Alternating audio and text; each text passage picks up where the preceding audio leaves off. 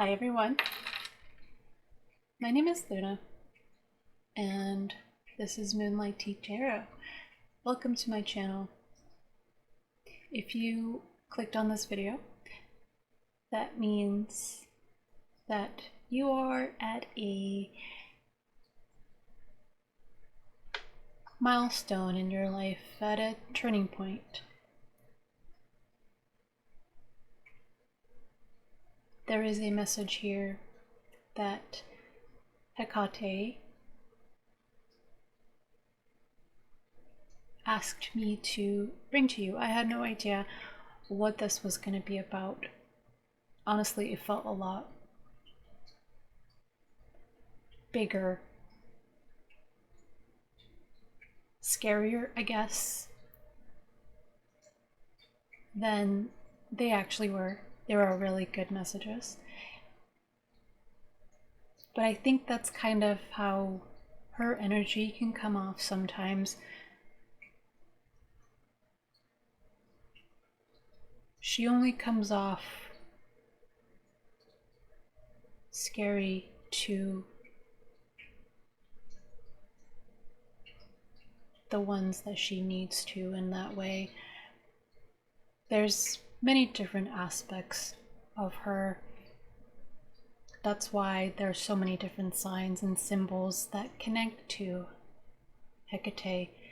And this version was not the version, but it's not aspect either, the facet, because she has a lot of different facets. And this one, for this reading, she came through as the key bearer, which is the key that unlocks the door to walk through. That is your easiest and most beneficial one, because everyone that clicked on this reading, which I'm not thinking there's going to be too many, but I trust that whoever finds this finds it at the right time, and whoever needs to will find it as well, or it will keep popping up is what I'm getting. So the way this reading is going to go is the way it was directed in that sense, is you're going to pick your pile, pick your group, and then we're going into your energy check to see where you're at right now, the milestone energy that you will be at, like the breakthrough that you have just gone through or are on the brim of.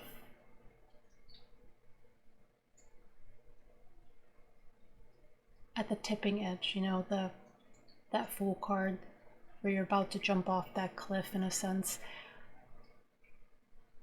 And then if all of that resonates, or it was said that if it doesn't, then it won't be for you. Then there will be the part of the reading to go to, which is your key and your information. And there will be timestamps linked below as well, because the way I've been guided to set it up is the intro and then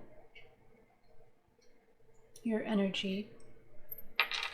So energy pile 1, energy of pile 2, energy of pile 3, and then there will be the timestamps that are the key to pile 1, the key to pile 2, and the key to pile 3, where it won't just go directly into your reading.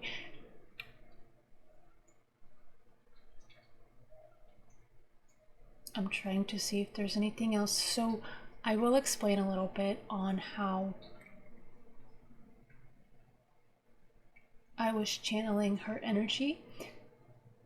I was just, that was all. Like, I'm still there, mostly aware, pretty much in control, but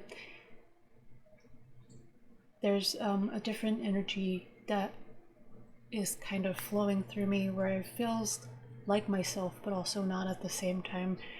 And you might hear parts where I'll catch myself and I'll stop talking. It's because I'm starting to overthink. There's really a need to have no thoughts and not really go against that current, that flow of energy that she is sending me at that point in time.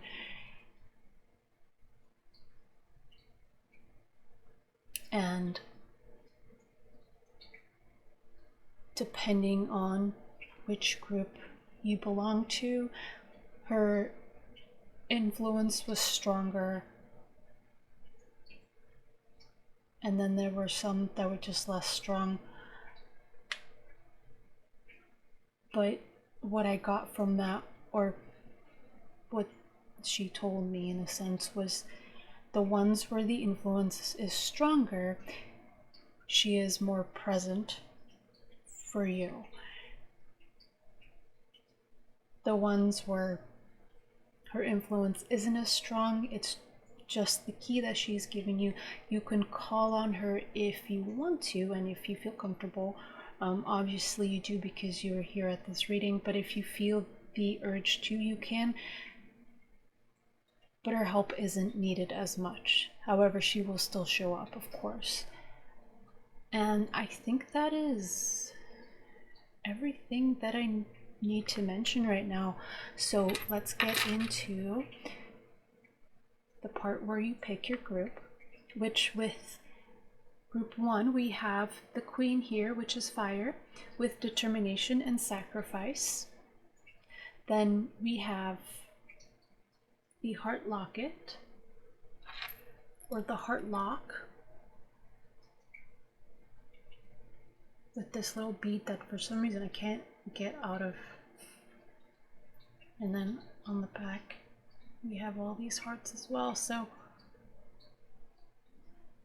even though this is seemingly blocked, there's always a key, there's always a way. Even if we have to turn that heart around. Then for group 2, we have my Old Medusa amulet. And then we have the card with the priest or the priestess or the seer, because that came up as well. Priest, priestess, or seer, with perseverance and faith in the element of air. And then for group 3, we have the wild one.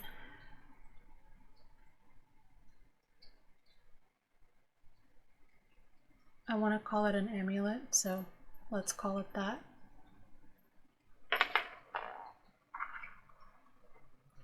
And we have the card of the Sentinel with determination and certainty, with armor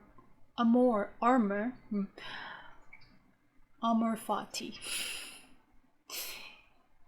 It does make me think of armor. Standing guard. So take your time. I'm hearing you'll feel it in your solar plexus area, and take as long as you need. Pause the group, pause the reading. If you're not sure, it's okay to walk away for a minute and let it go, and the one that has your energy in it will come to you. That answer will come to you, no matter how long it takes, and that is definitely a message. that she is telling me to tell you right now as well. So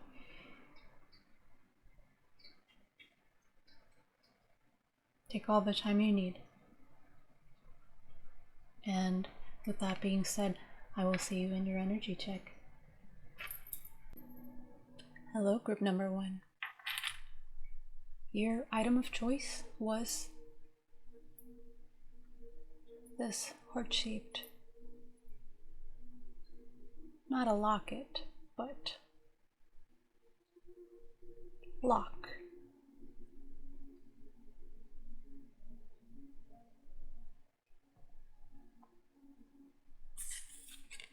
And the archetype card of the Queen. It is in the element of air.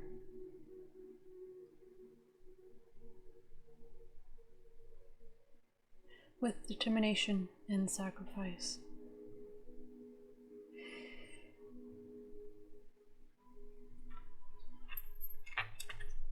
This will be the part of the reading to be certain of the fact that you are in the right place for the right message for part 2 of this reading that I have to give to you. If it does not resonate, do not make it fit. These are all very specific things, and they must all resonate,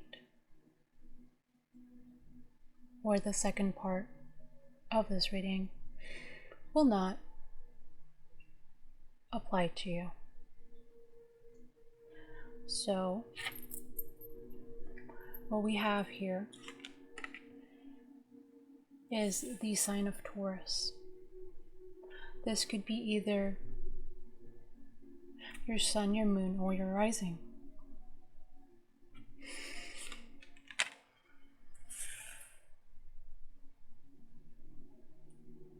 With Saturn here, the reason this card popped up is not because of perhaps any particular Saturn placements, but what Saturn represents. Saturn is the energy of restriction, the energy of order. Within chaos, something that is not a wildly known thing is the fact that Saturn restricts. It restricts to understand expansion.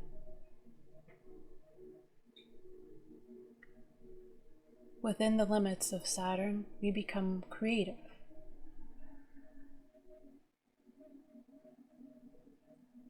It is like the egg. The cocoon perceived limitations. So, what it is saying is that if this is your reading, this would be a stage that you have been in that kind of felt like being in an egg, being in a cocoon, feeling restricted. However, within that restriction, you have been looking for a way to evolve, a way to find a key, or a way to untether these bounds, these chains that you might have felt were attached to you. However, they never really were, but it is only to teach you the wisdom that Saturn brings in its own way, in order to comprehend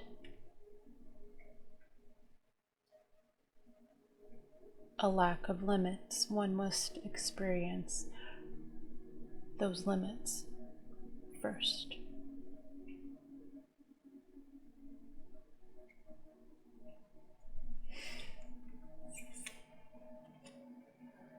We have transmute. With the bee, this talks about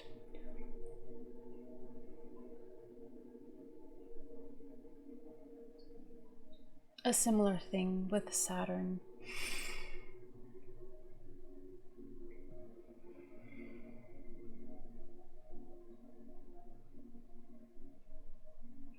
She got distracted by the Taurus card. There's a Venusian aspect to this, however, it is because Taurus is ruled by Venus. That is what she was picking up on.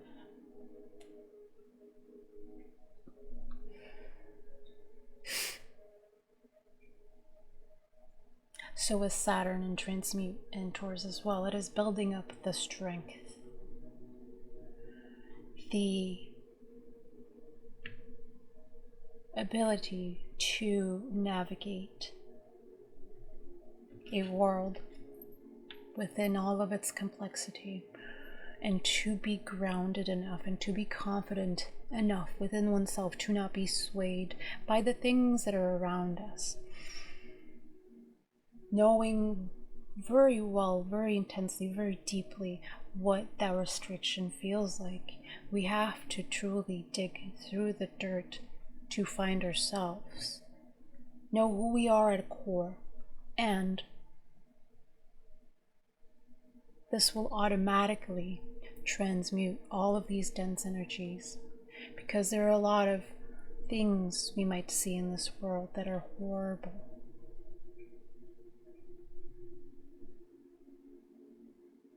Things that we do not agree with, things that might make us upset. However, instead of seeing those things and being a very loving, kind,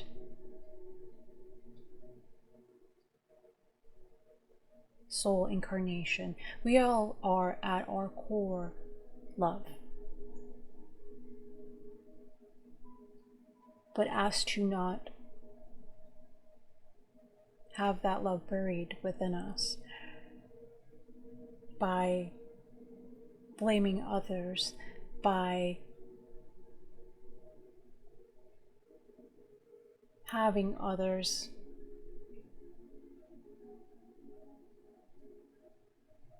act in ways that make us feel less than, that make us feel unloved, which is all an illusion, and to stand strong within oneself, and knowing that because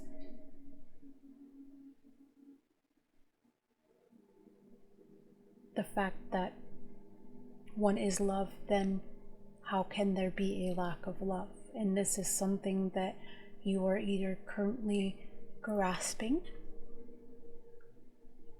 have already grasped, or will grasp in the very, very near future.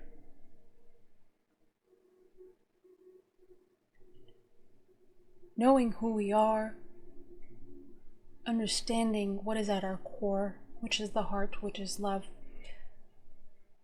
must be strong enough, must have enough of that energy so that it cannot be swayed, so it cannot be told that it is anything other but such.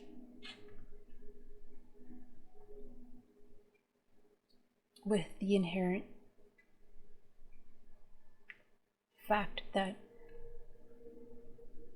it is all around us, creating a belief that is more powerful than anything else, where we do not have to act on anything that we see outside of us that we want to change for our own comfort, but also for the comfort of others, and to help because of that love that we carry within us. That just the belief and the knowing, it is not only belief, because one can believe, however, one has to fully embody, fully integrate this idea, this concept. It must be weaved into the being before it cannot be swayed. And once that happens, one becomes a beacon, and by just being who they are, by believing who they are, one, they will never be swayed. Two, they can get to a point where they can get to a place to also physically help when they feel called to. So you're in the beginning of this stage currently.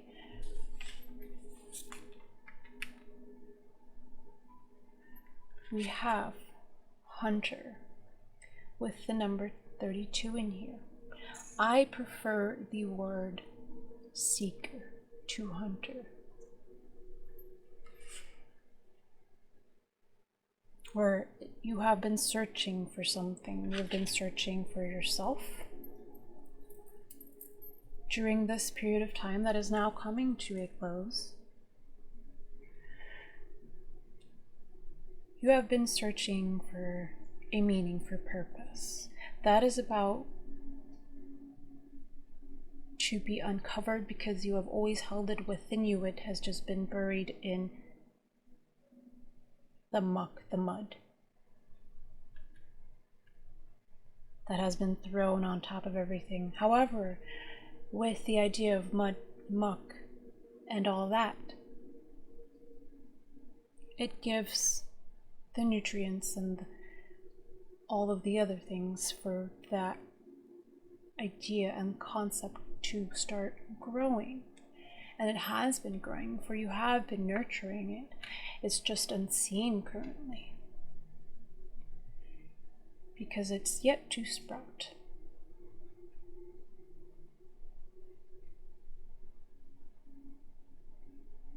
So you have been in a space of seeking for something, asking questions, delving into the mysteries that have been presented to you.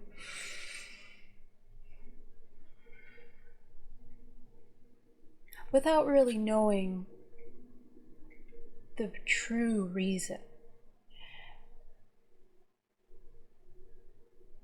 Because you weren't meant to know just yet.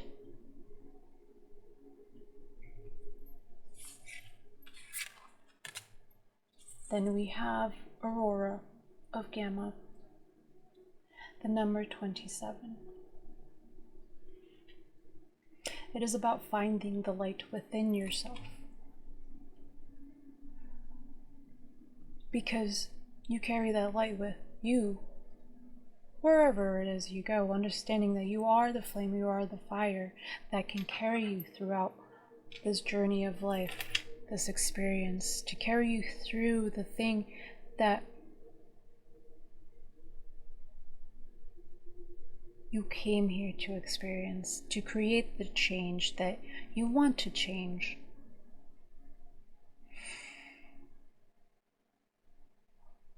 So you don't have to carry around the torches. You realize you are the torch, have the torch within you. You shine the light for yourself, mainly, and others as well if they want to be around you. However, we would love for everyone to have their own flame lit within them, not needing anyone, but enjoying their company and their love, their flame, their warmth, their heart.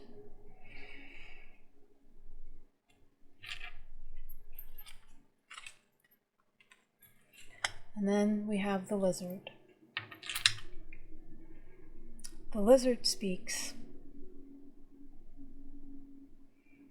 about a certain sensitivity that you might carry within you, outside of you. You are a very perceptive, aware human being. And there can be a certain overload, which is where the Saturn energy came in. So you know what is yours and what is not yours. Know how to hone these skills, because these sensory abilities are meant to help, not hinder.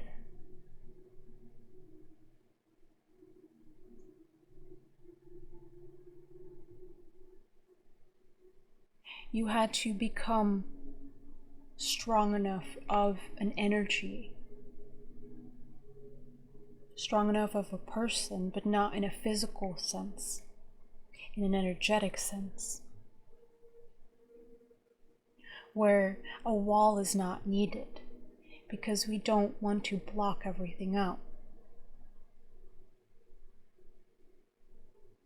We want to engage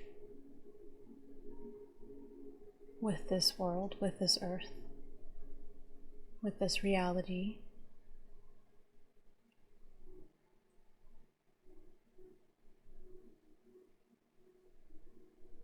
So it is talking about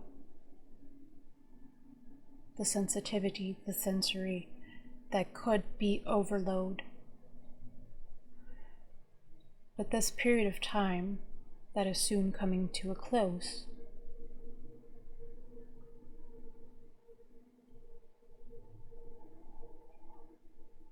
has taught you how to build your energy, where you have the awareness and the discernment, where one might need to pivot, one is their own sovereign being that can address and assess and see things that others cannot. It talks about a sense of telepathy as well, hearing, feeling, seeing, sensing, which with all of this information that we receive through our day-to-day, whether it's from the social media apps, from the people around us,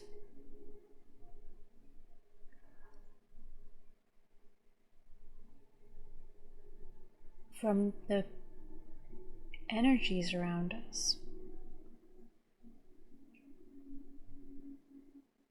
where protection just is. There is no need for a shield.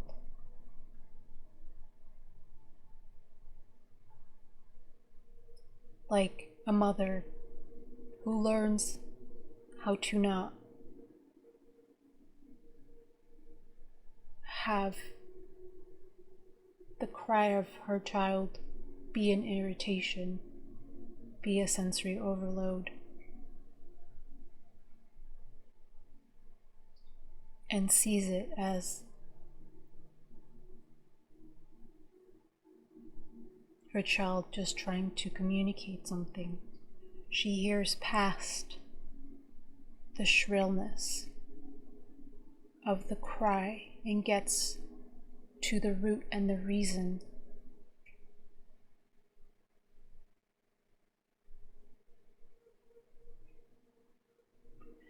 So, with all of that being said, I must clarify, you do not need to be a mother for the next part of this message. But the other things, there is one other sign that is pertinent to this reading as well.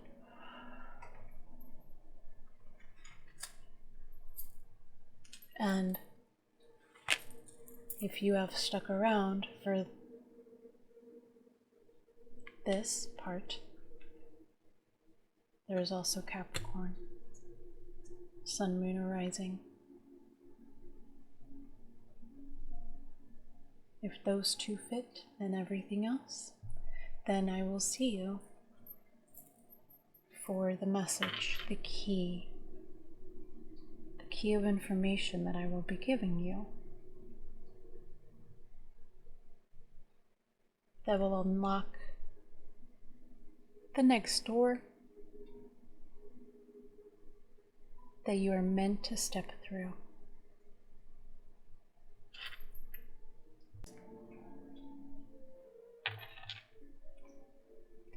Hi, group 2. If you chose the card of the priest or the seer / the priestess, and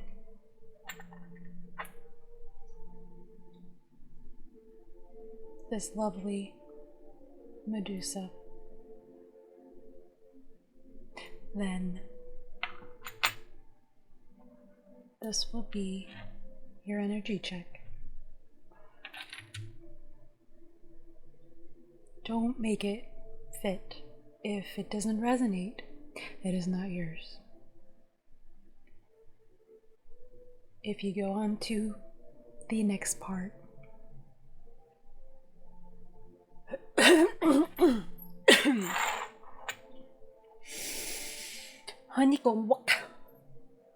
no, I allow you.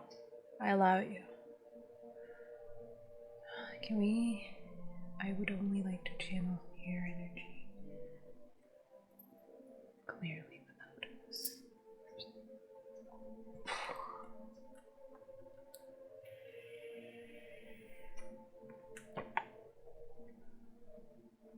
Yes. Like this.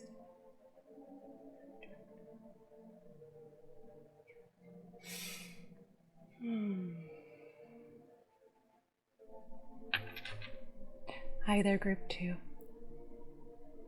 If you picked the archetype card of the priest, priestess, or the seer, as I would like to call this card, and this wonderful amulet of Medusa, or either or,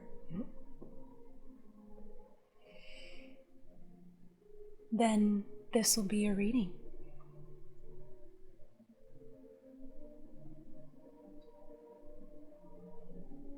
Well, this will be the part where we make sure that the second part is your reading.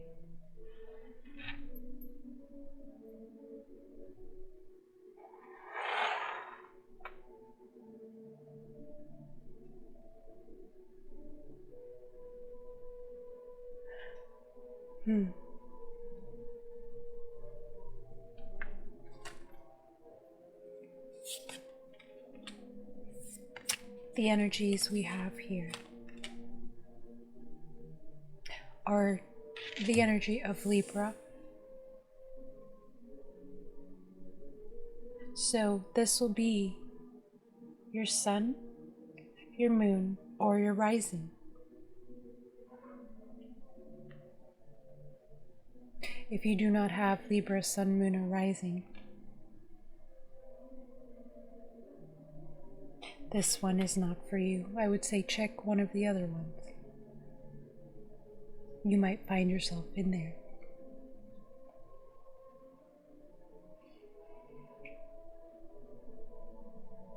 It is hard to speak right now.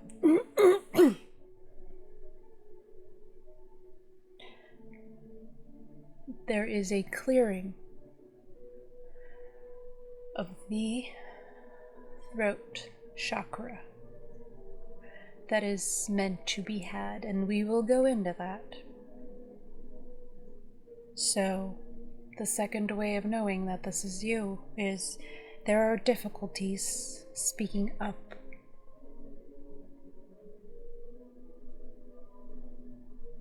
Saying what is on your mind, saying what is on your heart,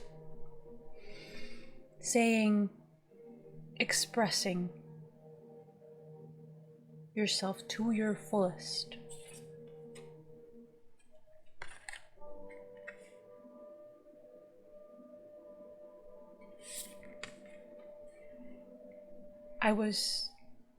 There was a distraction that was loud enough to not have paid attention to whether or not the Pluto energy was mentioned.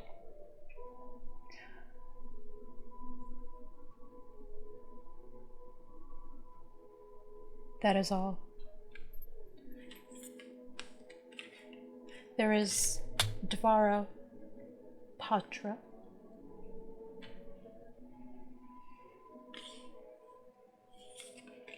And then there is the call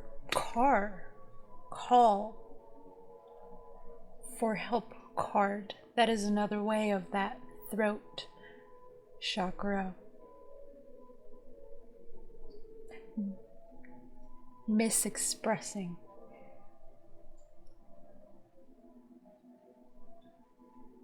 Sometimes we do say things on accident that were meant to be said. So maybe there is something about a card that is relevant to you. That one you can take as it resonates. See, it is okay to change your mind. However, that card part was the only part that up to this point in time in your energy can be taken or left.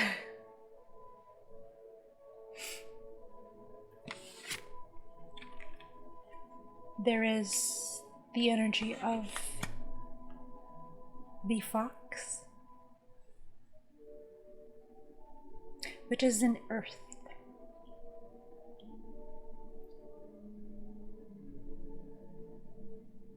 There is a small amount of you that might have some Capricorn placements as well, with the earth here. And the Patra.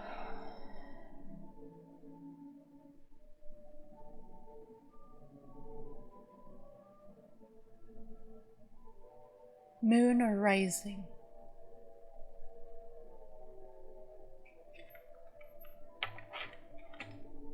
We have versatility here.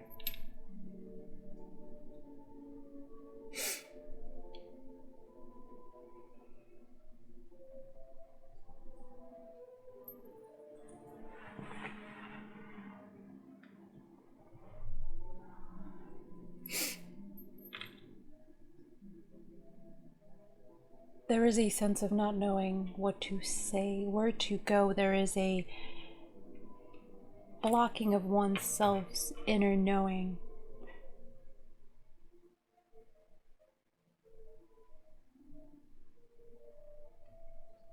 Because you hold the wisdom. But at this moment in time, there are only little whispers, little snippets of it.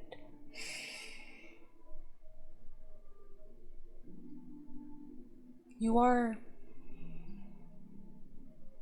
a unique individual.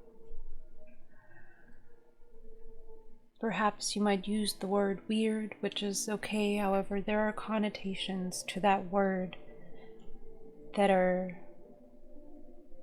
not painted in the most positive of light.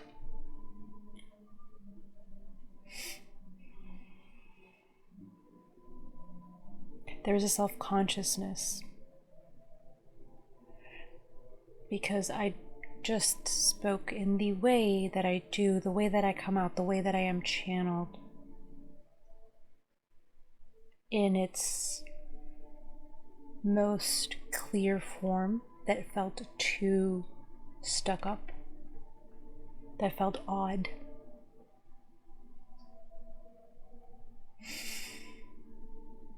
It does not matter how you present yourself, whether that is traditional with quotation marks or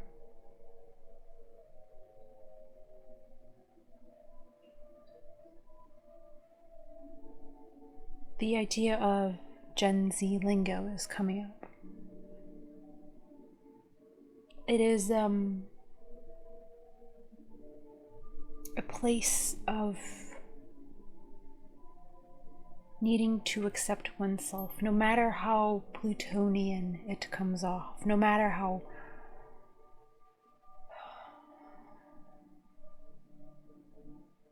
odd it comes off to others. There's nothing odd about you. Everyone is unique. The people that judge others, thinking that they are normal, are living in an illusion, in a lie, because they are suppressing parts of themselves, most likely consciously or unconsciously, that make them feel the need to put that type of judgment upon others. And perhaps you might have some sort of conditioning through an old dichotomy of religion, which hopefully will be leaving soon, at least for you, group 2.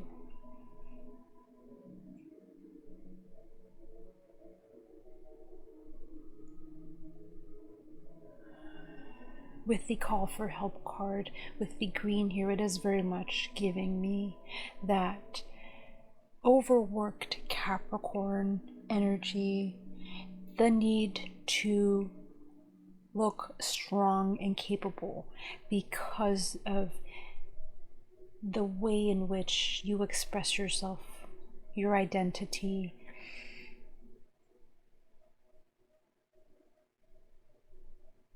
It is the idea of not being able to be this and that. The idea of not being able to be unique and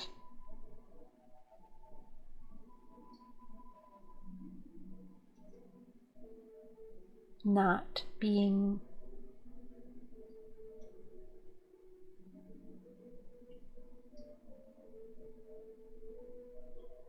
unique and being soft and having people to count on. The fox is a very loyal spirit in this deck.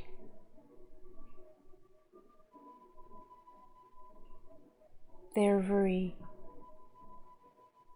partnership oriented in whichever way that presents, and so is Libra.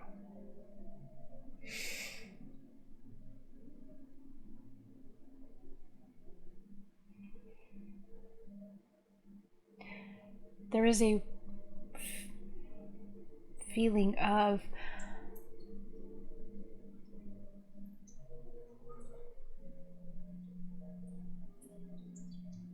wanting to be liked, wanting to be accepted. However, for that acceptance to be shown to you from the outside, you must accept all parts of yourself. And with this Pluto energy and this reading of you, that is happening. It might not be the most comfortable thing. However, there is that renewal, seeing those inner resources.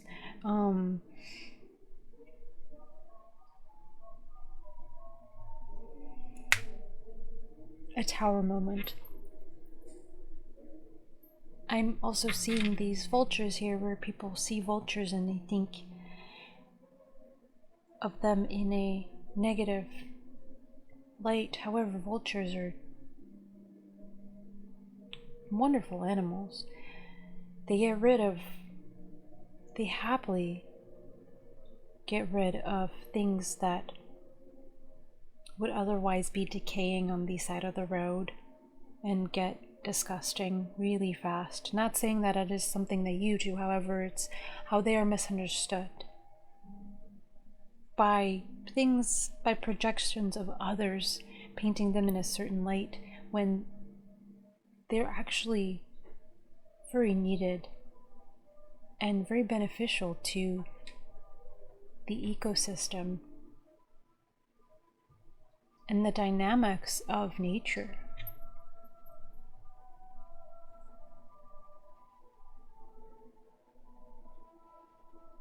this card talks about being a vessel for receiving. And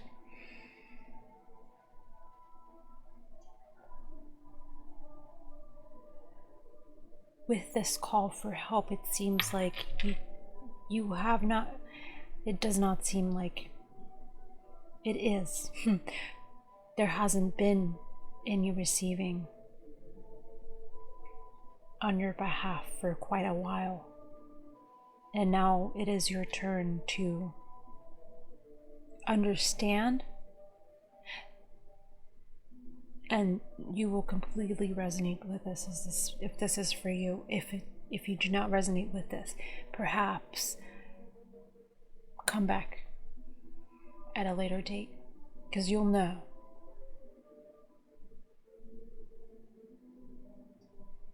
Where you deserve to be loved and appreciated for who you are as a person, not for what you do for others, not for what you give to others, not for what you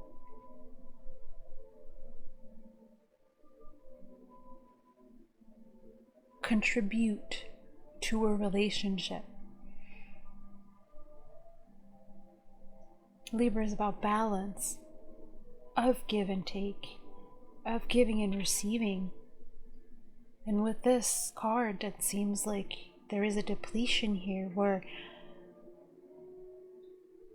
what happens when someone is malnourished? What happens when someone does not have access to resources, the basic needs?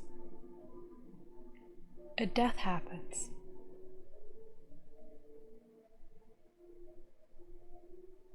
This is, of course, more of in a spiritual sense. However, out of that death comes a rise of a new you.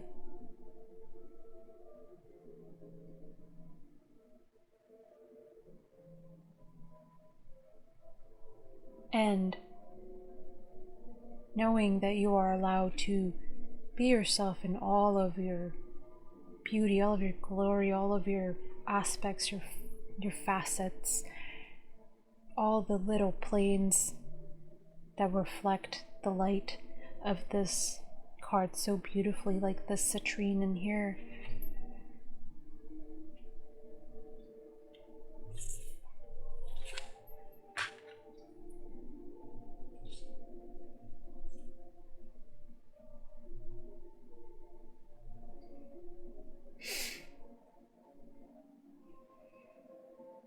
With this versatility card, because you're able to be so many different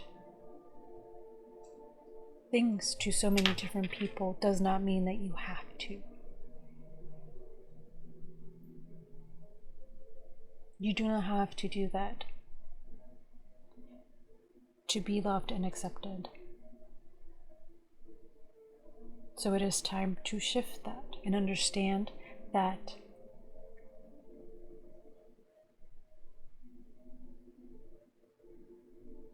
there are people out there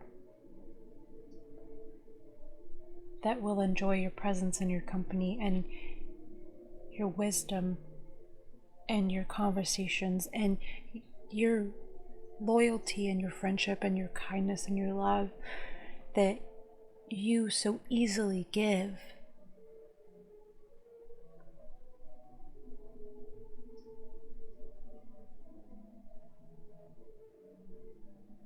But show you that it is not necessary for them to appreciate you the same way that they do with all those things.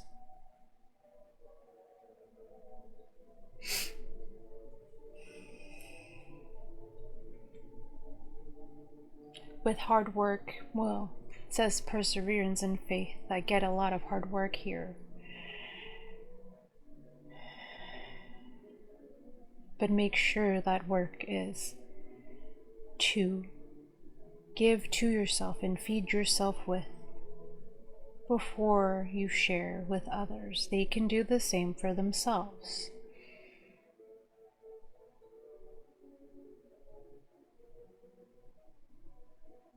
It is not all upon your shoulders.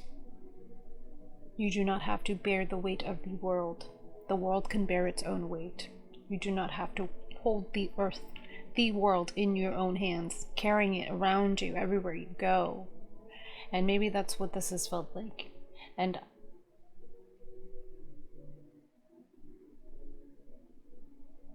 perhaps, yes, there's still an energy of wanting to hold back, to not be wrong, to not say something wrong. There's no such thing. They are words.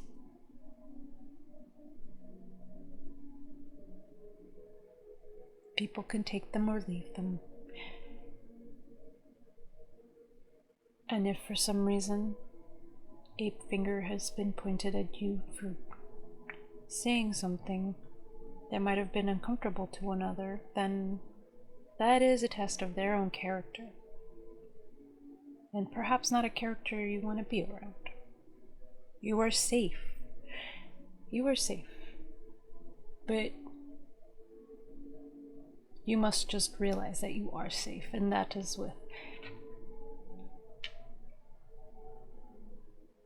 this Medusa, which used to be used as a protective amulet, and that is now realized it's not needed anymore.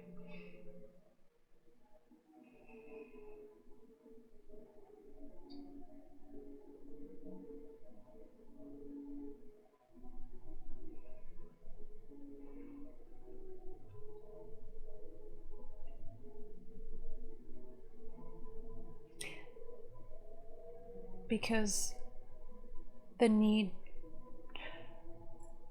I would not say need, I do not get a need here from your reading. I get more of the subconscious fear of being disliked.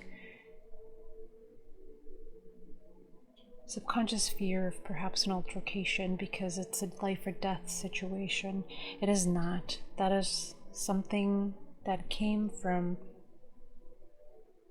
a younger you, a smaller version of you that you are not anymore. However, you carry them with you. And to be the one to tell that version of you that it is okay. It is okay for someone to disagree with you. It is okay to pull back your energy from others when you feel like you need to give to you.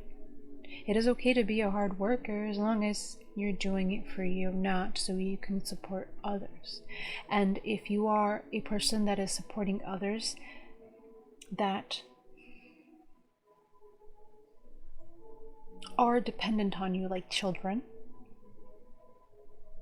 or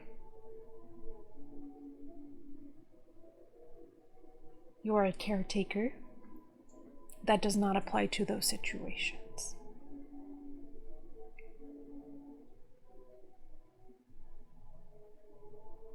But it is the ones that can fully stand upon their both, that can fully stand on both metaphorical feet, that can take care of themselves, but reach out too much. And there is a feeling of entitlement, and there's a feeling of clutches. The ones that do not need your support.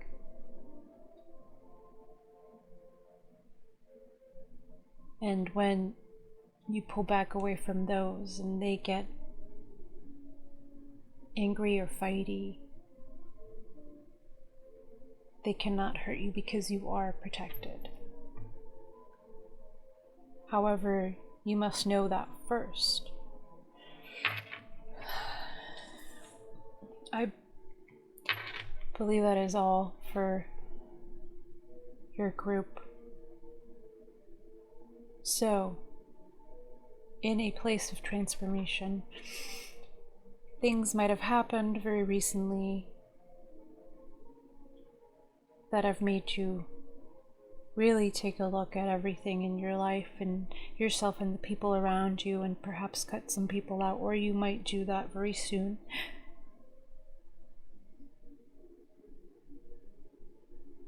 maybe for a little bit take off the rose-colored glasses and see people for who they really are, with love, and paving your own way and for yourself, and the ones that are the given, like children and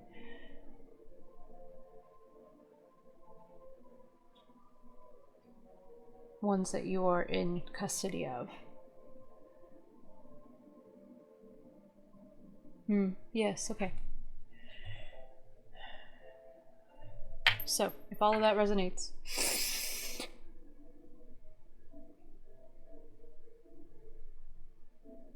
I will see you at your reading.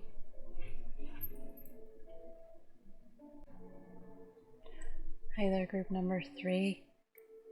If you chose the card of the Sentinel with determination and certainty, and this pendant with the wild woman or the wild one, we're also attached to male, female, woman, man. It doesn't matter. The wild one. No matter who you are. But I don't think that is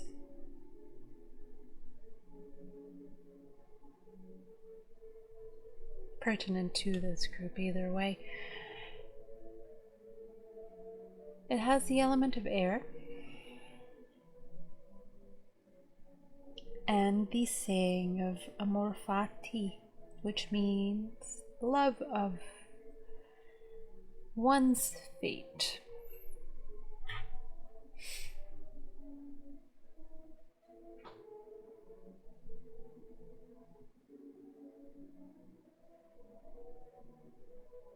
Which I think might be something that is being currently uncovered.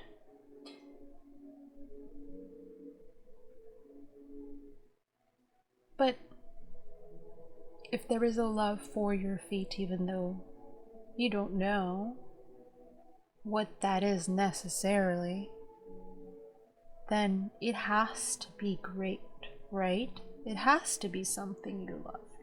If amor fati does not ring true for you, because what has been shown previously, then that is what'll happen. So it is all a matter of perspection, introspection, belief.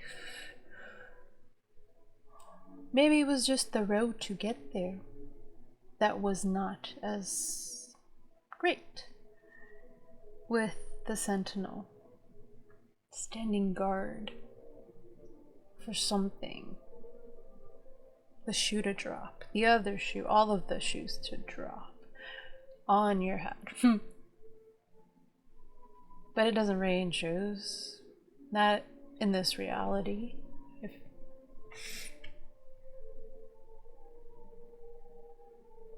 The shield looks like a door in itself. So there is the idea of having that shield standing guard, but the one with the right key can open that shield.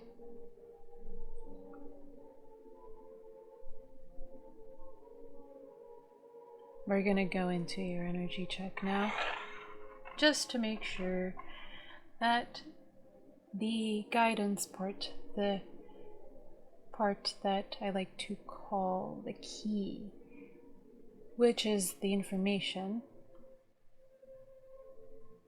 to unlock the correct door to walk through, or the most preferred door, so you don't have to keep opening all these random doors and realize what you want is not in there. That's just a waste of something. It's a waste of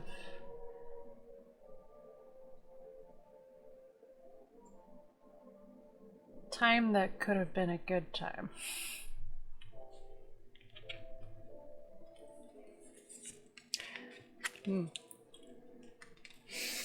So for you, group 3, we have the sign of Cancer.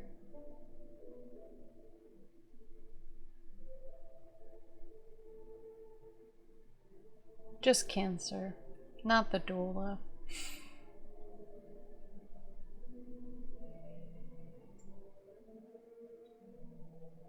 Or if that resonates, take it. There's the number 1, and the pre-rolled dice came to the sign of Gemini.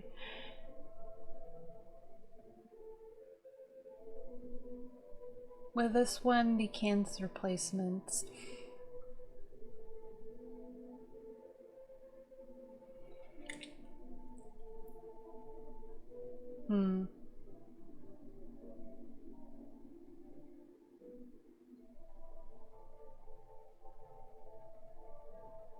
With the pearl here would be a Venus Cancer. Cancer and Venus.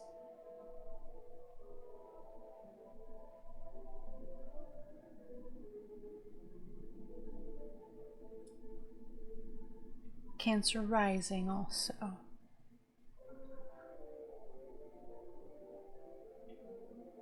Gemini rising.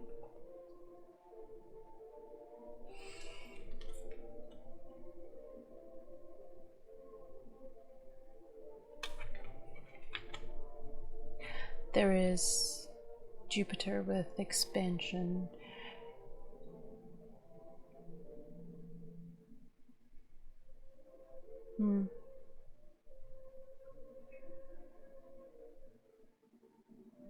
Fun. An expansion of the self as well.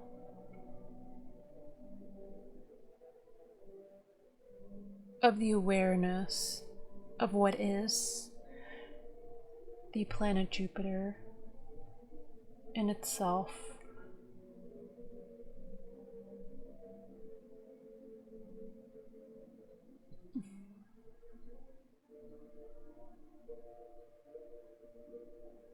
Jupiter in Leo comes to mind as well.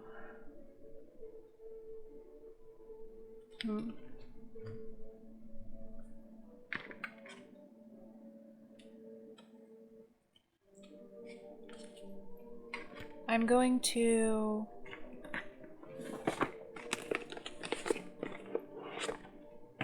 get some more energies here.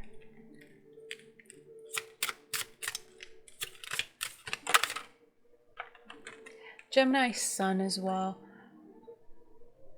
Gemini Moon. So Gemini Sun, Moon, and Rising.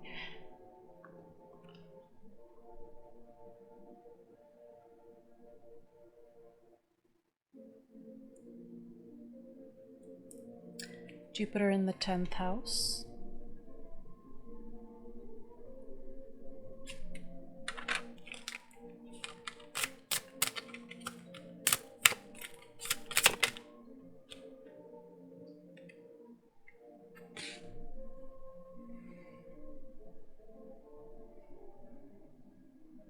Gemini rules the 3rd house.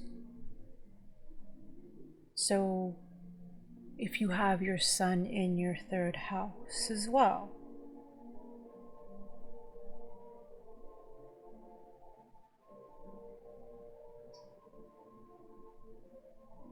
or your moon in your 3rd house, I believe that is all.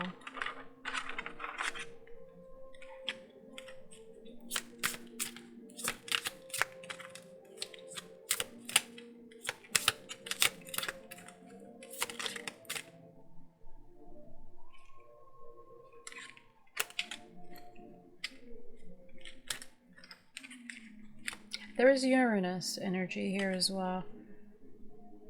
It is not coming up, but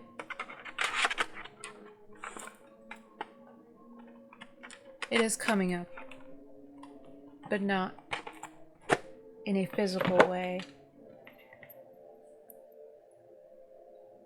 So those are the signs as well. So the Uranus, if there is a first house, perhaps Uranus, or third house, universal Uranus, something with Uranus. That one you can take or leave. Those are all optional placements, but hopefully at least one fits.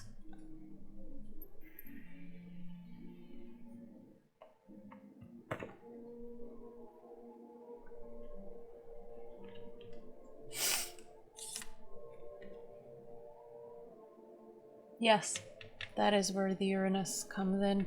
There is a feeling of rebellion against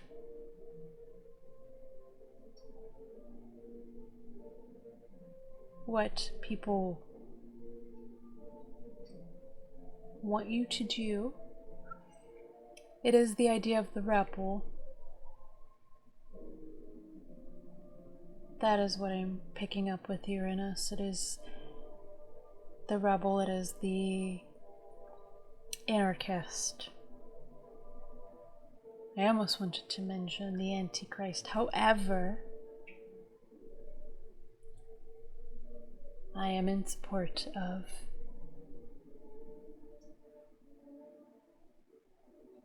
the Ascended Master. That is Yeshua, who has been so mistranslated, and maybe that is something, yes, that is something that you would resonate with. If this is your energies, you are misunderstood because of, there's no because, it doesn't matter why. You've just been misunderstood. Because there is this Jupiterian energy of exploration, of fun, of mischief, but it is not a mischief in a negative aspect. It's mischief for joy.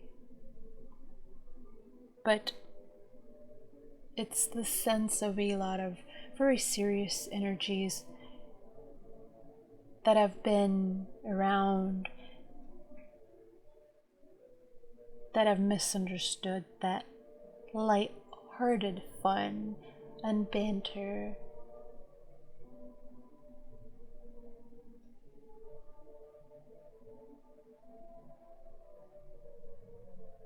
Jokes. Pranks, that is the word I was searching for. Well meant, or just in general, also just misunderstood.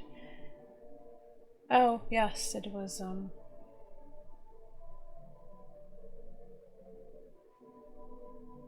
the Ascendant Master that I was speaking of. Yep.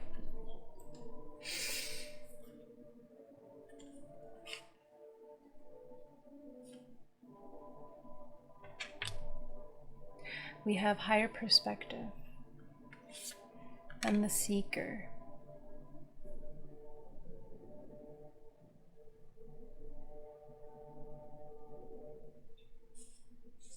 We have ecstasy with yielding, rapture, and bliss.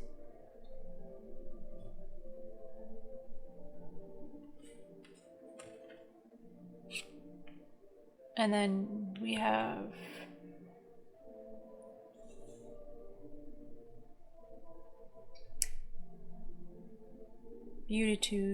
beatitude of sacred rapture, which there is a change, there's a shift happening, because we also have Sea Earth.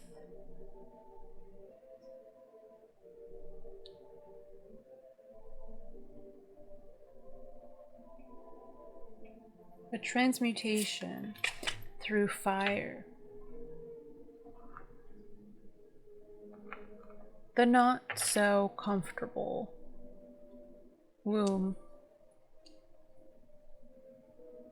of rebirth being burnt to a crisp, turning into the essence that is our soul, our being, so we can come back out of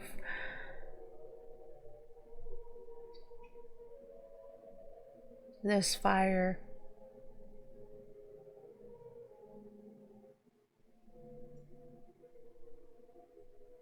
In this state of bliss and rapture and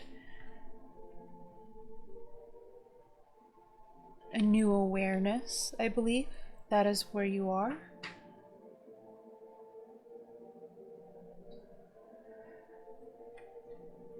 And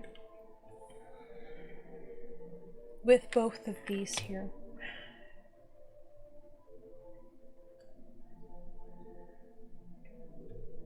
with the seeker and the higher perspective, through that searching, while you were in this sea worth, in this sea of fire, in this sea of growing pains, in the sea of no amor fati.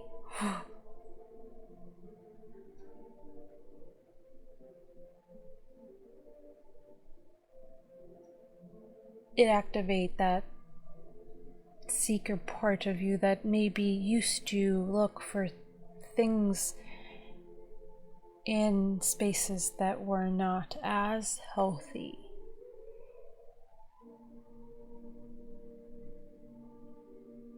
Being forced to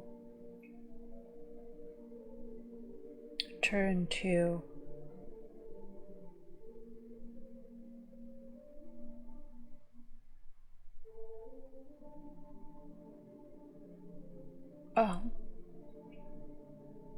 better suiting, more nurturing, yet still enjoyable avenue for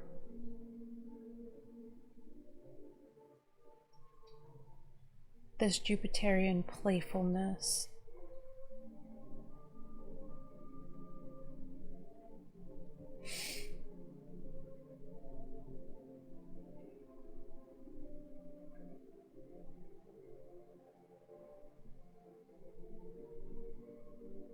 There is a sense of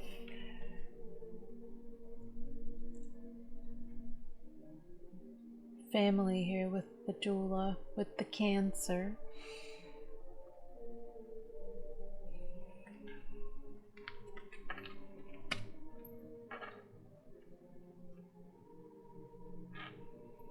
There's something about a mother as well. Something about there is a feeling of a secret, of behind closed doors, but that is all I can say, because that is all I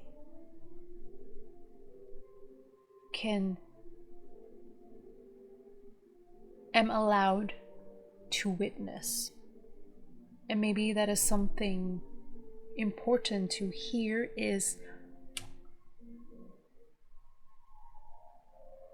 there are energetic boundaries in place for everyone that without permission we are not allowed to pry into.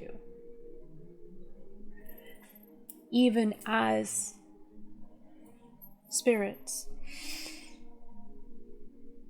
as source, as well, source is different, but that is source. that humans, whether they are doulas, whether they are witches, whether they are wizards, sages, alchemists, no matter what type of spiritual work that is done, there are certain things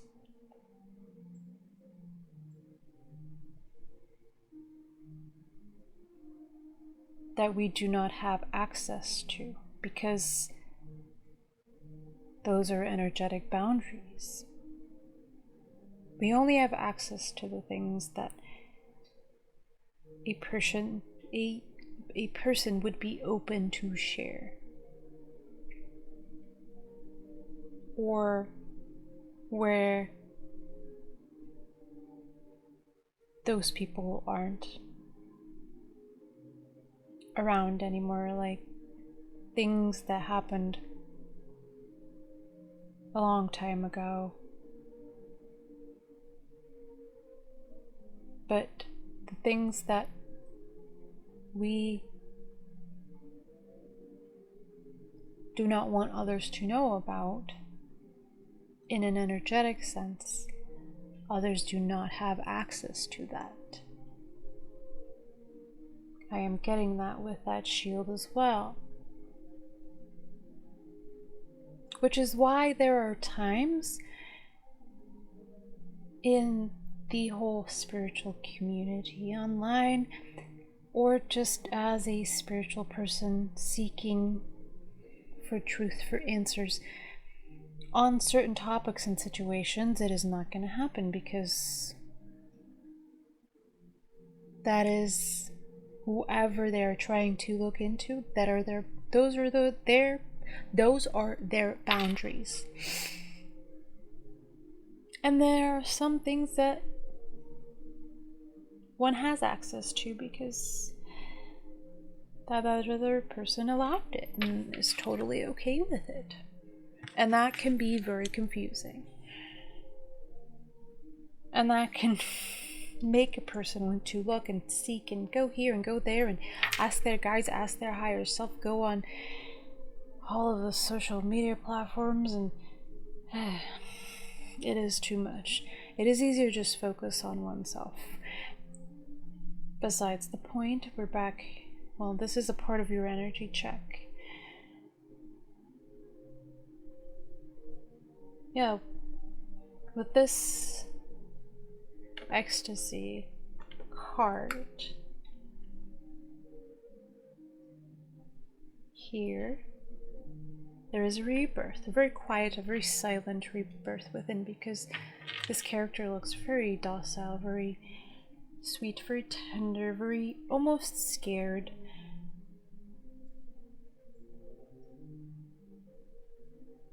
Because this is new and feeling good, feeling awakened and new, and feeling anything wonderful after a period of time of that being taken away. But that was because it was not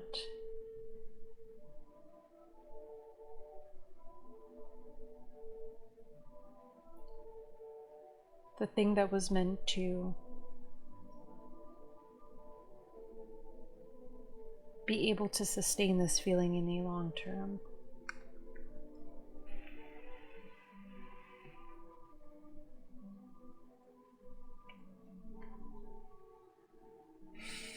Because it is coming from a place of, instead of finding that feeling of bliss, now it's coming from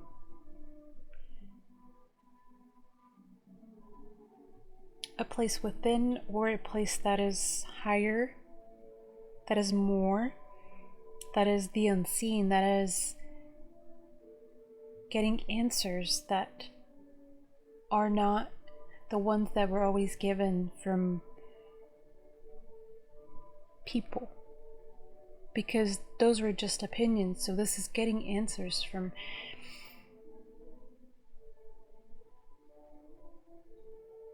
ones that are without physical form, without physical brains, so they have a higher perspective, getting answers from a higher perspective whilst being in this pyre, whilst going through this cleansing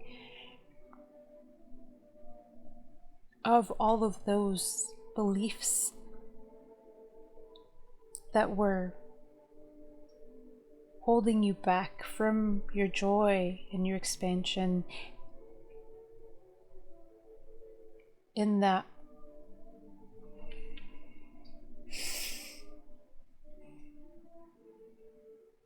unseen type of way, in the way of with the rainbow here, and then here with this wheel as well, where it's like, once again, it is that higher perspective. You have a higher perspective now, and that cannot get taken away from you. That does not go away.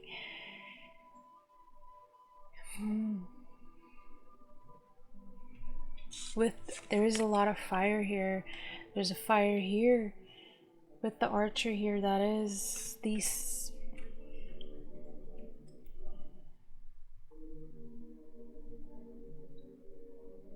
I won't say it.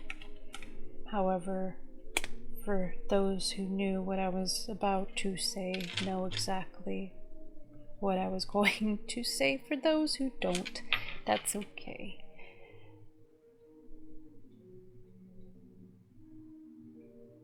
That was just not your message. With this tarantula, once again, fire.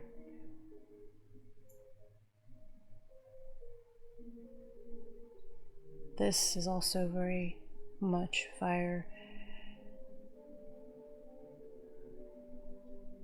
Not sure what that is pertaining to just yet in your energy reading, but once again, it is sacred rapture, so that is maybe a merging of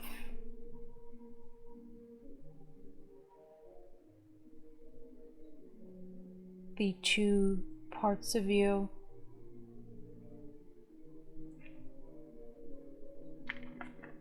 Maybe a part of you that was once lost.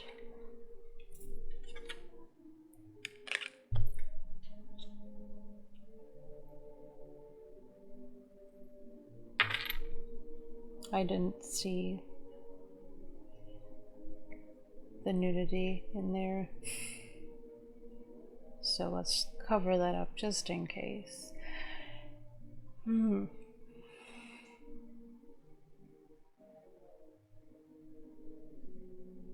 A union within of yourself, your yin and your yang, working together as a team. Maybe even a soul retrieval, a part of your soul that was once being kept by a caring spirit now has been returned to you, so you feel more whole, and that will give you that feeling of rapture, feeling like yourself, like you can have joy again, like you can have fun again.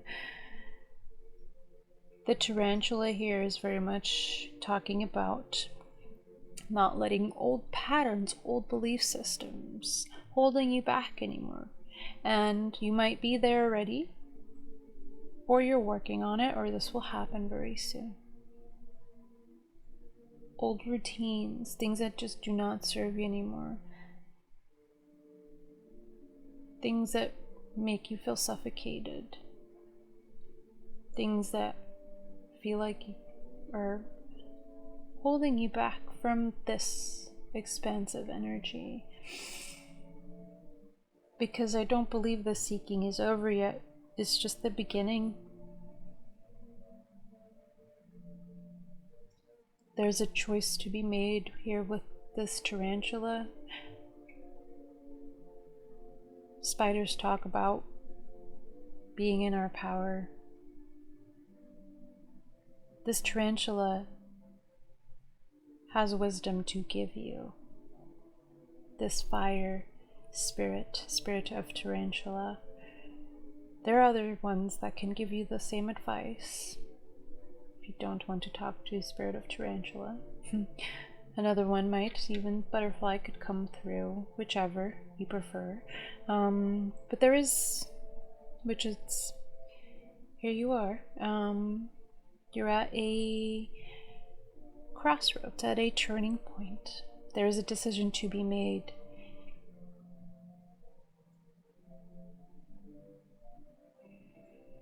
I want to say take your time. However, it does not feel like there is a pressure here, so I don't think you need it. And here with this card, this timidness, it feels like it is new. This is new. This is a new territory. And even though you might feel like you are alone, you are following the trail of these glowing butterflies out of this dark forest.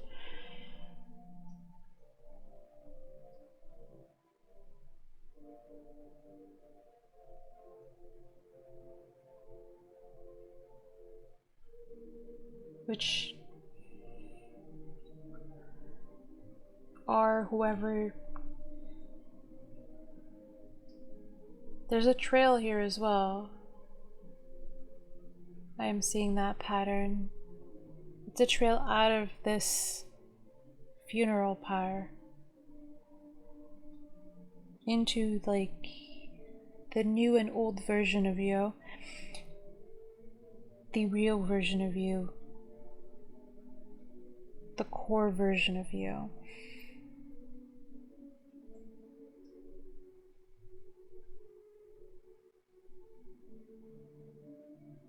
The butterflies I see as little signs, as synchronicities, as little lights that you are now learning how to see them and listen to them and hear them.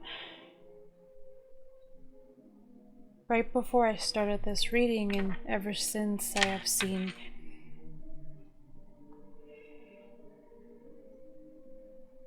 there's been things out of the corner of my eye, generally looking in the shape of my cat.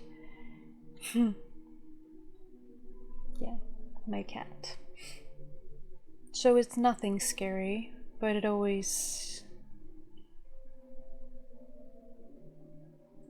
pulls my attention. So there are these little butterflies, these little signs that are at the corner of your eye or right in front of you that catch your attention, and you're learning to follow those. And if not, then I am telling you it's time to start following them, because they will lead you out of this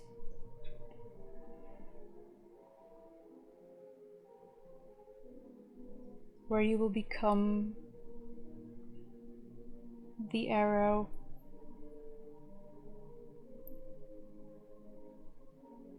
that hits, that lands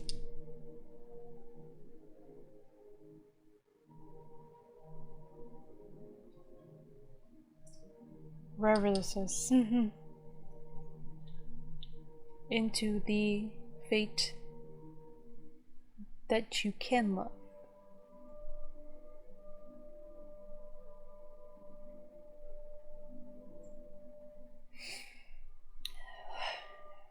There's a feeling of dissociation, however, so this is talking about focus and precise skill. Pull yourself out of this dissociation and focus on these butterflies. The fog is the dissociation. You're gonna wander around aimlessly for way longer than you need to, even though you have all the time in the world. However, it is important to follow these to get out of that dark forest into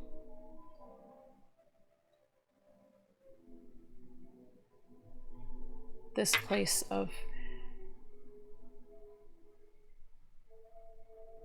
feeling light, light, or so perhaps that is, perhaps you have had this epiphany and then got confused again because it was here and then gone. But that was just a glimpse of something that is to come. That is the motivation to follow.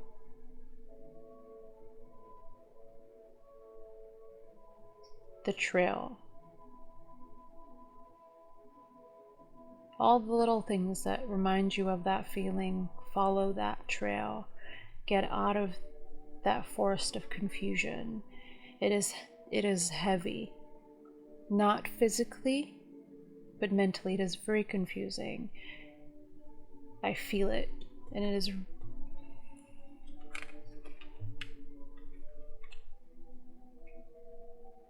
ask for it to be cleared when you do.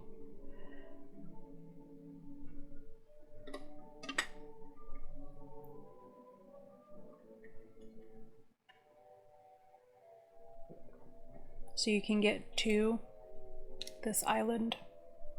Anyway, I'm already giving you advice here, so we're gonna stop if that resonates.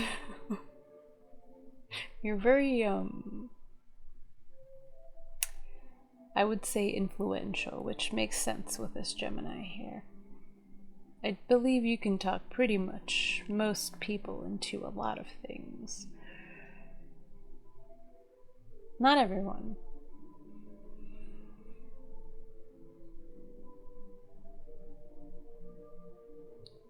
But I think it's the ones you can't just talk into anything. Those are the ones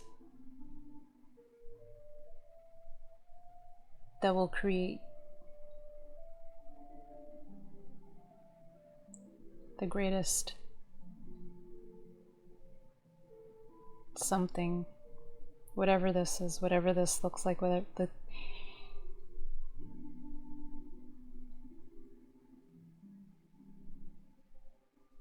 yeah, there is an idea of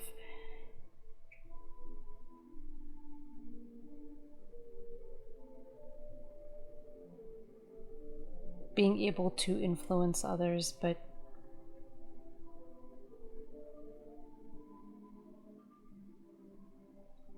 what's the fun in that? With that being said, I think that is all. So if that resonated, I will see you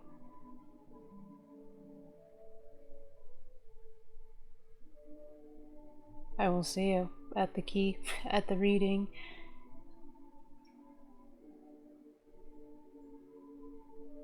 Yes, I believe that is all. Hello, group number 1. If all of your previous energy check resonated for you, then here I am with your message.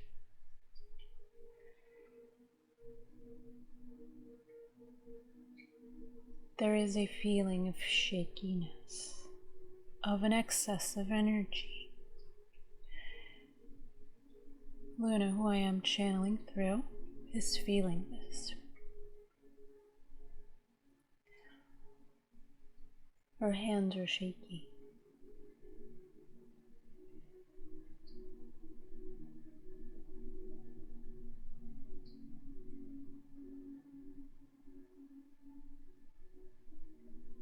When that happens, this pause was here for a reason. Take a pause, take a breather, ground it into the earth. You are meant to have a lot of energy. However, at this moment in time when you are reading this, well, yes, that is another hint. When you are seeing this reading,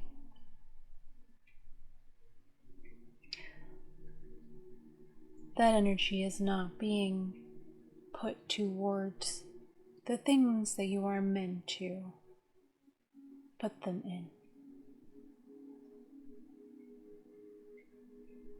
When previously you might have gotten tired, weary, exhausted it was not because of a lack of energy, it was because of putting energy into things that were not led by the core layer of who you are. Not everyone gets to that point. So, congratulations is in order. Ground yourself. Connect to Gaia. You are in the sign of Earth, after all. She will take your energy gladly and turn it into things that will benefit others as well.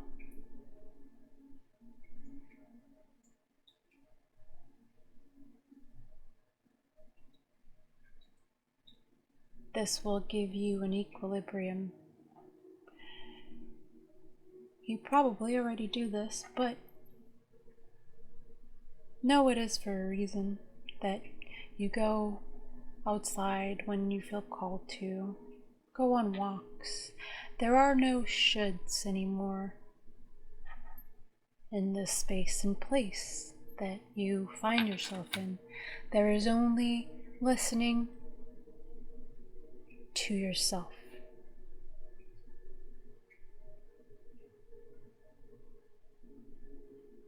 Coming out of a place of love for yourself. Do not confuse this with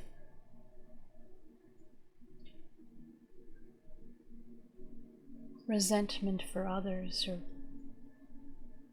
they should be doing this, they should be doing that, they are trying to tell me how to live my life. They don't know. They're not doing this on purpose.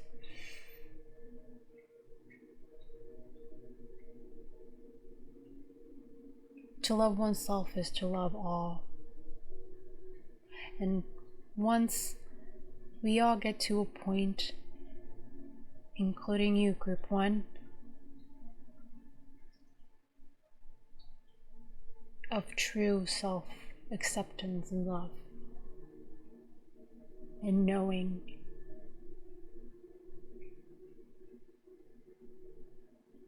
there will be no uncomfortable, ill feelings towards anyone else, and accepting them for who they are as well, just as we accept ourselves exactly how we are at any given moment in time.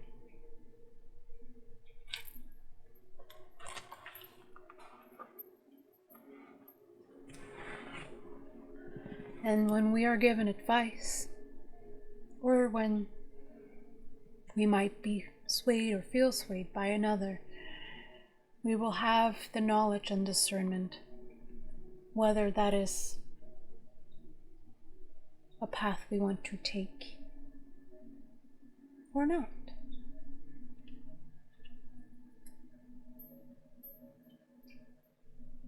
Without feeling like we are pressured or pushed into a corner. Because true sovereignty means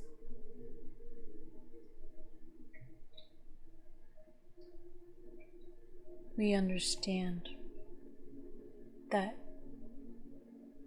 no one holds any power over us. So it is impossible. There is an illusion of the invisible weight, the invisible pressure. That is not real. It is just a message that we are still feeling disempowered. And that is okay. That just asks for a little more self-discovery. or just telling ourselves that that is an illusion, until it truly clicks.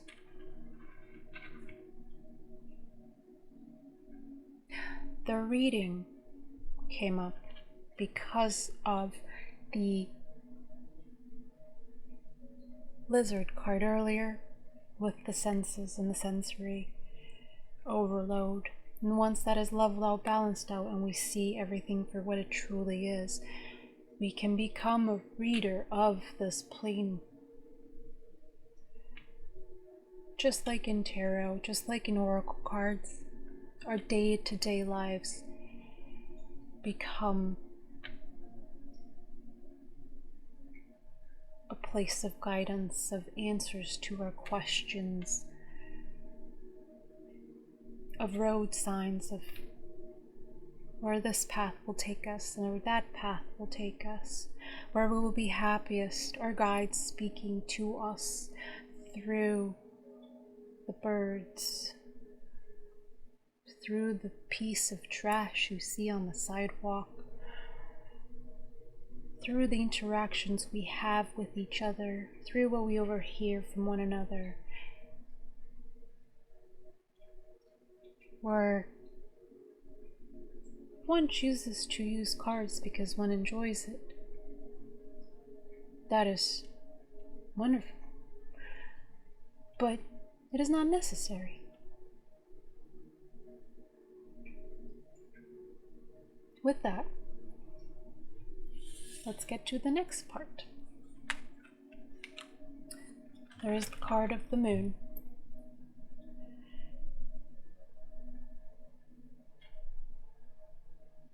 With take note of intuitive messages. So it's through sifting all of the excess, all of the feedback we get sometimes in taking things personally, in thinking that we are doing a bad job, where we see everything as coming from a place of neutrality, and if we do not, we go back within ourselves and retreat for a little bit.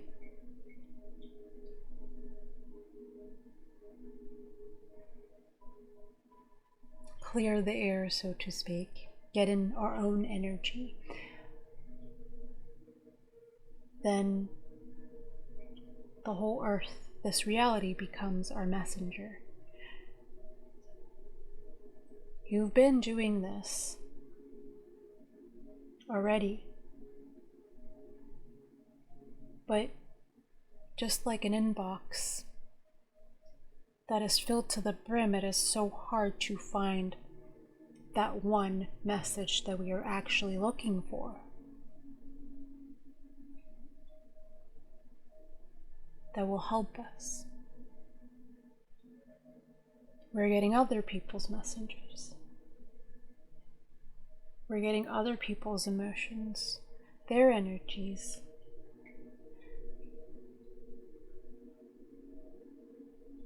No one can tell us who we are.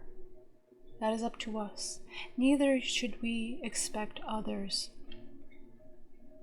to fully comprehend. And if they do, that is an amazing thing. If they don't, that is okay.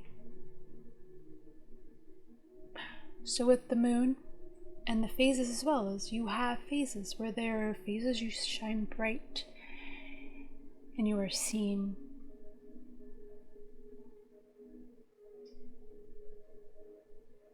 And then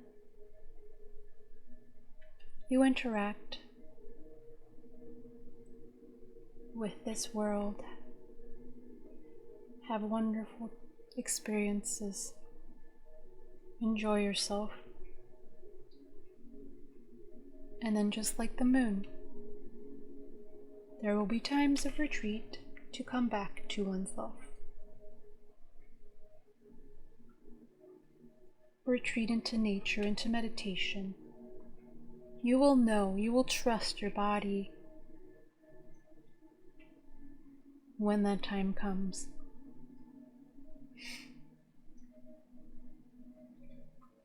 This must be without shame or guilt, and the people that are meant to be around you will respect that fully, with no explanation needed.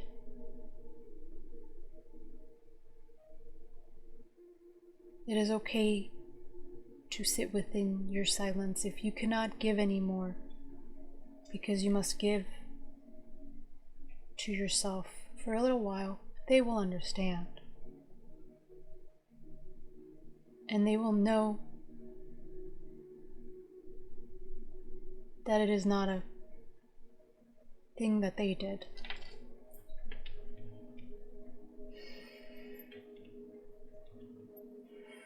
That it is not an abandonment.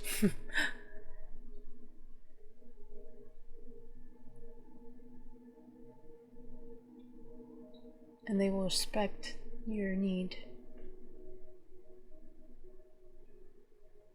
to come home to yourself for just a little while, so you can shine bright once again, like this gorgeous full moon.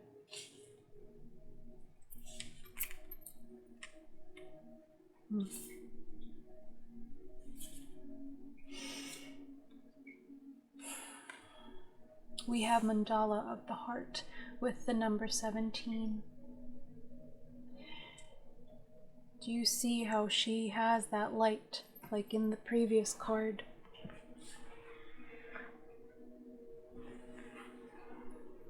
Shining bright as the sun.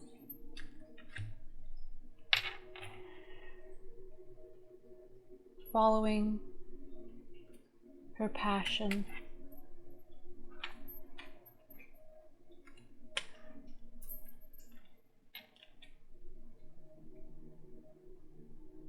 Just in case. Following everything that lights her up.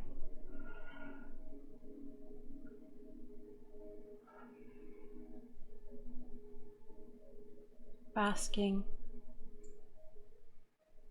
in her own vibrant flame. We have the anti-hero with Maverick, Risk Taker, and Rule Breaker with the number 18.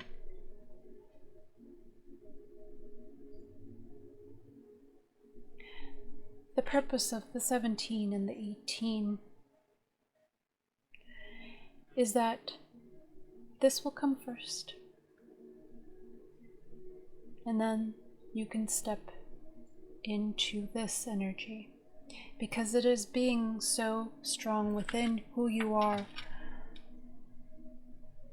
You can break the rules according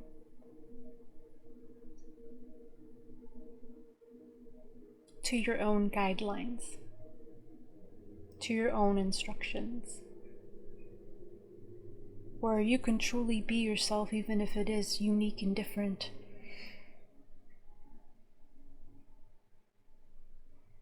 Where maybe you come off edgy to others, stand out.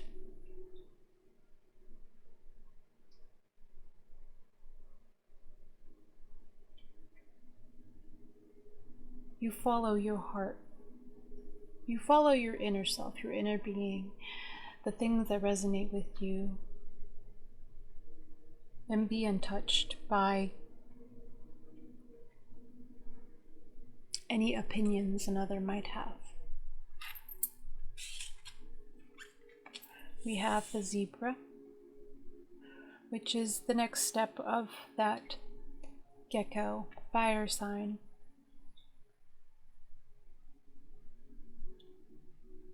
It is that inner flame that gives the foresight to go where you want to go, not where you're being told to go, which is where the anti-hero comes in once again. We also have the shapeshifter with transform and unveil your gifts.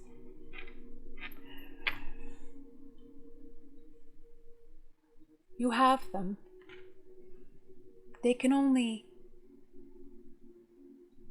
be unlocked once you are so sure of yourself that there is no swaying who you are.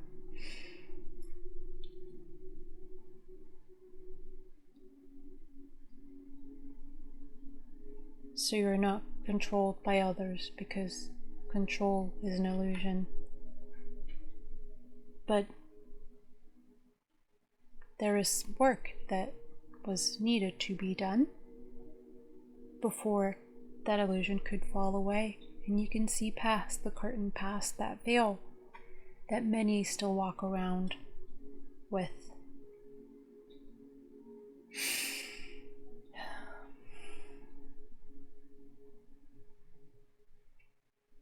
There are a couple of messages here.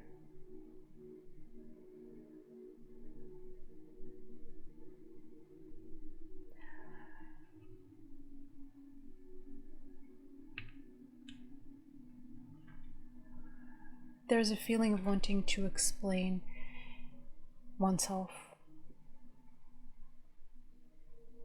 but that is not necessary unless you truly want to.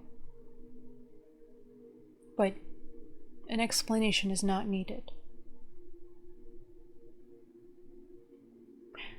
Here with the shapeshifter,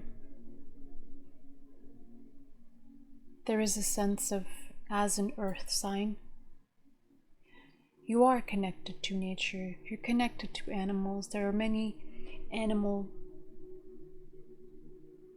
spirit beings that, if you ask them, they will assist you and tell you what you need to know at that given moment in time.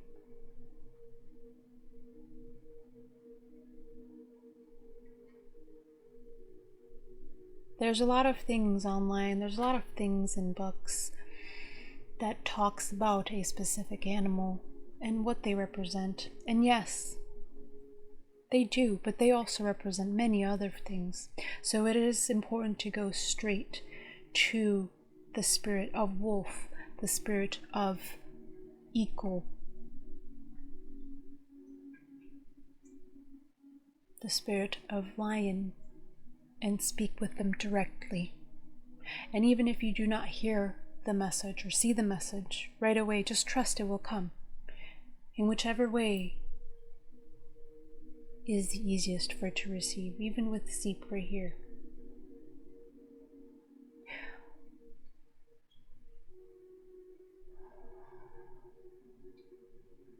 You are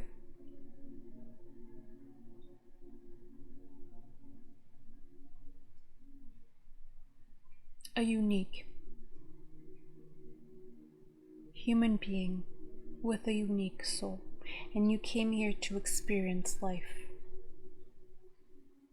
in a very earthly sense.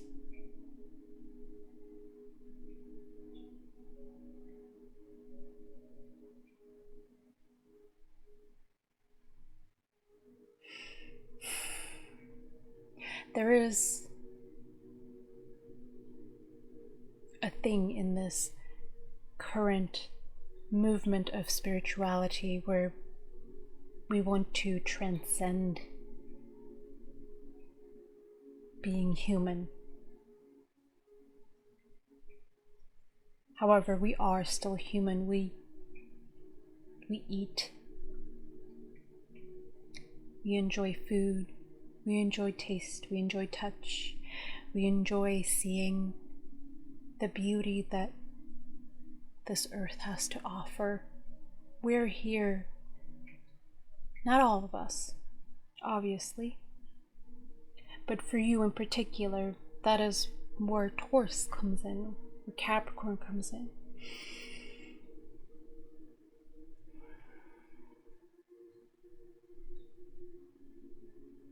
We're here to experience. We're not here to transcend. And this is why these two decks were used in particular where we have both light and dark. We have light and shadow. Even though this is not actually shadow. However, this can come from shadow. We can use our shadow when it is healed, when it is looked at, when it is accepted, to walk beside us. And depending on where the light is coming from, whether it is in front of us, next to us, it is the things that we were shamed for. It is the things that we were told that is not okay. And we can use it to attack, we can use it to hurt others, we can use it to hurt ourselves. We can use it to protect ourselves.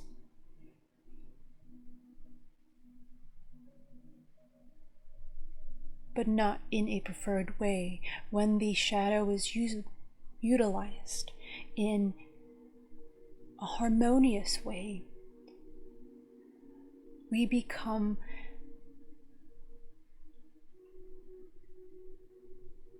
whole. When we do not shame ourselves for the things that we were shamed for, because they're completely natural and we are here to come explore them.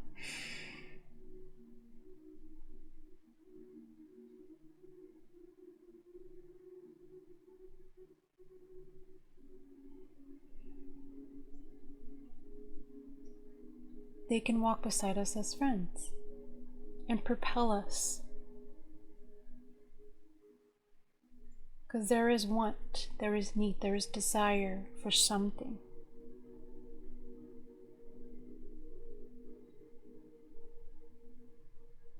With the shapeshifter as well, not even just the animals and the animal guides.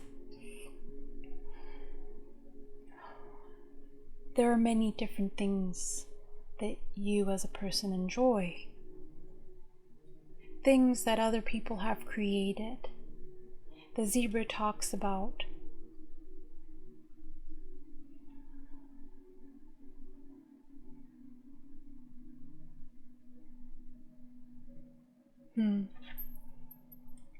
trendsetter. Not trendsetter, however that word kept wanting to be said, but it was held back, so I wonder, for some of you that I am speaking to,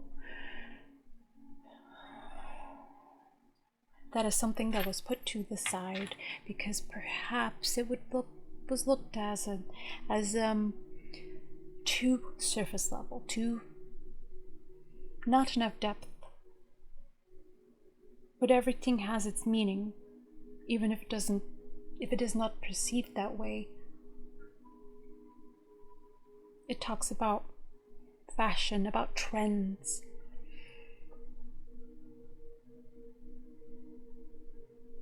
About seeing something before others see it. About creating something before others have created it.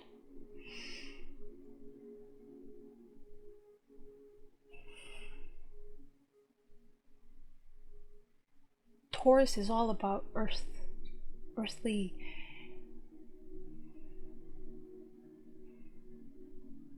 quality things, things that last, things that are with Capricorn, it's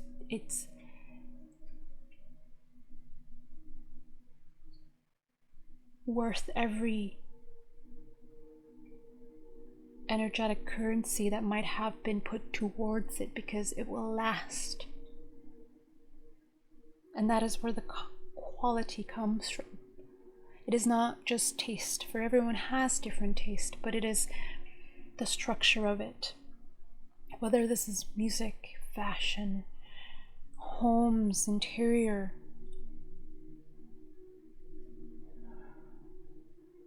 the clothing that you wear, the way you want to represent yourself. And with the shapeshifter, it is the idea of it doesn't always need to be the same. You can be one persona one day and then another day, but it is not coming out of trickery. It is not hiding who you are. It is all just things that your heart is telling you to follow, where one day you might be more dark representing, and one day more light representing.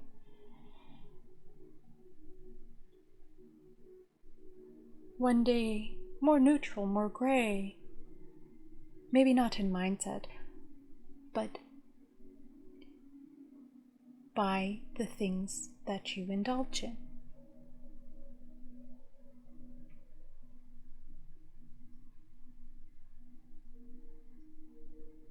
All the different characters that you might enjoy playing, not for trickery, not for deception, but for you. And perhaps the trickery and the deception is mentioned because others might perceive it that way. But who cares? That is their own, that they can deal with. That is not for you. So it should not affect you. And if it does, ask yourself why. And retreat once again, just for a little bit, like the moon here, which is also phases. Right? She has a dark phase, a bright phase, middle phase. She has many facets. Ask yourself. And retreat until you build yourself up again.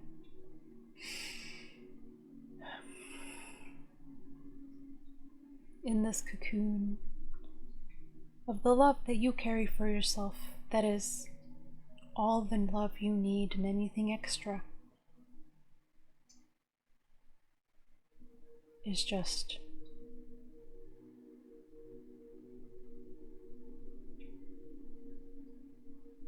a bonus. Not just a bonus, it is a bonus. It's a very welcomed bonus. Because we always love more. Which in an unhealed space that could be greed. But when coming from a place of having all we want and need, which is just a mindset, anything more is just a very welcomed gift. And here with the Weaver,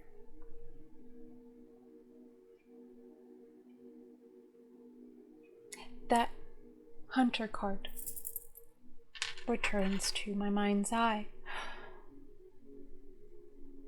and the seeking, words, maybe you were seeking for a direction, a path, because even here I'm not giving you one.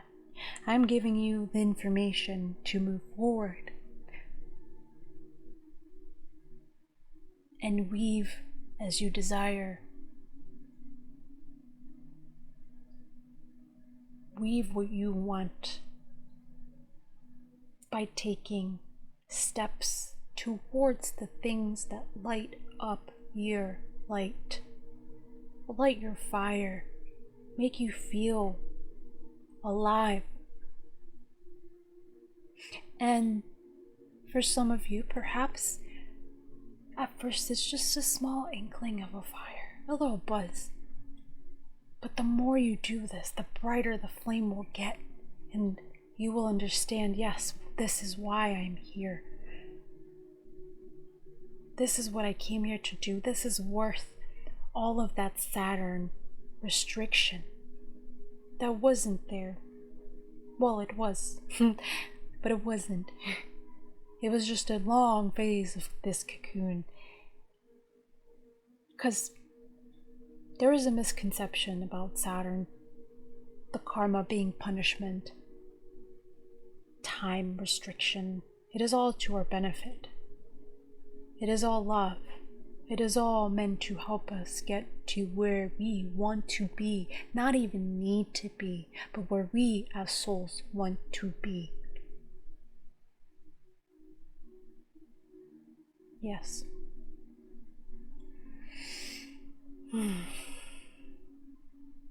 The path we want to walk, because for you, Group 1,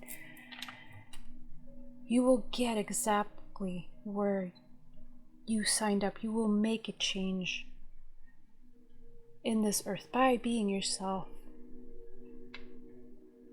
Still spiritual, still a little witchy.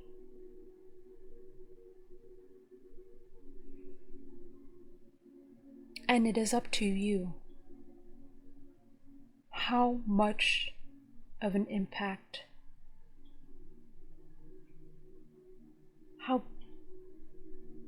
how big of waves you would like to make. It is just whatever you want. If you want them to be ginormous, like a tsunami of love, then you will get there. Just trust that. And if that is not what you desire, that is more than okay.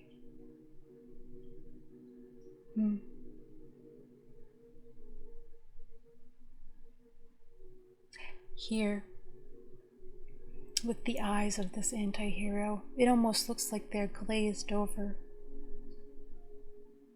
And it is making me think of a blind person. However, she's not blind. She can still see. But first, she turns her sight inward.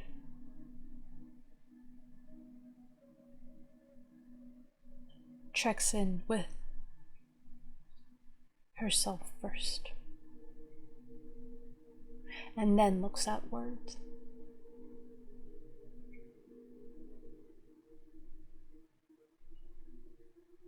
Asking, what do I want? And then start weaving.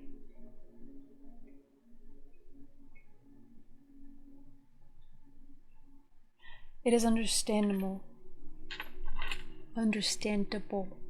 where the feeling of discomfort comes from when one doesn't see the guidance of where you should go.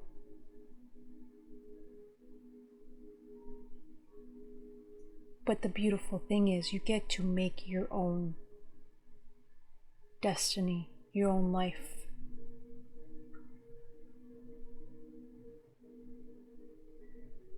You create your way there, and it's way more fun than being told what to do. And once you go on a road in a certain direction, it is okay to change your mind and go a different one at a certain point in time. All you need to do is follow what lights you up.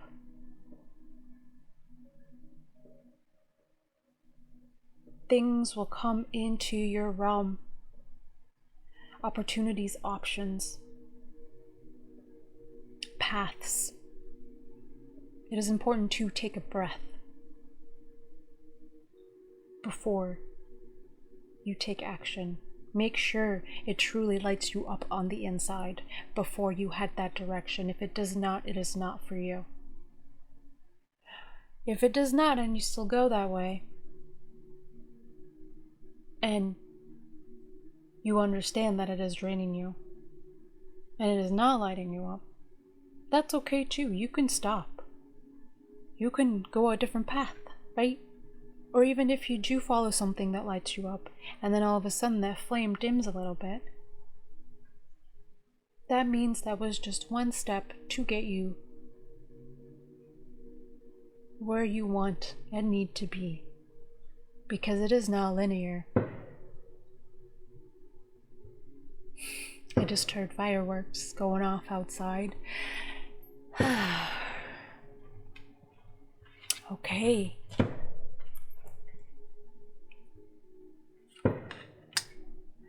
Yes, with the confidence. It is important to have that confidence, to not be swayed into less comfortable feelings and emotions, to be able to follow that intuition clearly,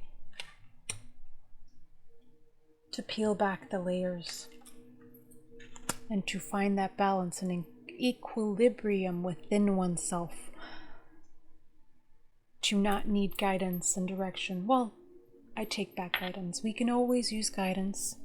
We can hear it, and then it is up to us to take it or leave it. But no one can tell us where we need to go. We go our own way. We follow our own path. And with that, I will do some tarot as well. However, we're going to clear this and then have a clean space and fresh start to see a little bit of your journey ahead. I wanted to use a more modern deck because you are a modern person of the times. You have a discerning eye, unique taste. Just do not be overwhelmed by everyone else's taste. You can mix and match. Do not put yourself in a box. If you see something from one particular group, you can mix and match and mold it to your specific taste. There's no groups.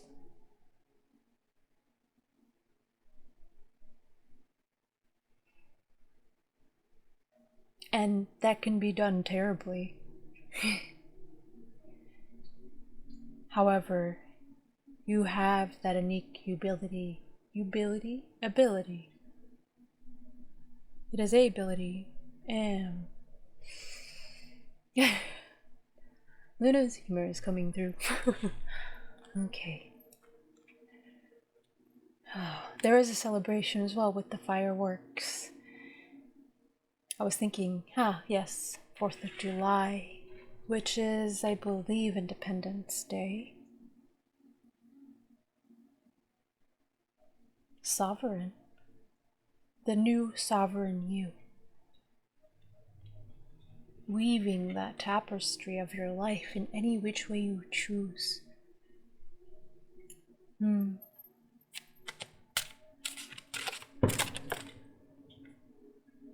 Yes, the 9 of Cups.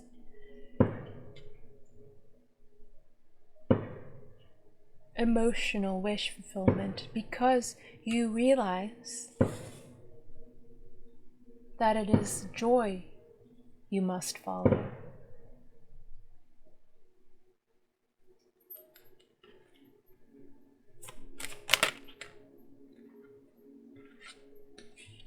With the 4 of Swords, once again, the message of reflecting, taking time to yourself, nurturing your vessel, putting energy, focus into yourself, feeding yourself.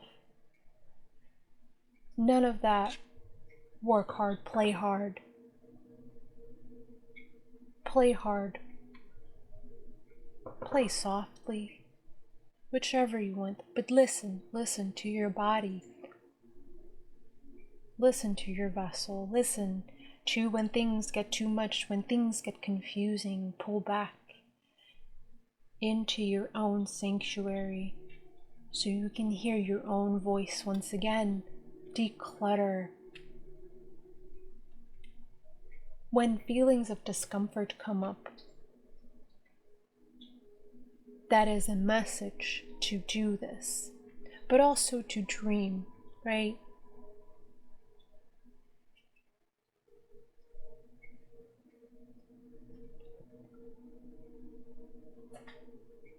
To dream of the things that you want to create in your future. And creating does not mean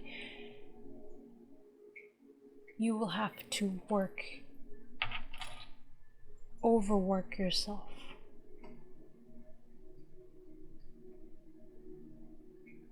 As that magnet, you attract things, and if something is truly bringing your joy, and also bringing you joy and fulfillment, when something can perceptively be hard work, it won't feel like hard work for you. You do it with love and joy. And that excess of energy will flow through, so you have the ability to see whatever project through to the finish line. Resting when you must. Not listening to others saying to just push through, because that trust and love you have within and for yourself will tell you there is no rush. You will finish when the time is right. And if there is impatience from another, even yourself, but I believe you have learned the art of patience. So, if that energy comes into your space, it is easily dispelled, because there will be no guilt and no need of explanation either. Because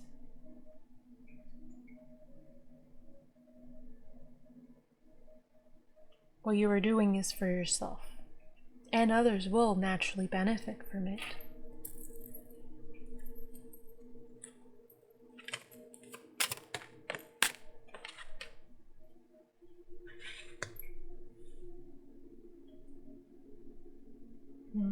We have the Emperor here.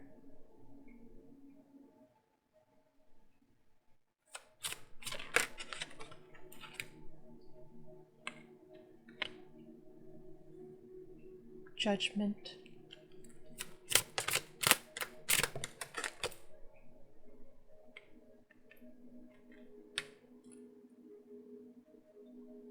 And Nine of Wands.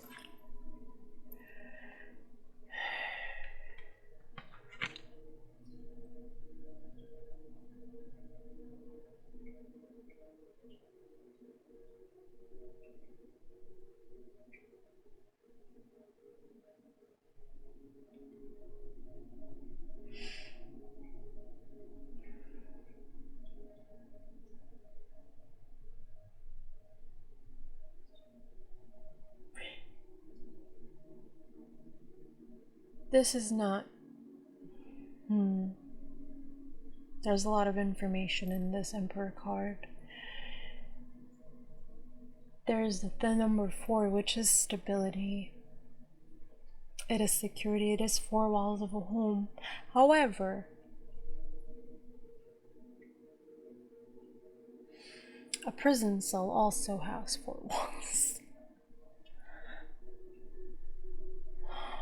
It is freeing yourself from being one of these poor souls that is kept on a leash by ones that control certain things in this space and place.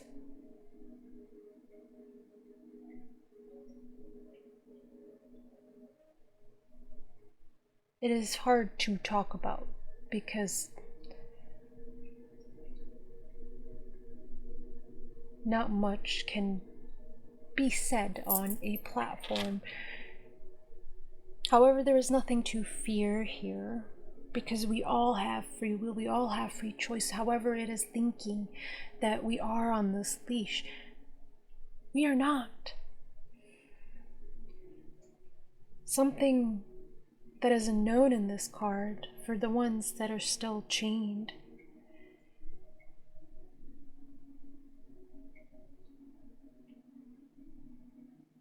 actually they're ropes.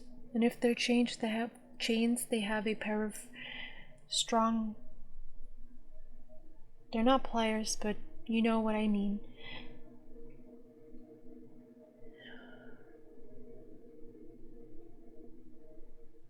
And if there are ropes, a big pair of scissors somewhere hidden in their pockets.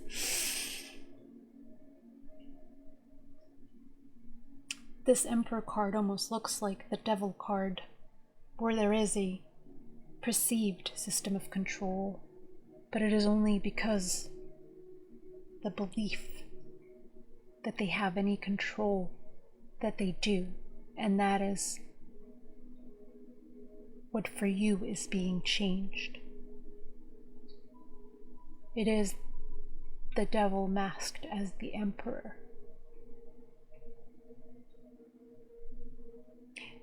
Those who are watching this, you will most likely understand what I mean by this card, because there will be a judgment. It comes from a judgment from people like yourself, Group 1, and most likely the others watching the other groups. Because this is what I am here for. This is what I help you all with, is that sovereignty and the perception shift. That judgment call that must be made on an individual basis, where I come to those that have, on a conscious or subconscious level,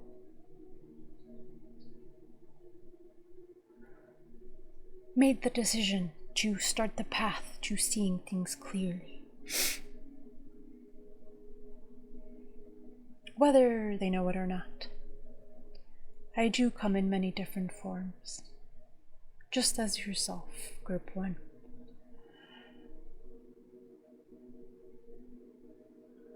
So that judgment call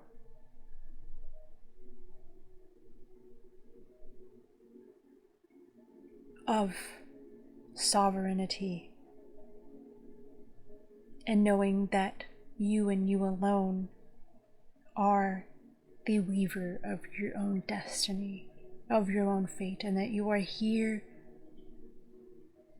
to live in joy, and that you living in that sovereignty and that joy that you choose day in and day out, that it will raise the frequency and unlock that ability for others, slowly but surely.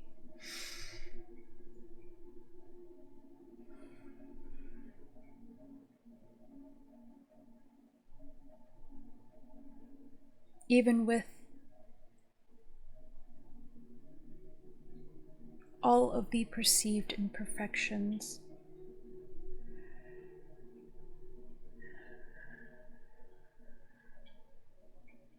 it's coming out of that fog, coming out of that mist of illusion, of confusion, from looking, searching with the judgment of others, with what you are made to think, made to believe. There was a lot of fear as well, not in this group. It is just felt to be mentioned that there is much fear on this earth at this current time. And that fear is very much the fog, which it is not. It is okay that it is there, and it is completely and totally valid. But it is time for some of us to start walking out of that, and you are a part of that, Group 1.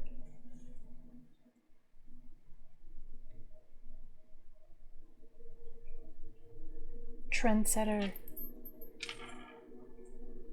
Energetically.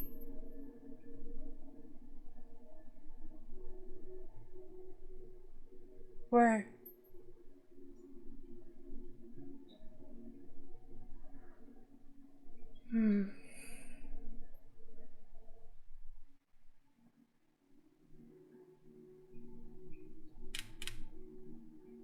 And there is a lot of random pauses of silence in here, and that is here to show you that it is okay to take your time to answer people, to give them your conclusion, to give them your opinion, because it takes time to get to the depth of where it is worth your energy. Group 1. Sometimes it takes a little while to get the information that must be shared. Do not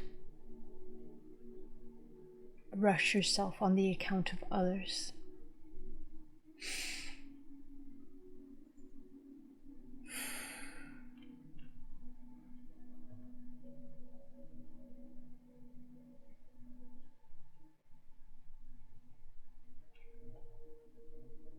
It has been a long journey through this forest, but you have found the first flower of spring, the first flower that is outside of the forest, because this flower, even though it looks like it has been speared, is still beautiful, just as this person, even though there are many marks. It is only on her outer shell. It is only on her shirt. She can change that shirt. So, the Nine of Wands.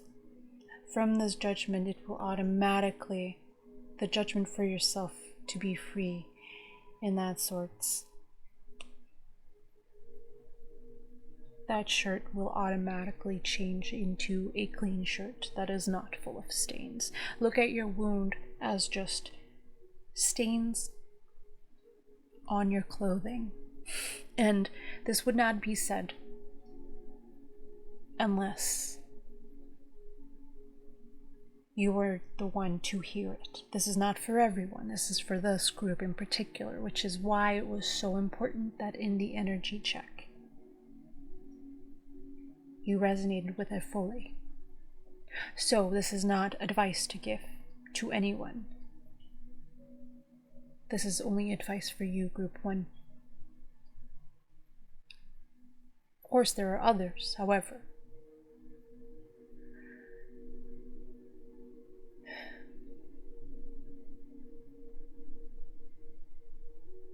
So yes, change your shirt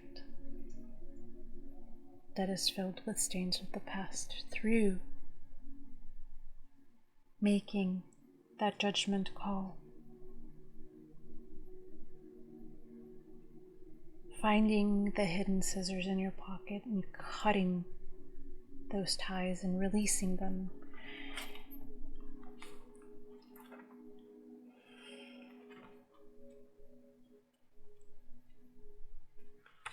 There was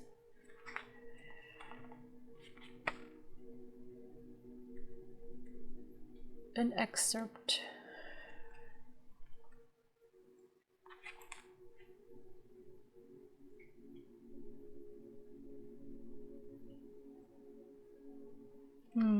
oh, well, I believe, this was, yes, this was your first, the Aurora Gamma.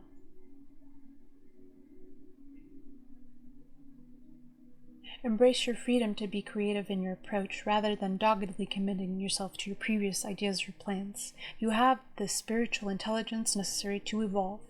Continue your healing journey with trust that a positive outcome is imminent. And with doggedly committing yourself to your previous ideas or plans, only if they were rooted in what others wanted from you. If they were rooted into what you want for yourself, it is more than okay to explore them.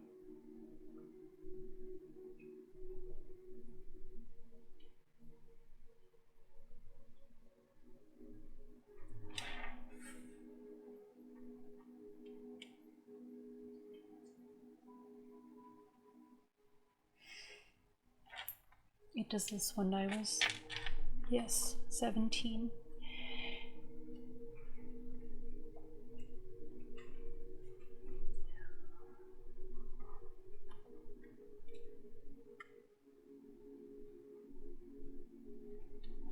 Yes. Sometimes aspects of our life fall apart and do not go to plan. This is so they come back together in a beautiful new way.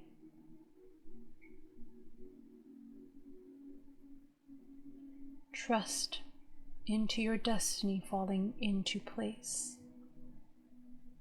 by weaving your own threads and knowing that is where you will end up regardless. Do not trust your fears. Put your faith in the love of your heart. A heartfelt wish is going to manifest with this Nine of Cups.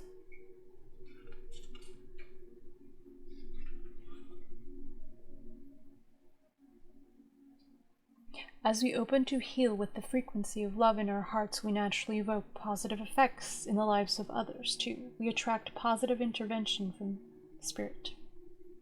Spirits like me. Pathways open, magic happens.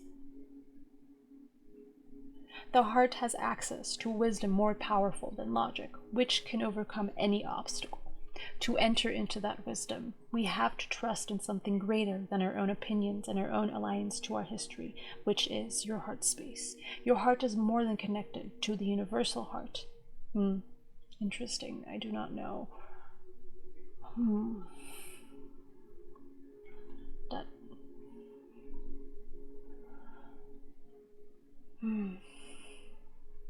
To believe that history must repeat itself, or that what we imagine is the limit of what can happen, is to deny the power of the heart and the generosity of divine grace. I do not know what. Just to believe that history must repeat itself, or that what we imagine is the limit of what can happen, is to deny the power of the heart, and that's where we stop that phrase. What I was looking for was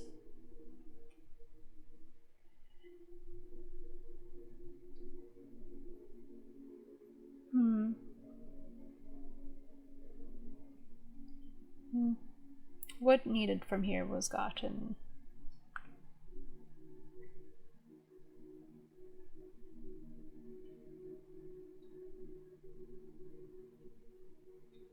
Yeah.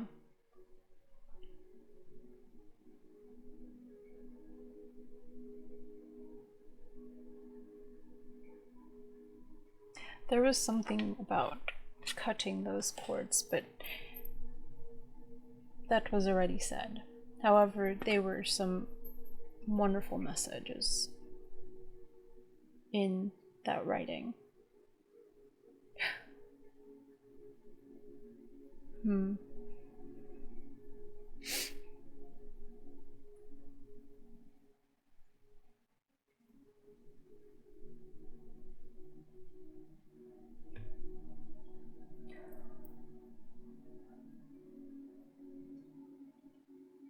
Okay. We would like to get rid of this emperor.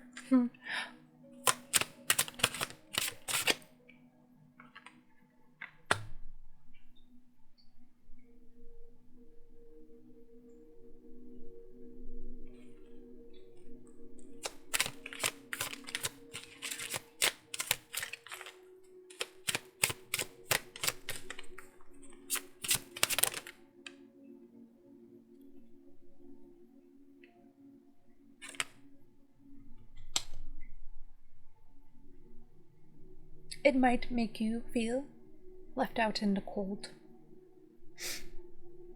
but that is untrue. There are others as well that feel like this. There is no fear to be secluded, to be isolated. You carry the rose within you. There are people here that share the same tea.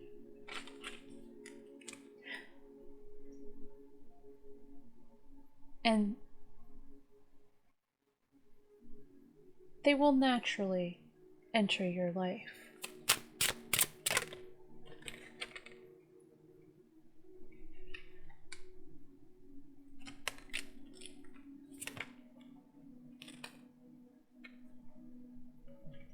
That also have that balance between light and dark and their own sovereignty.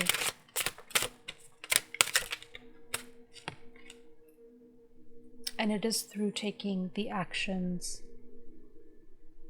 that light up your soul that they will come in.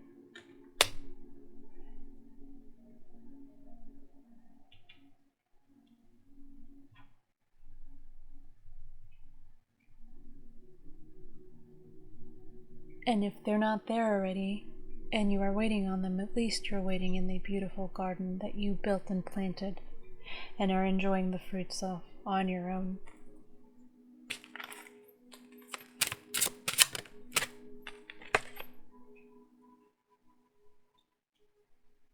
Just hold on. Hold on to the idea of home. That is your home, your chosen family, your soul family.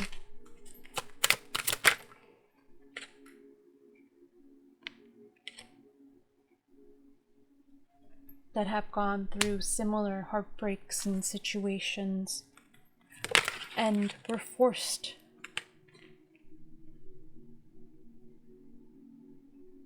to look within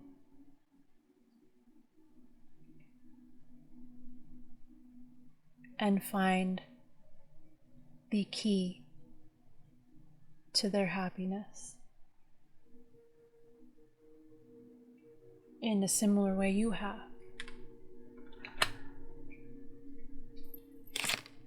That now we're also the weaver of their own destiny, because that is what the magician is about. There is magic, yes. It is co-creation, but it is also weaving. So a new start.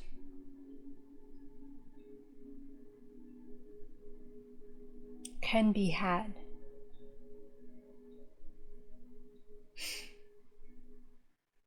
Even though it might look scary. The alligator stands for overcoming fear and disempowerment to the point of they are generally not messed with, and they are quite relaxed most of the time because they know nothing is going to hurt them, because they found their power within. And they generally,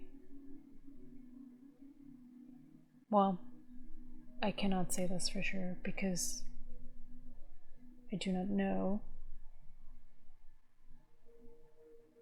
the actual statistics. However, for this reading, it is also having built that trust to where you can stand on this gator and know that you are safe. It cannot get to you. And with this, with the number 1 of the magician and the 0 of the fool,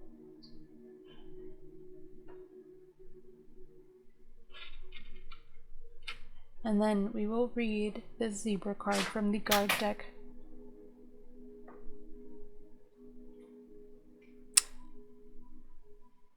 After, however, you got the number 10. And 1 and 0, 10. This comes to a natural close, and a new seed of the number 1 is planted in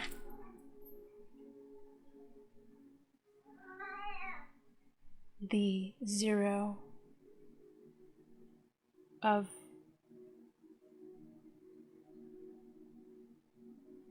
the earth, the womb.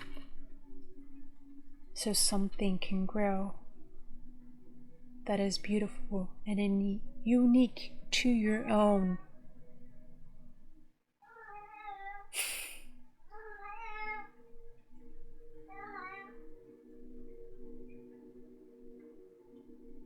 Cat has found a prey to hunt.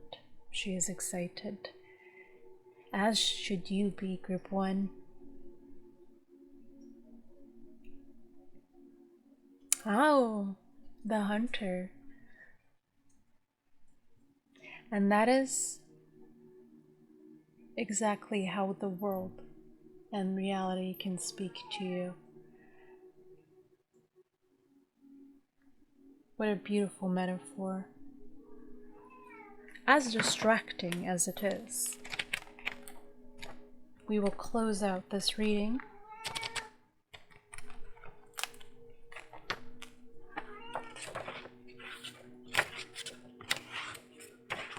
with the zebra, which is eccentric, creative, and visionary, the most precious of gems, young at heart, well-cultured, and have an undying curiosity about life. To be in the company of a zebra personality not only is a delight, but also opens our minds. Their potent magic is contagious, and you may soon find yourself in a faraway land, expanding your worldview while having a blast. Zebras also like to contribute to the global health through environmental or volunteer work. This card may be a hint to pack your bags.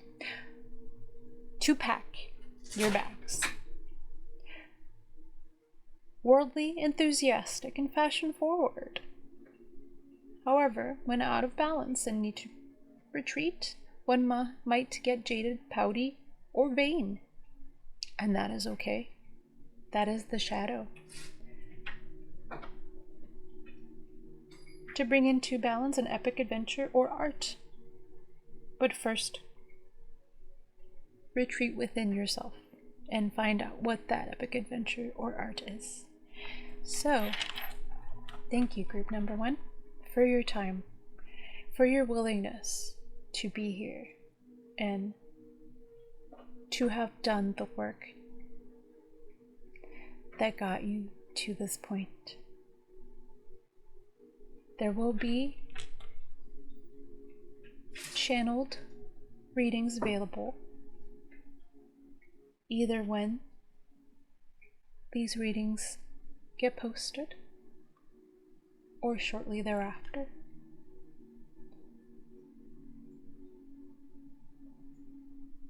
Hope to see you soon.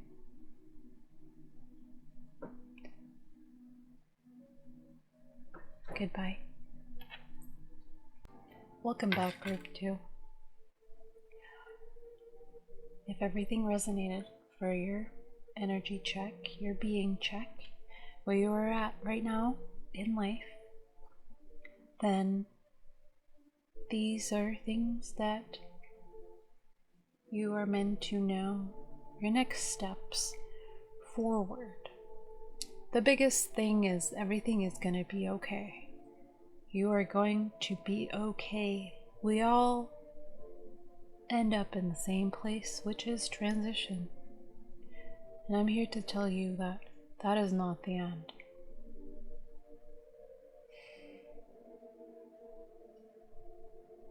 And I hope that brings you comfort and peace. And that you have help that is unseen, of beings that require nothing in your exchange.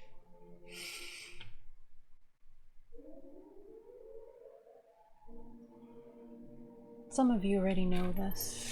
Some of you need to be reminded.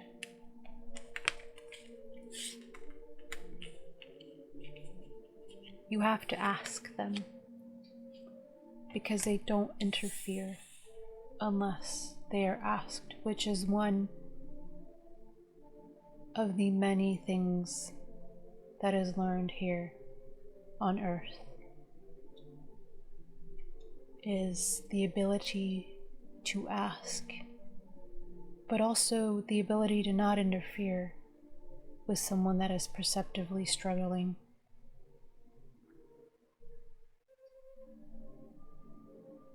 Unless they ask. We can still try, but there is a point in time where the wisdom is needed, that someone needs to want to help themselves and want to heal in order for them to get where they want to be. That we cannot do everything for them, we cannot do all the work for them. They must do the bulk and we offer support. We are not a crutch, but we can offer support and guidance when we are able to. But first, we have to support ourselves.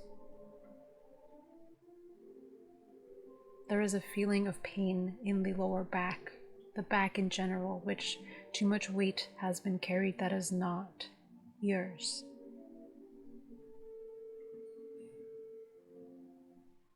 You are not a pack mule. You are a person.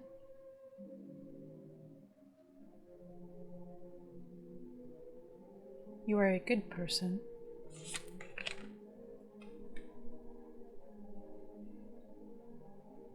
And a strong person, but that does not mean you must carry everyone as well.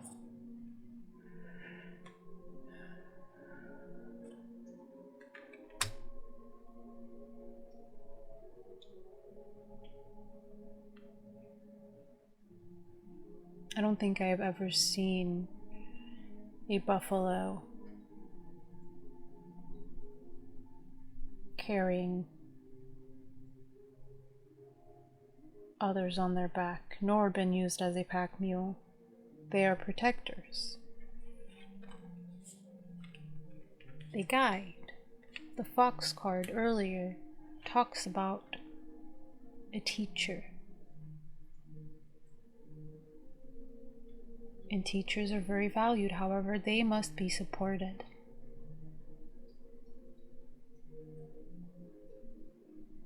Because that knowledge is valuable, that guidance is valuable. Very valuable. We have the Deer of Delta with the number 26.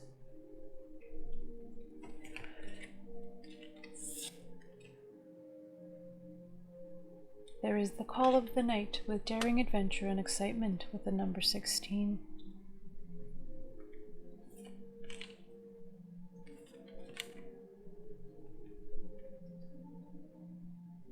And then there is Guardian Angel with You're Not Alone.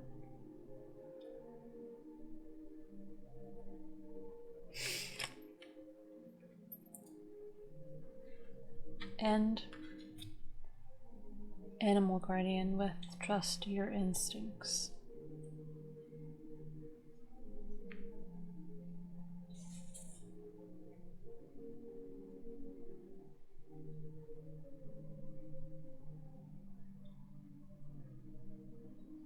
There are things that at this moment in time you are carrying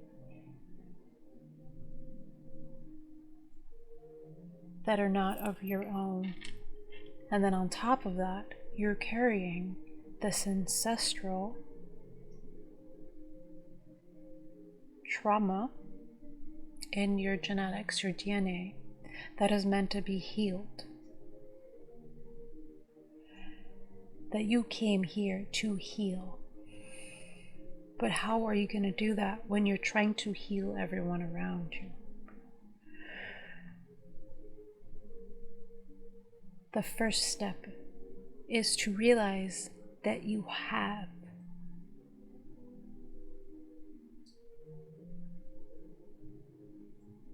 protection.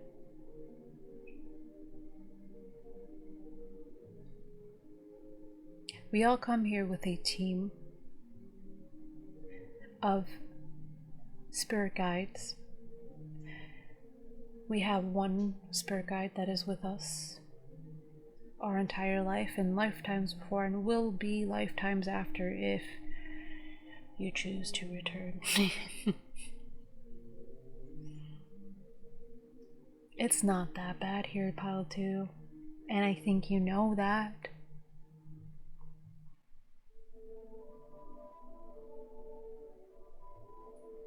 It's just a shift of perspective and a shift of focus, and yes, I can tell it's been very hard.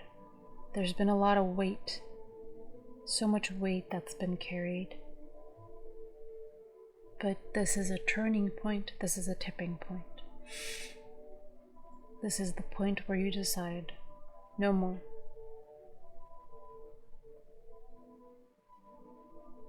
Release everything that is not yours. Release all the things that do not serve you. Ask for help. Ask for help.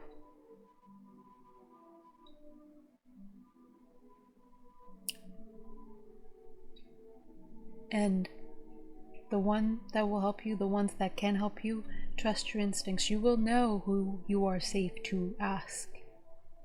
Who it is safe to ask.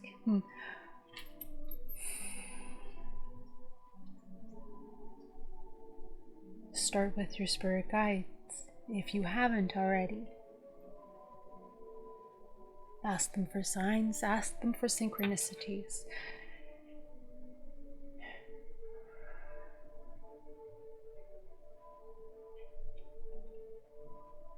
You might have been very protective of yourself or felt the need to be in this energy of Medusa.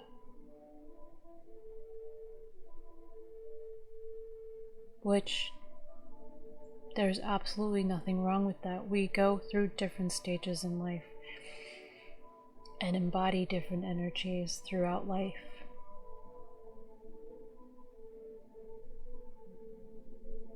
But it's time for softness, nurturing.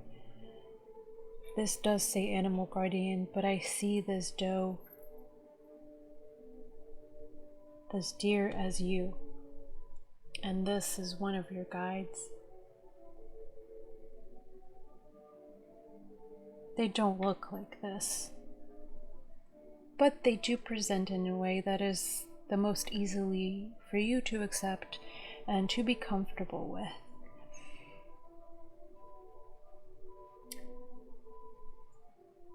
At any point in time, so their energy might change a bit. It does sound, yes, you are at a beginning of a journey of uncovering your own spirituality, your own connection with what is seen, what is unseen, what is whispering.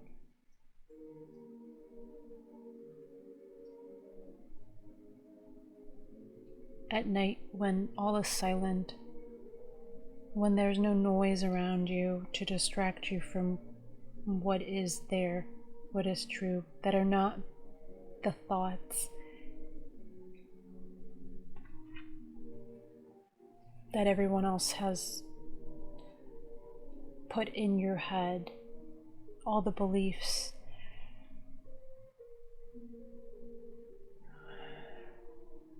There's a need to not tense up as much. There's so much tension within body here.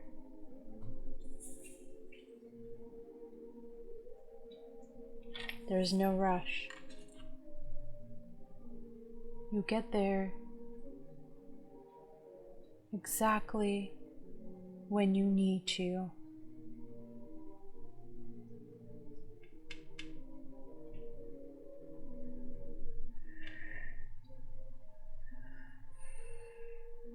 You are a cycle breaker. You are a ancestral trauma breaker. Releaser. Words are odd. There is a need for excitement and adventure and fun and joy. And perhaps you're a person that prefers to surround themselves with animals instead of humans because humans are exhausting. But that's only because you've been around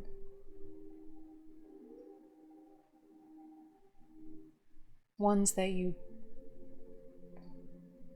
don't need to be around anymore. There are humans out there, and I would hope, at least one.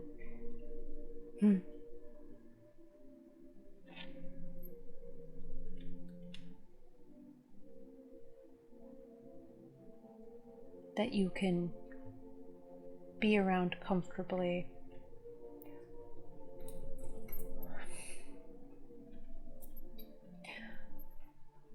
The Deer of Delta here speaks about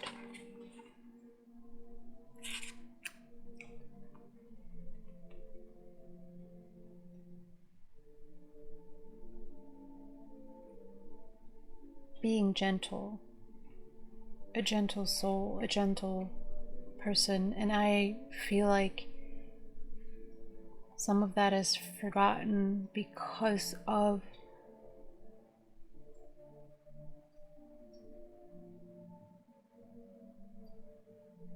the events that have occurred in your life.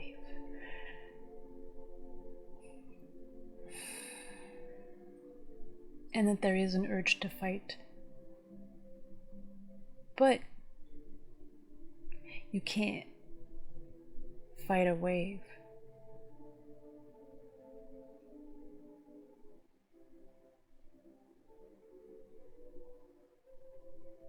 You can't, well, you can, but tensing up when a wave is coming will generally hurt more. It is easier to soften up and flow with that wave just a little bit.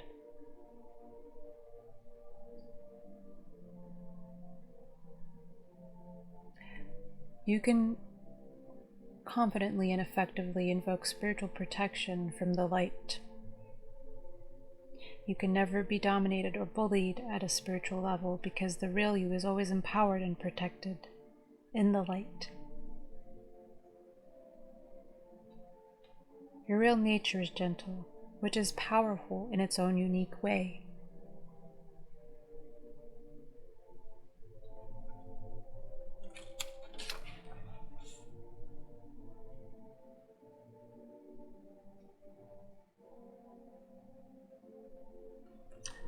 The Greek nymph, Hekate, called upon her beloved goddess Artemis to protect her from unwanted advances from a powerful suitor. In response, the goddess transformed her into a doe so she would be safe from harm.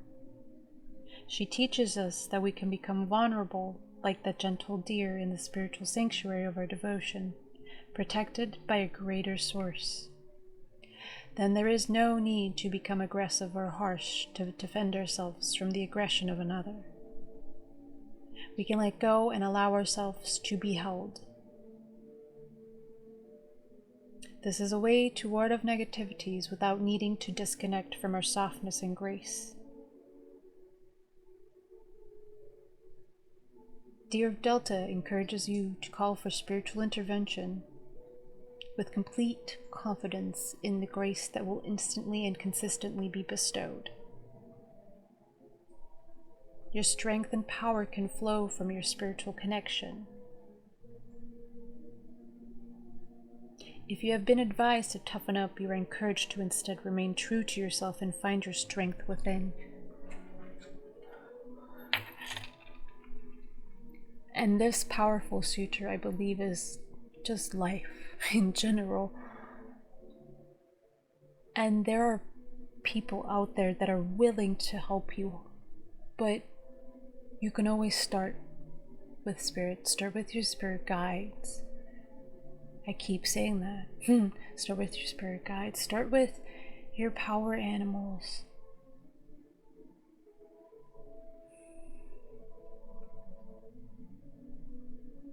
Call upon buffalo for strength. call upon deer for softness and nurturing. And then you can start healing these ancestral wounds, which will ease things. There's a sense of an initiation, a tipping point. Sometimes one gets pushed to a point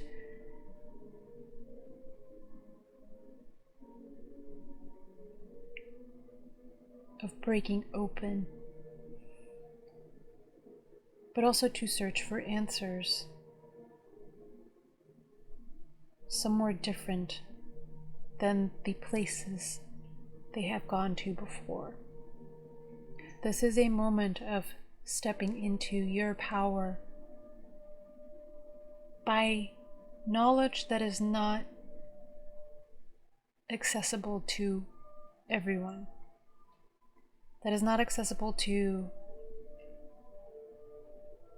the ones that are not willing to ask the questions, the ones that are not willing to help themselves.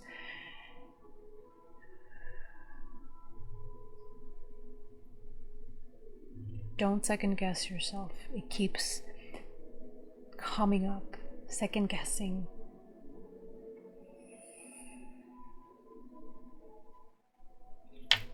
With the buffalo here, grounded yet heavenly, practical yet spiritual. The hooves of the mighty buffalo are grounded into earth, yet its heart and mind rise toward heaven. The buffalo sees challenge, hardship, or a bump in the road as an opportunity for upliftment. Therefore, slow down, group 2. Therefore, the buffalo does not fear death, illness, or misfortune. Its gentle eyes look to the road ahead, trusting every turn. May we all experience this elusive yet life-changing bliss from time to time, and may we allow this card to remind us that life is a precious gift. When in balance, trusting pure presence. When out of balance, restless.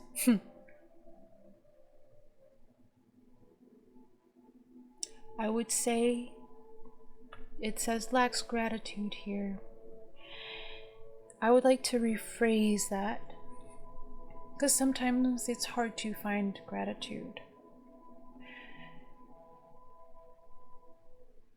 I prefer lacks the ability to see the beauty that surrounds them.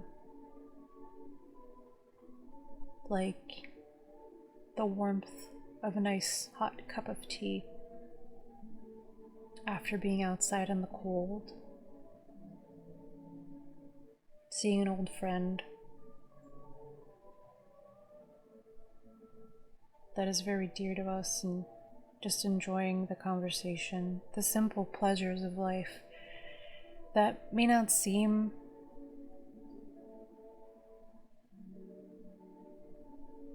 important or life-changing or seems without purpose.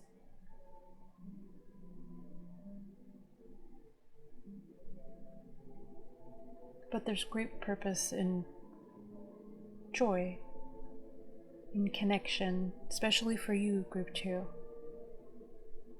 Connection for the sake of it, not connection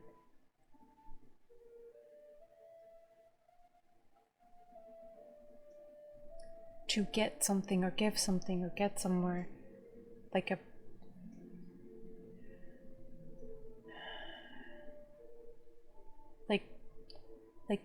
that everything needs a reason. Sometimes it's okay that reason is just to be in the moment and enjoy it.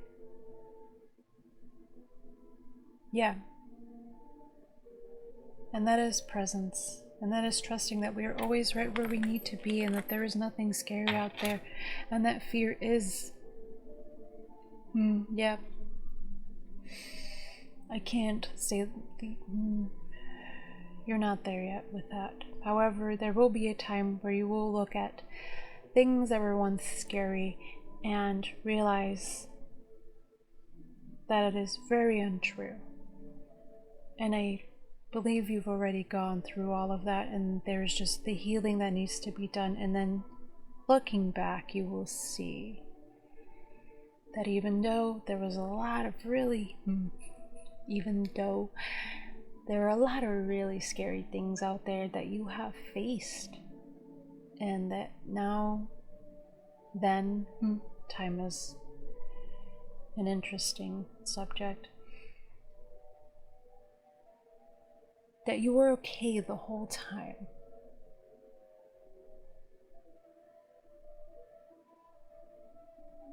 You're not there yet, but I wish that for you.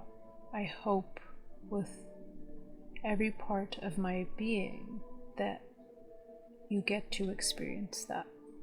And you will. I know you will. You have so much help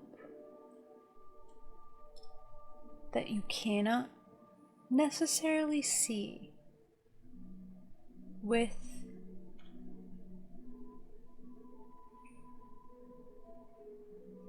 the eyes that see reality.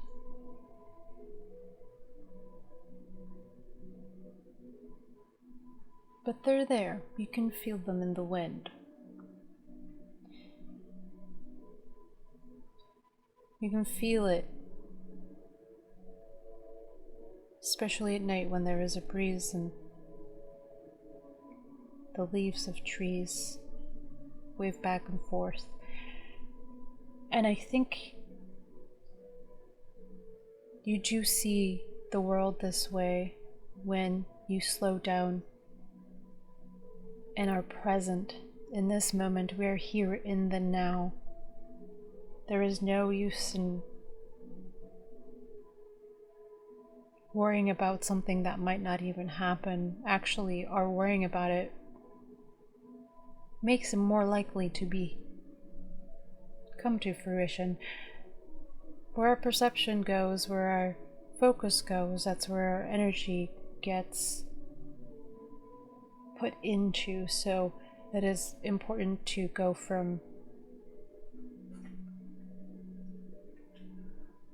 observing what we don't want to what we do want, to what we do want to happen, and to not listen to that fear in our stomach, and realize that it is just there as a protection mechanism, like this Medusa, but to soften into this gentleness of the deer and call on your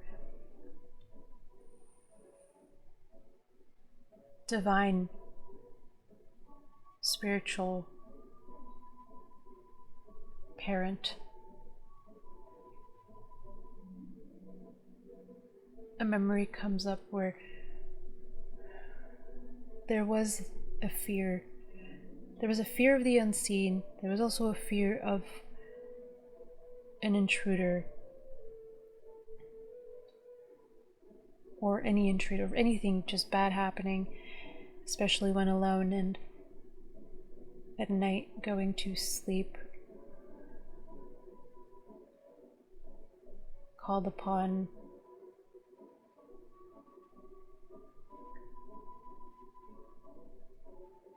I believe it was Bear Spirit, and in our mind's eye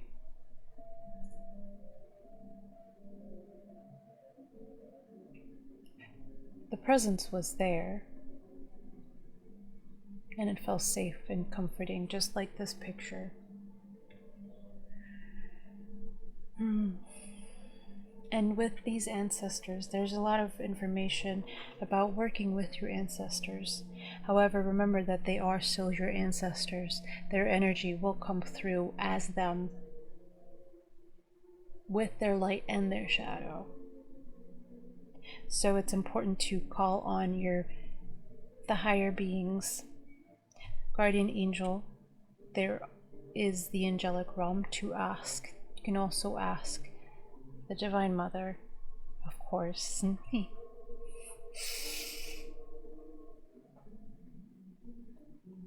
But the front lines are your spirit guides. They know you the best. And once again, as I had mentioned before, there's always one that knows you the best. And there's no need to talk to them almost even in the way that I am speaking right now. They're like a best friend that know you better than anyone else. And on a very deep level, you know them better than anyone else. There's just something to uncover. They're your forever spirit guide for a reason. Cannot imagine having a forever friend that we don't like. Which that is not the truth. You are endlessly supported. You just have to see it. You are endlessly supported. You are endlessly loved. And the more you start believing that, and the more that starts integrating into your being, into your DNA, into your just every single cell in your body, the more that will reflect back to you in this reality, in this earth. Because it's not just believing with the mind, with the brain. That is step one, and that is where a lot of people get caught up and confused, and it is fully integrating that belief system of this feeling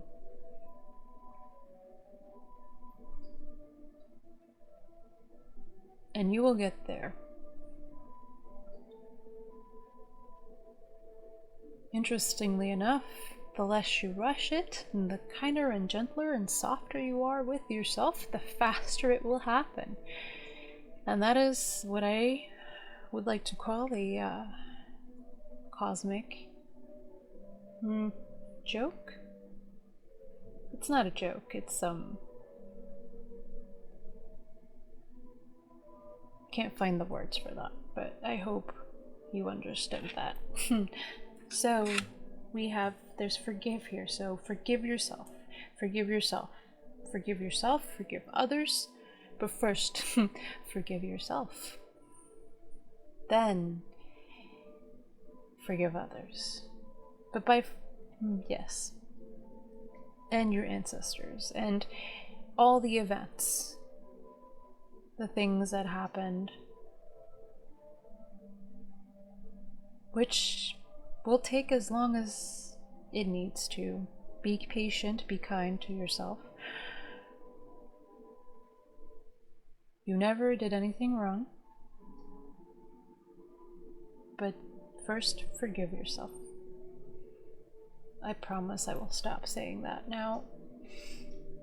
But by loving and being kind and patient with yourself, then naturally it will be easier to forgive everyone and everything around you as well.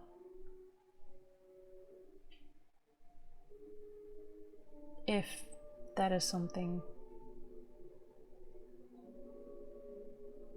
you carry.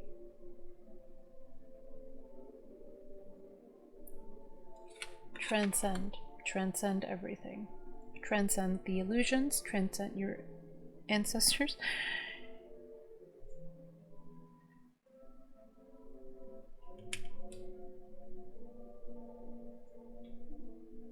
Transcend into the being that you are, your higher self.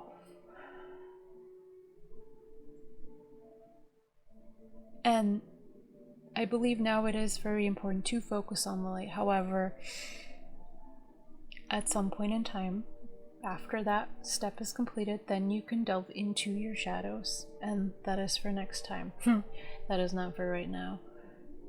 First it is the light, and then we get to integrate the shadow, which can be easy.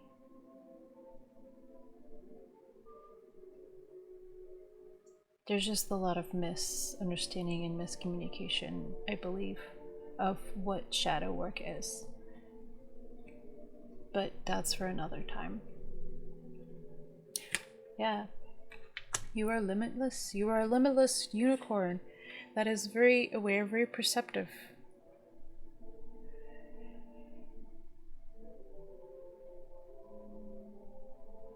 Transcend limitation. which comes from ancestral patterns. So it is not your fault at all. You did nothing wrong. This is none of your fault, and that can be very annoying to hear.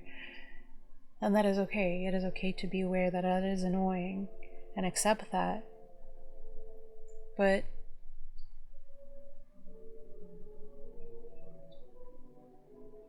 since you are so persistent and persevering, I believe it's easy to do that work for yourself. Now,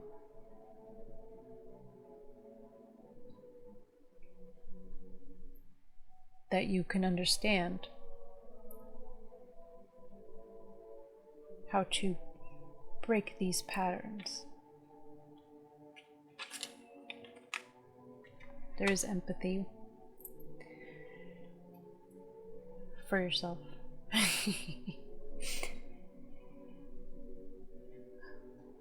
Pour all of it back into you. Everyone else will be okay.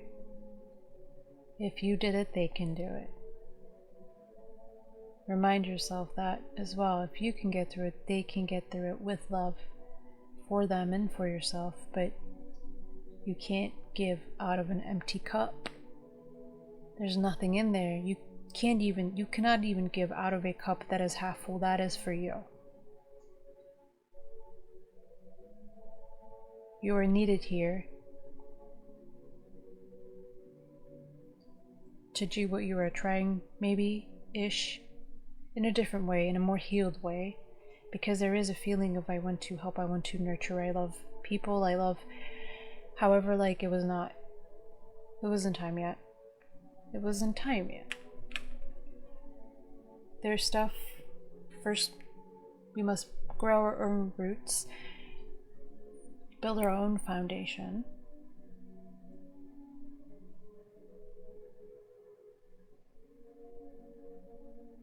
and be rooted just so we don't fall over to extend that hand to others.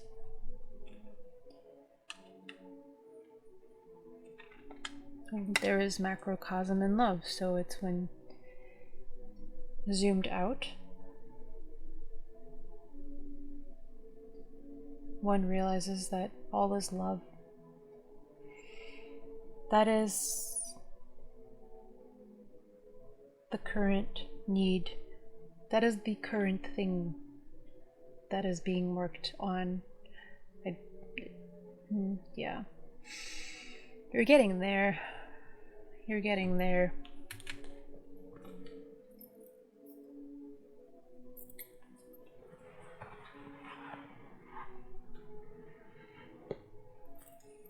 But the love that you have for others, you also, it needs to be poured into yourself first, because you'll just multiply it.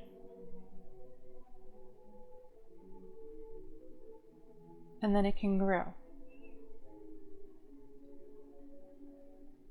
Yeah.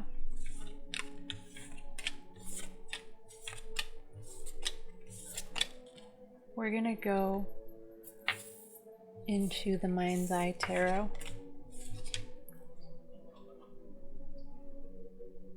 And see if there are any more messages there, and then that will be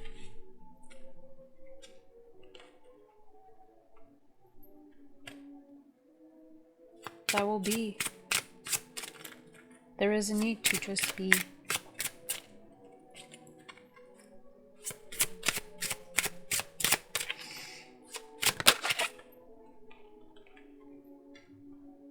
There is the Knight of Swords.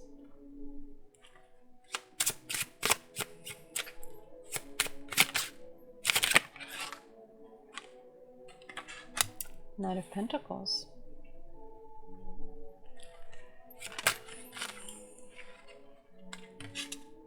Strength.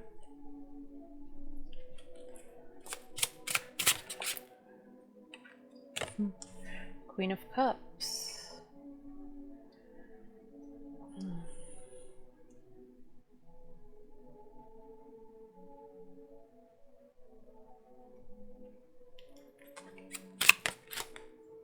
You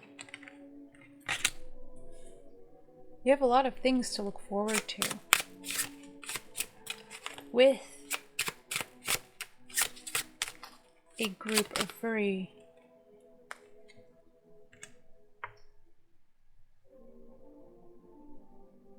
wonderful people.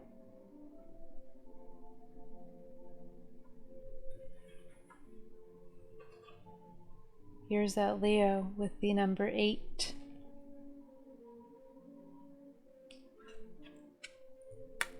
You have celebration to look forward to with the 3 of Cups.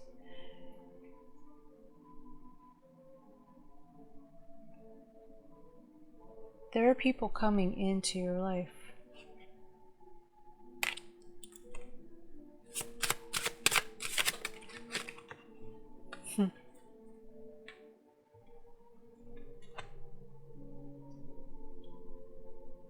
That will feel like home, that will help you.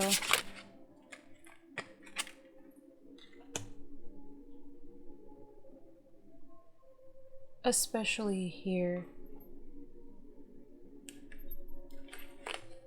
with the Fool, because the Fool speaks about blind faith, blind trusting that you will always be exactly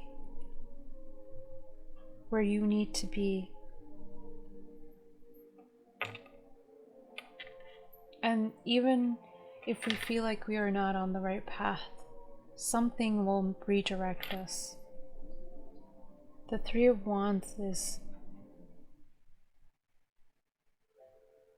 looking towards a new future with this Fool.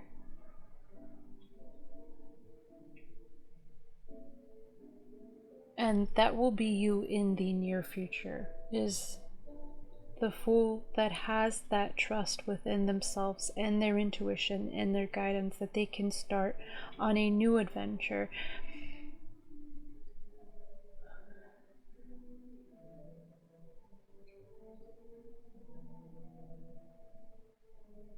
They released a lot of the things that they carried. That is why they are always depicted with such a small satchel. Because they don't need much, because they know that they will get whatever they need exactly when they need it, and just trust in themselves, in the universe, and that they are divinely supported. I'm also seeing this 3 of Cups as your spirit guides. Actually, I am seeing them as such. They are that.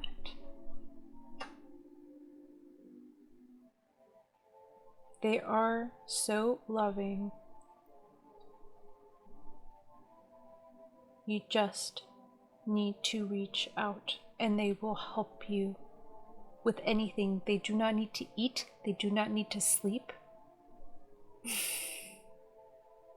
If you are close to an ocean, go to the ocean, speak to them there. Even though they can hear you anywhere you are, but the ocean is very healing and very spiritually potent. Ocean water is very cleansing. It also helps us integrate ideas and concepts that we are working on. If you can, if not, a bath works just fine. Even a shower.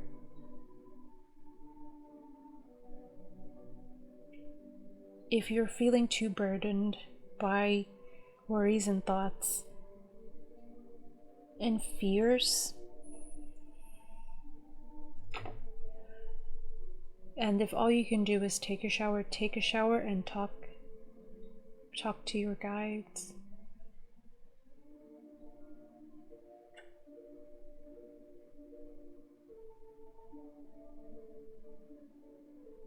And you can talk to them as you would a dear friend. And hopefully at some point in time, if you're comfortable, you'll hear them back. But ask them for signs that they're there. ask them for a specific sign, like a ladybug or a dragonfly. And then you'll automatically forget about it and see one, and that'll be a confirmation. And you can ask. You ask as much as you want. You ask as much as you need to. They will never be angry with you.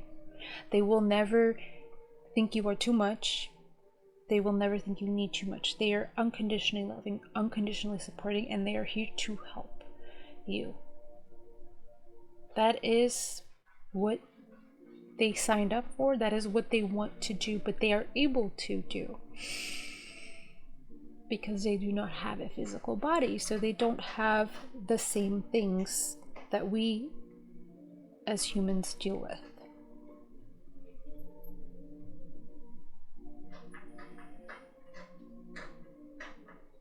They don't have the restriction of time, hunger. They do not live in this density.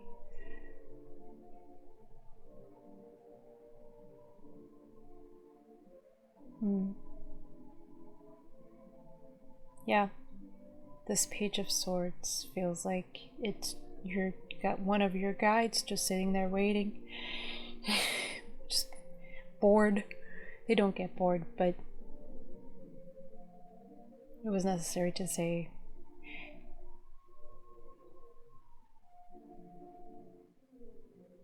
Ask them for help. Ask them for confirmation, for more confirmation. They don't care. All they care about is for you to heal and get better and stand in your power. And there is a time, there has been very recently a time where that is very much being pushed to the front with many, many, many people, where it is time to stand in your power. It is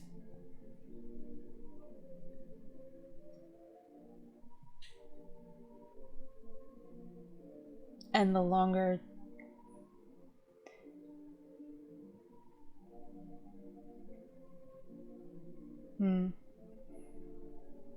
that is not that's not a message for you, because for some people it won't be kind or soft because they're not where you are at. I think you've already gone through that part.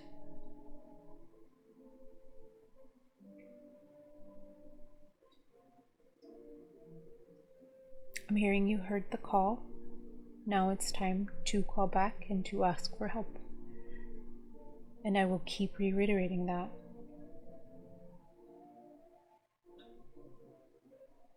Get rid of guilt, get rid of shame. They're unconditionally loving. They will be there anytime, as much as you need. Which can be hard sometimes.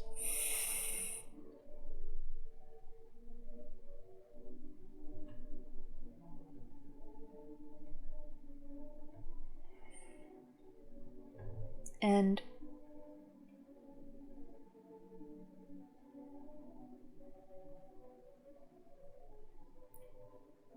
the Eight of Pentacles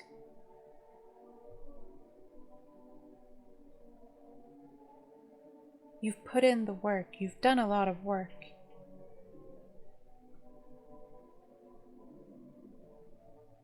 It's a card of waiting.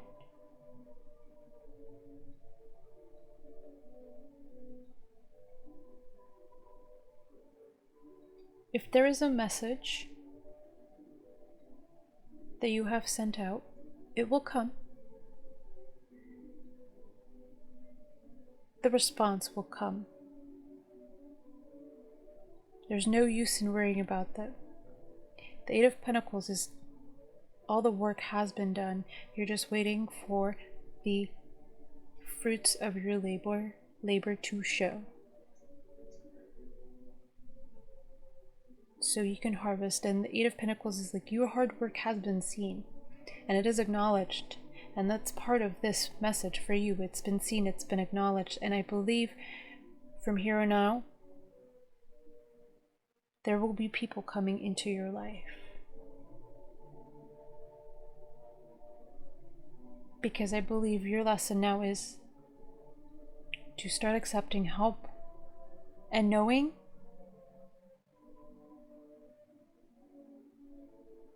that you do not owe.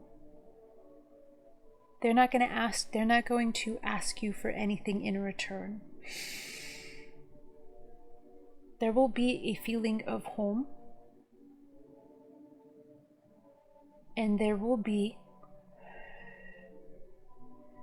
a feeling of also out of the norm where you feel safe. However, especially with this Queen of Cups here and the Strength person, they have gotten to a place that you will be also getting to. The Strength card has become one with that ferocious lion, their shadow. The Queen of Cups is so giving, so loving, very psychic as well.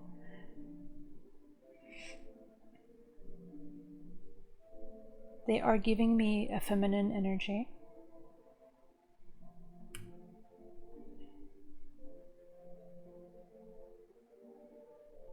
And they will help you get to where you need to be. However, they will not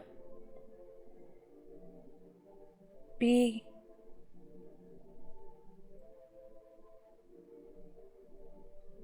available 24/7. They will not always respond immediately. They will not have their clutches grabbing on tight to you. They will not constantly worry about you. And the reason for that is because they have the intuition, they have the knowledge, they have the self-knowing to know that when you are in need and when they need to see your message and when you really need the help, they will see it. Yeah. Their intuition and their psychic abilities will alert them. And they will be there. And this is to show you that that is okay for you to do as well.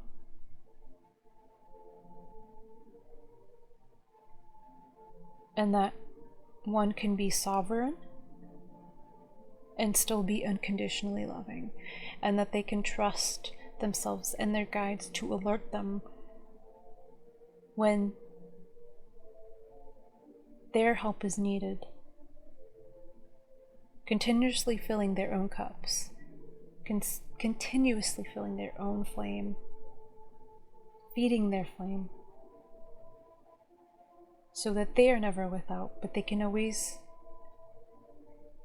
lend a hand to others when they are alerted.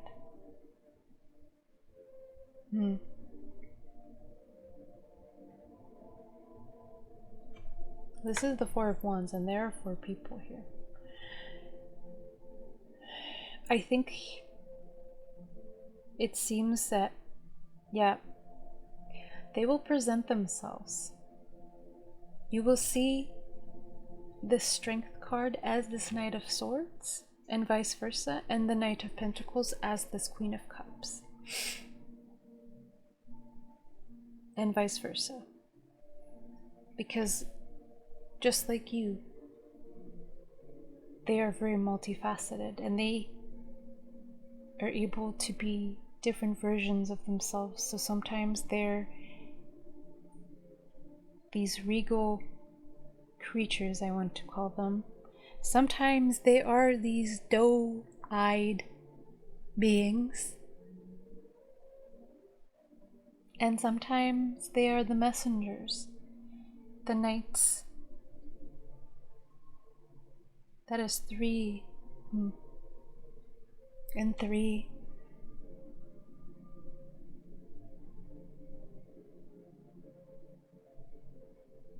there's many different facets.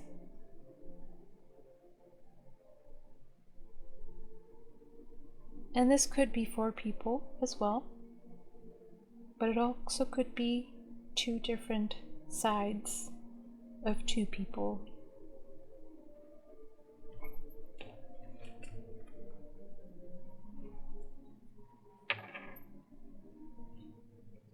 They will unknowingly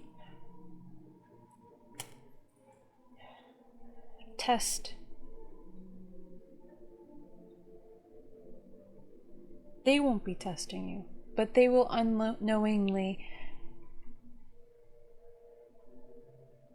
trigger perhaps a fear of abandonment or a fear of maybe having said something by their silence. It's not on purpose.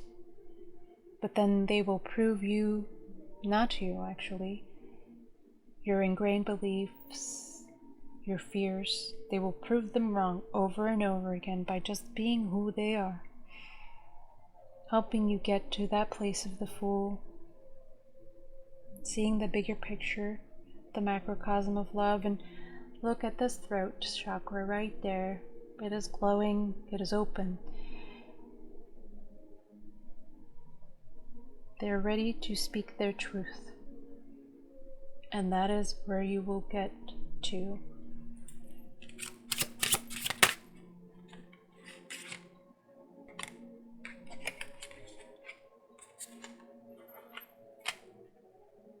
This is a journey of finding yourself, finding your home, and finding your strength through the unseen and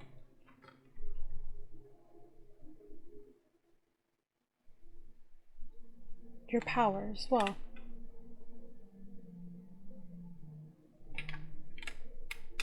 And become that Knight of Cups, that messenger of love.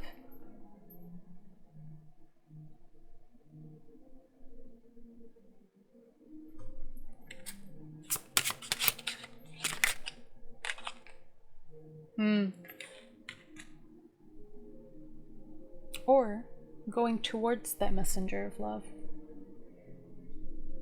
to the Ten of Cups, which is complete and utter wish fulfillment, emotional fulfillment, which can look any which ways. Everyone always says it is love, partnership, but with that fox you are recommitted, a committed partner. So if that is where you're wanting to go, it is in the literal cards for you. Or it could just be ultimate emotional happiness.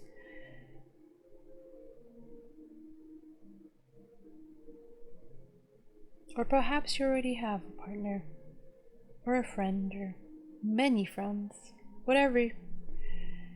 The sunset, riding off into the sunset.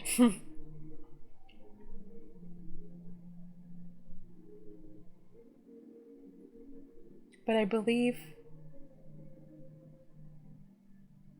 there needs to be a sense of safety first.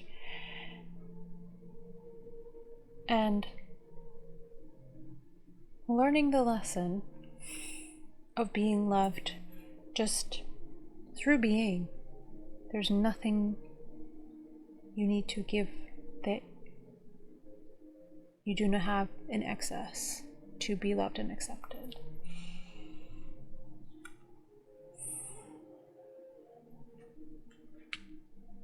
I will leave this Emperor right here for you.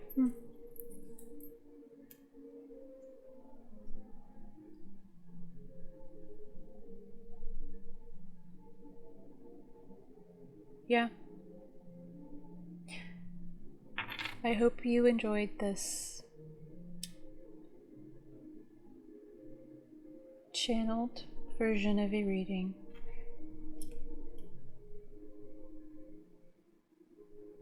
There will be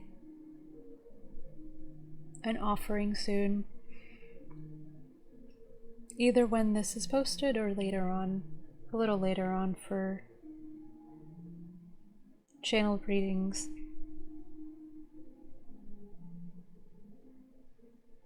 from your guides, your spirit guides. Yes, either spirit guides, for you in particular. I believe it is just spirit guides.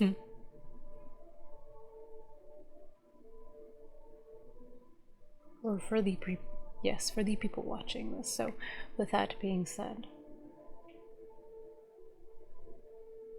I hope you get your 10 of Cups. I do not hope, I know you will.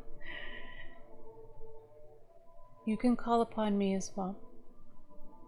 In the spirit, not in the Luna way.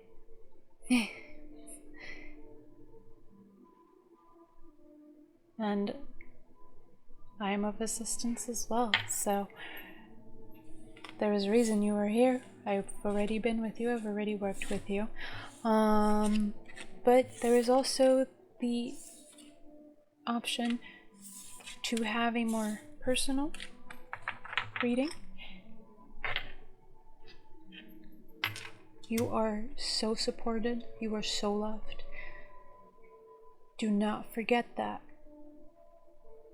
You will be reminded if you do, so don't worry about that either. There's no need to fret. I will see you next time. Or speak with you next time.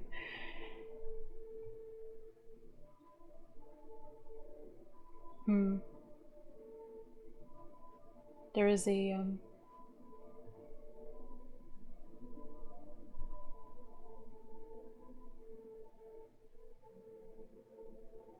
you hear that? Group 2, that is silence. That is peace. No reason to feel awkward. Just enjoy the moment, if you can. If your mind will let you. And keep focusing on that 10 of Cups. Keep focusing on that love you have inside of you, and keep focusing on the fact that nothing can touch you because you have an army of divine love that has your back. Do not get swayed by what is shown.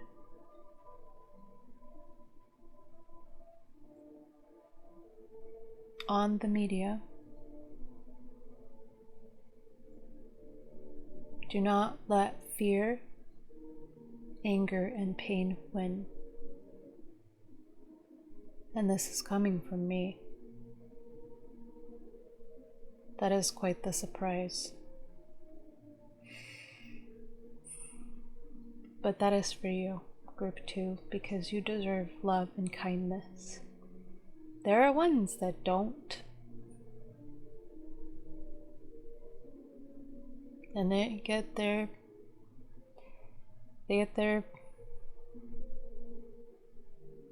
I can't even curse here for some reason.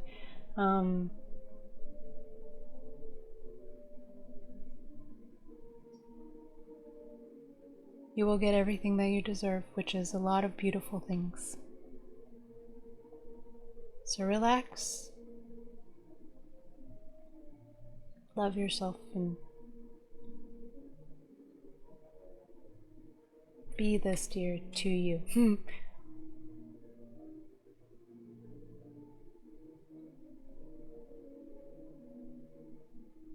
It's odd to say goodbye.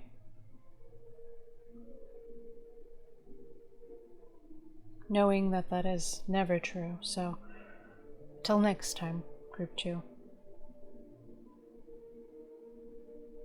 Goodbye. Welcome back, Group 3. I think you need to take a little breather here.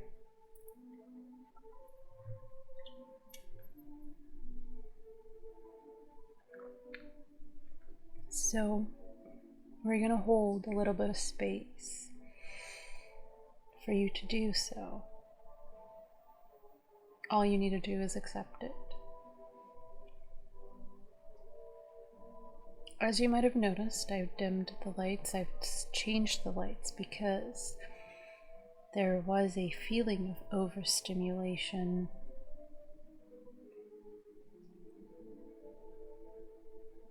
Very much so. After pulling the second set of cards,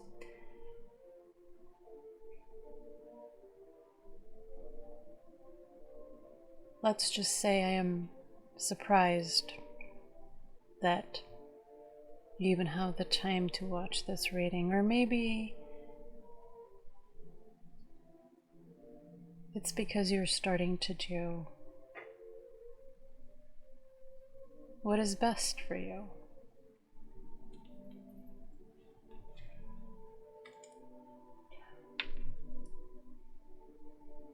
I had forgotten to read an excerpt out of the Rapture segment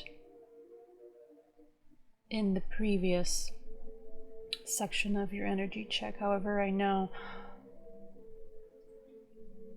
once again that was just a metaphor or a message, because I meant to read it in this part. And I can't say the reason why yet, but it will be read at the end of the reading, of the information, the guidance, the message that I'm here to give to you right now, in this moment in time, because it is a turning point. There's a decision that has been made with that tarantula.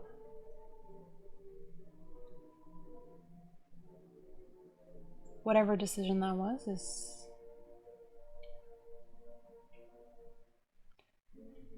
yours to know. Maybe it was just to go to the second part, to this part.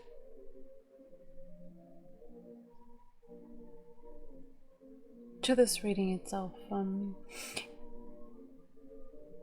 Once again, cannot say why, because I am just channeling. But there was a sense of a it is a test, but not a test, because it's that word doesn't fit it. It's a choice, but the choice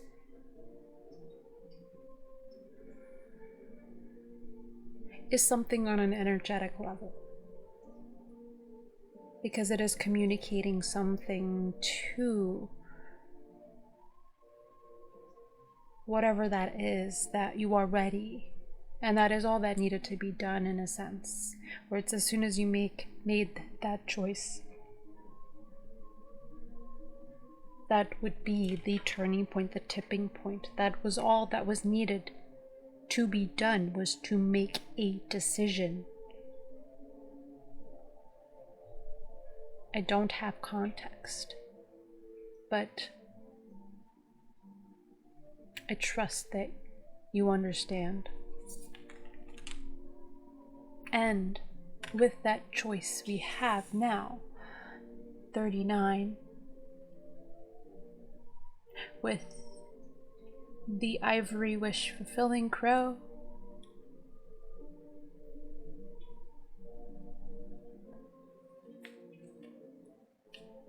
just that.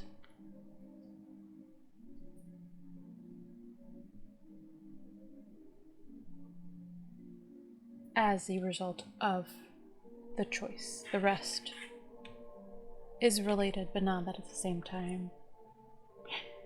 We have rebellion with the number 33, upstart, and revolution. I didn't want to say the tumult, because I think you're used to that. That's just a given. And you're okay with that. It'll be worth it.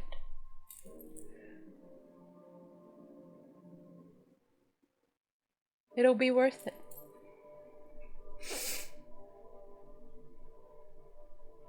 You've been dealing with it already. But this time it'll be because it's something that is wish fulfilling. I only pulled these after I did the first part, which I was talking about that Uranus, that rebel energy. And at the beginning of doing pile 3, I had a feeling that saying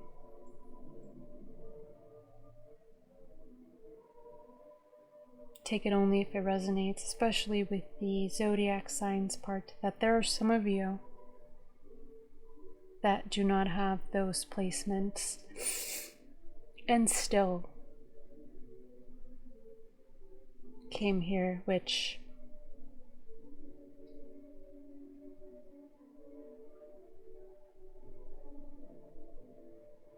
is exactly what you meant to do. That was a test in itself to see what would happen. So if you are here and you did not resonate with any of those zodiac placements,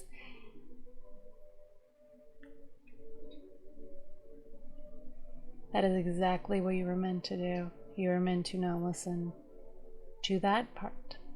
Sometimes things present itself in ways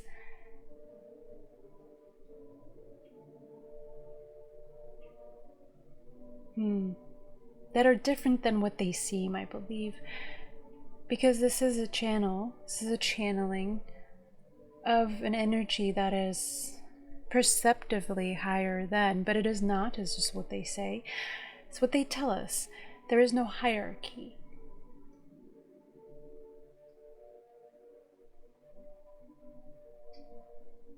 And if there is a hierarchy,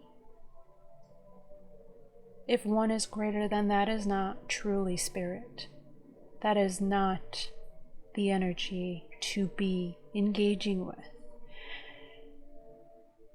This was the only group that had that energy of, I feel like this is for me. I'm not gonna listen to this part. I'm just gonna click on it. And with that, I say congratulations, you did it. You are there. You are here. You've done it, whatever it is. You've made that decision, that choice of perceptively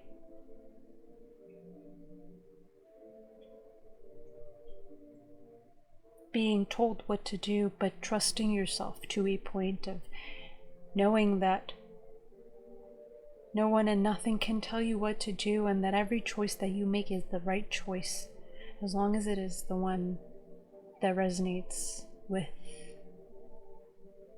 what your gut is telling you. And I know this is just an online tarot reading,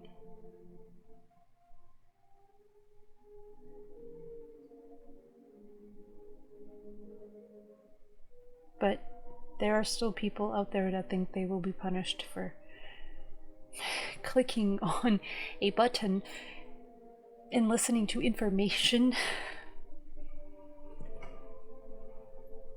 And if you still thought that was going to happen and you still clicked on it, then I am here to confirm to you that that is not true.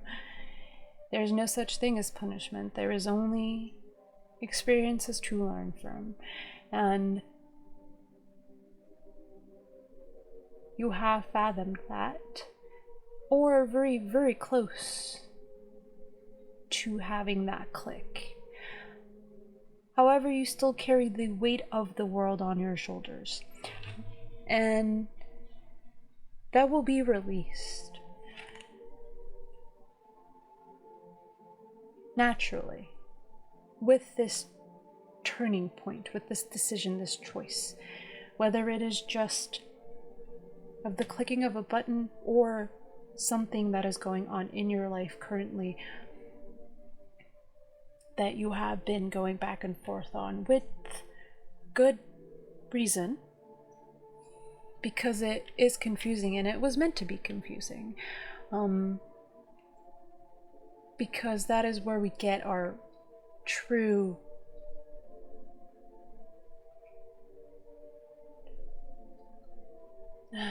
training. It's not training. Well, it is, but that's not a good word for it. We get our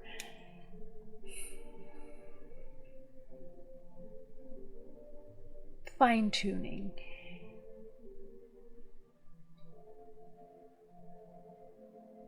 And even though there are no ranks, there is more energy here. There is a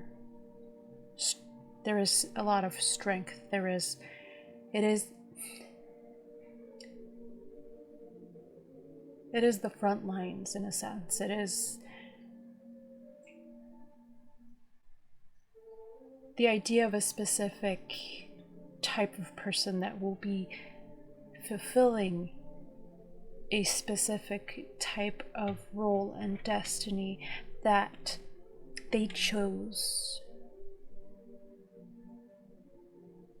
before they came here. And you will love it, and it will look different than you perhaps thought it would, because I believe you think this is the energy that would have been needed, not the rebellion in itself, but the preparedness, the focus, the strength, almost holding back tears, but I'm going to do it anyway. It won't need to be like that. It's going to be done with joy. You can drop this shield because you have divine protection at your side, and you already know that.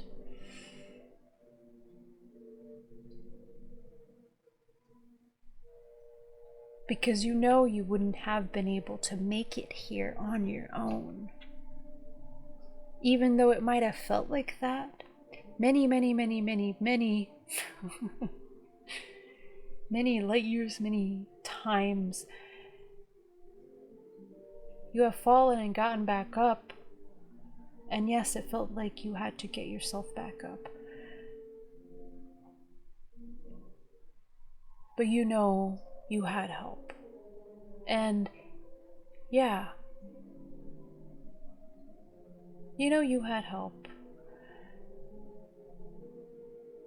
Would you have wished for more help? Yes.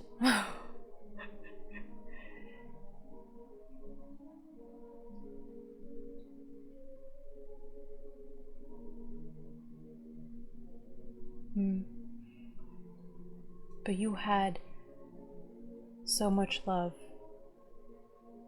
that was supporting you from the sidelines that unfortunately at that moment in time was unseen to you.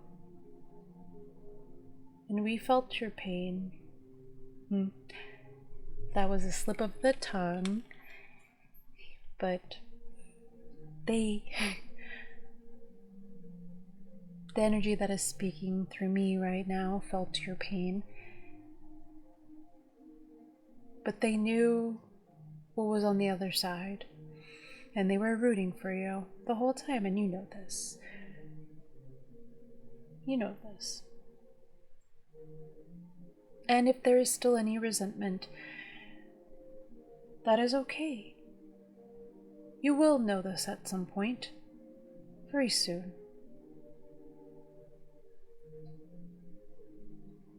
That last part about the falling and getting back up, that is only for a very small, does not necessarily, but certain percentage of you watching this. So for some that might resonate, for some that might not. However, the wish fulfillment through that decision does still stand. The Sentinel energy is really coming through now, because it's the energy of like, we gave you our word. It will happen. You are owed this. We will not fail you. That type of energy.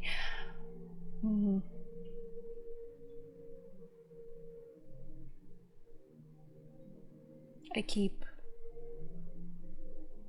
seeing these shimmers in the hair, and it is giving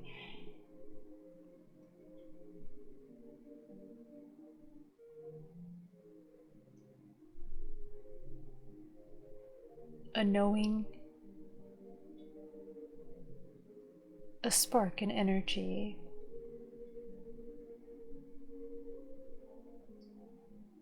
That Uranus electricity, where, yes, that is what it is. It is that power that might have been hidden from others in the past. However, that veil is being lifted, and you will be seen for who you truly are, for your essence, for your soul. It was cloaked. And you might be getting tingles as confirmation. It was cloaked. People could not see you for who you were. That power that you knew you've had all along, but because of the events in your life, you might have doubted here and there, but it was never gone, and you know that. Because that's how you kept being able to stand back up. No matter how big or small, just kept going.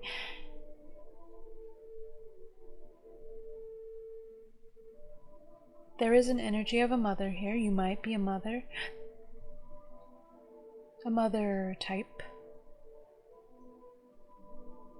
A past loved one giving you their support. Or you also might be a mother, a single parent, or feel like you are a single parent. But that is not for everyone as well. Or you are the nurturer friend, but not in that coddling way, in that very protective way, which makes sense here with the Sentinel.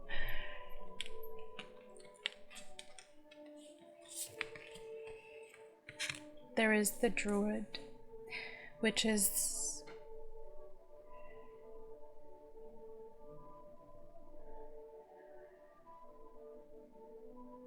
an old,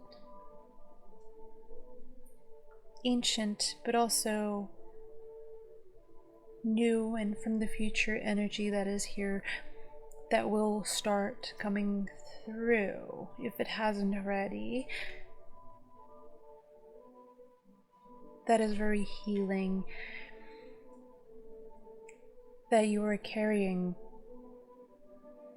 knowledge that is meant to come forward at this point in time for a certain purpose, for that fate, for whatever it is that you came here to do, that you may not see yet. And it does say see beyond the current situation, but I don't think you can, and that's the thing. I know you can't. It's not the I don't think you can, I know you cannot. Just know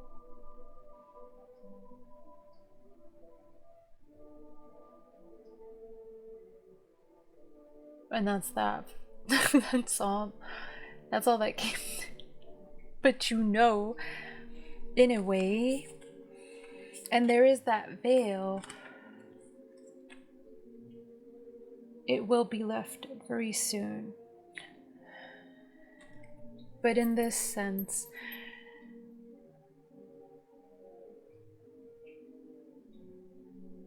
you are a seer. You know things you can see, things you can read, tarot energies. You have abilities, but for your own self, for your own future, that has always felt like it was hidden. It's been hidden, and it developed that trust because things things have been unfolding in the way of it being easier to digest, to remember, to retain little bits of information about where you are heading, where sometimes it might not feel as it is your own path, but it is because you are being guided by many spirit beings, higher forces, but also your higher self as well, very closely. And some of you know this, some of you know now.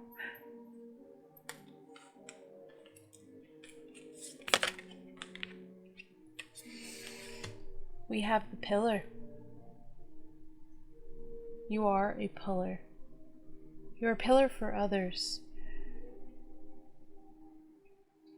And you don't need to do anything to be this pillar, you just are. It is your energy that gives people strength.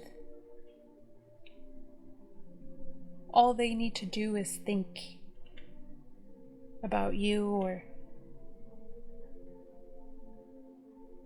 be in your presence, and you give them strength energetically, and that is a part of this ancient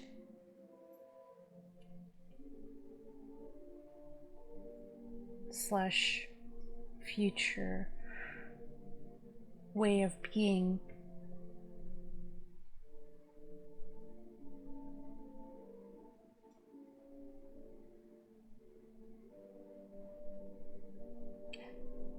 Pillar, tree,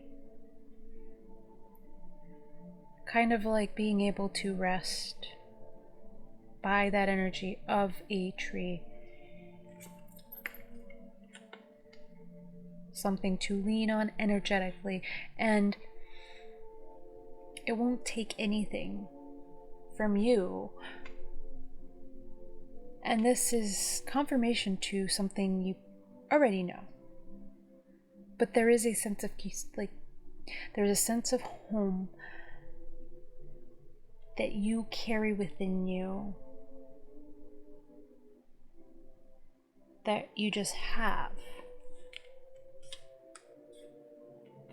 We have the dolphin.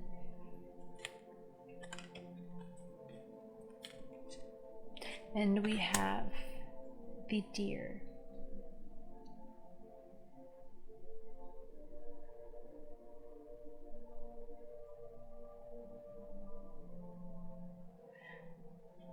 If you have not delved into Lemuria with the dolphin, and then the druids had nothing to do with this, however, it is the staff with the crystal, which is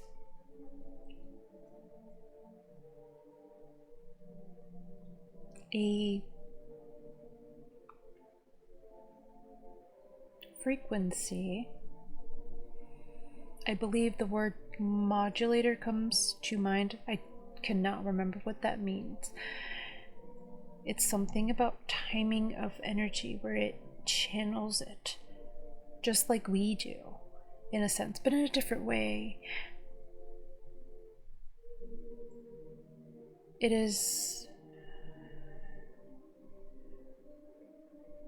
It regulates energies in a way that is beneficial to us. There is more to that, but that is all I can say about that right now, because I think that is all that is needed to be shared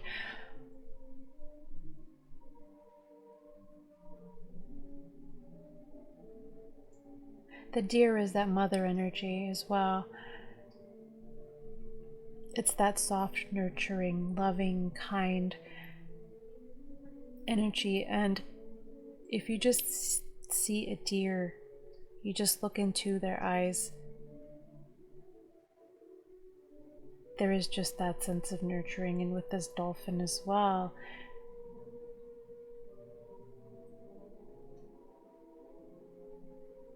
they just look very happy.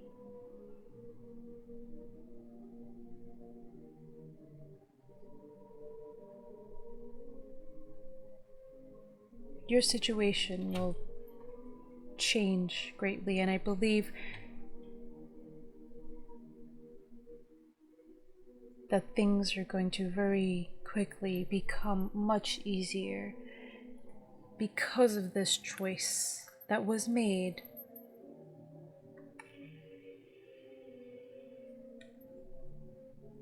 And you have made this choice many, many times, but there was one final time. And that choice was easy at that point because you've already done it. But it clicked something into place.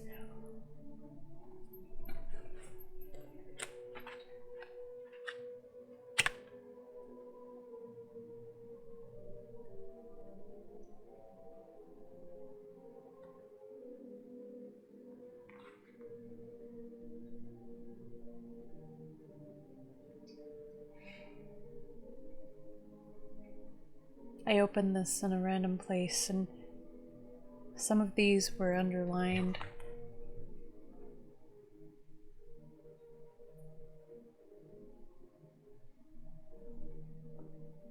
By an old friend who is still around, just not in physical form.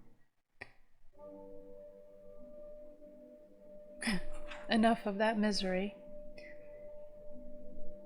Whether we can see it or not, there is a spiritual path through all the troubles. See beyond the current situation.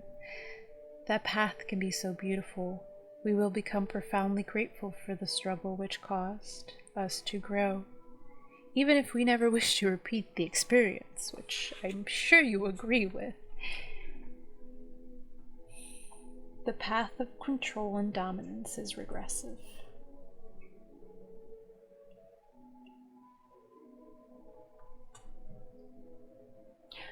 So there is something to mention here about that previous comment about you can sway anyone into doing anything. And I believe you have quite the force of will. There is a strong will power here. And it all comes from a very good place. It is not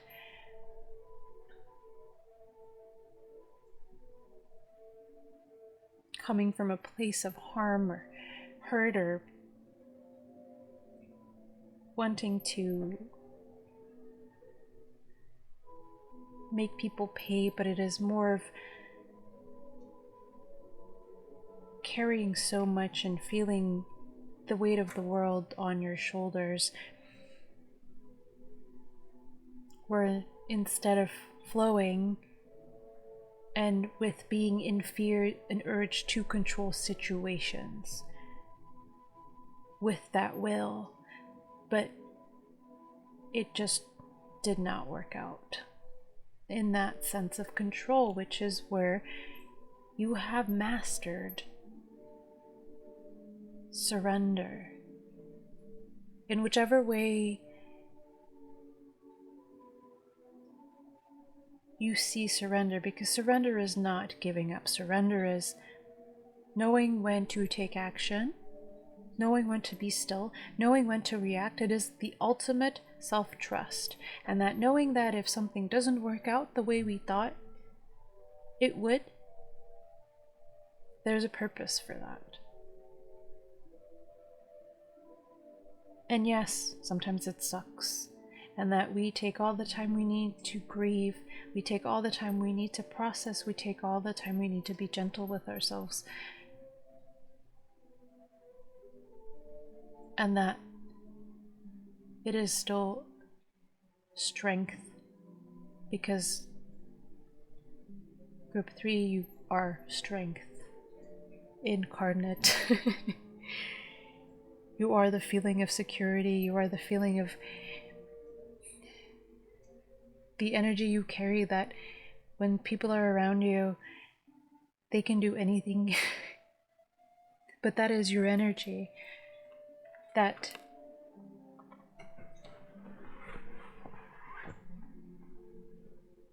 is your gift to them without having to give them anything. And they're not taking this from you because it is infinite.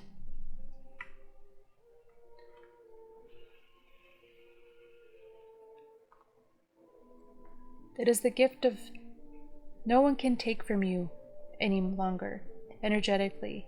You cannot be energetically drained. This is not for everyone, but for your group, that is the gift that you have been given through all of this.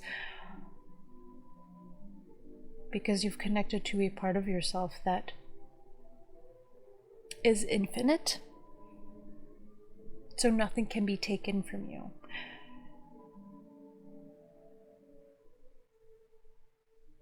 It can be received.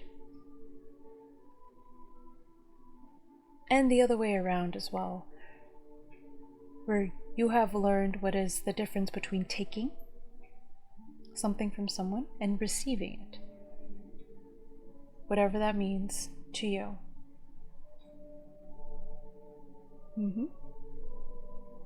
You have wisdom.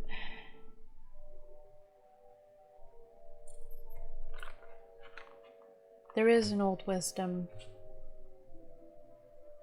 but you already know that. I'm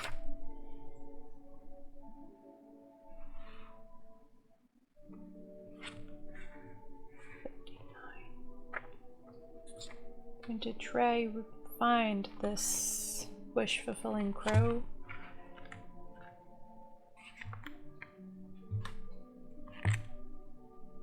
There's definitely a sense of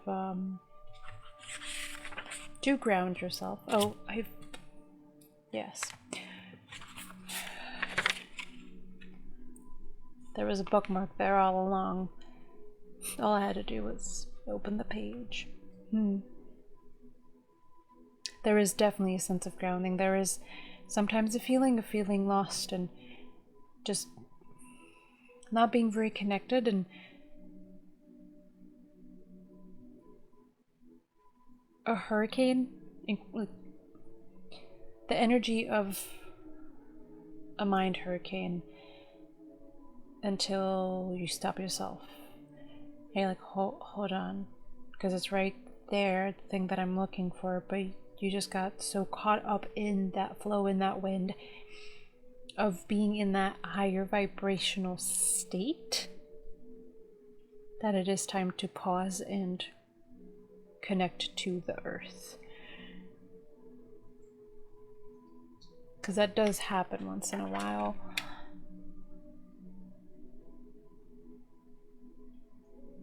And it's just a good reminder. Because it feels better to not be too connected when you're in that higher vibrational flow of a heightened energy and sensitivity. However, it is sometimes time to come back down here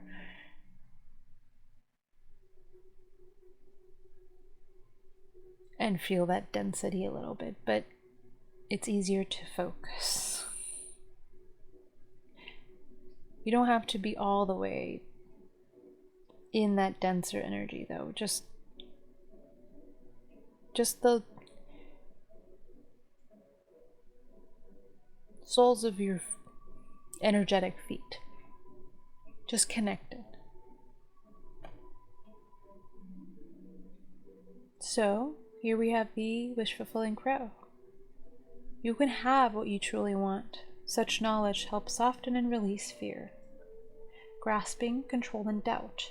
Have confidence that the universe hears your wishes and is even now leading you into that which you seek. You can take sanctuary within your spiritual connection, wherever you need stabilization and protection.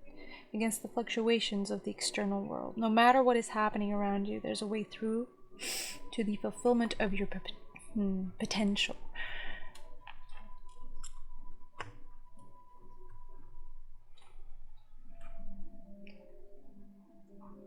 The wish-fulfilling tree is a spiritual symbol for the soul, the heart, and the divine bodhisattvas of the enlightened sages who guide and protect humanity, and that is you. You guide and protect humanity. You will guide and protect humanity in whatever scale that resonates with you, whether it is a small community or way more than that. It represents a high level of consciousness, which is abundant and in harmony with the universe, and therefore blissful, free, and generous.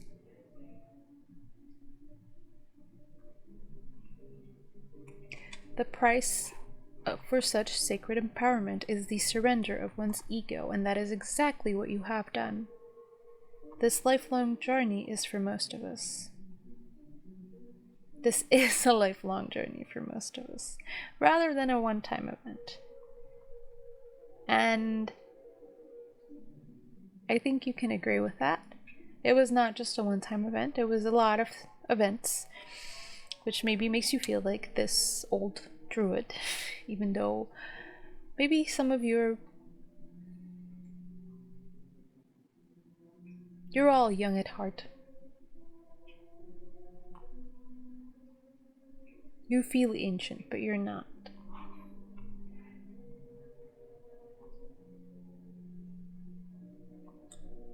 We disentangle our hearts from societal conditioning based in fear, dominance, greed, and victimization, of getting one's personal desires met at any cost. We recognize there is a profound difference between taking and receiving. We trust what is destined for us, and the thing with that trust in what is destined for us is so much more than we can ever imagine. But if we're not in the space that I believe you are in, group 3, that can't happen because that belief is not there yet, that fathoming.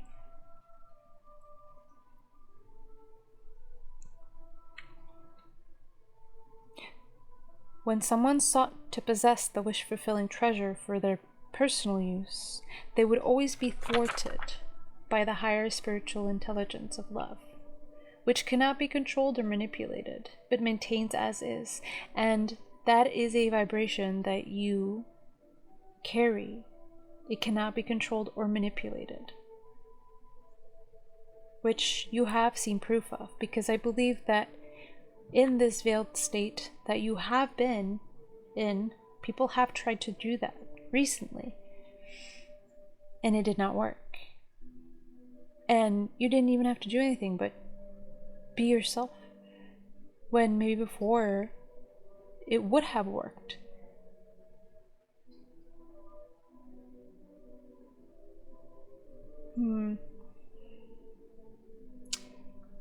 Yes, and we had that cosmic fire.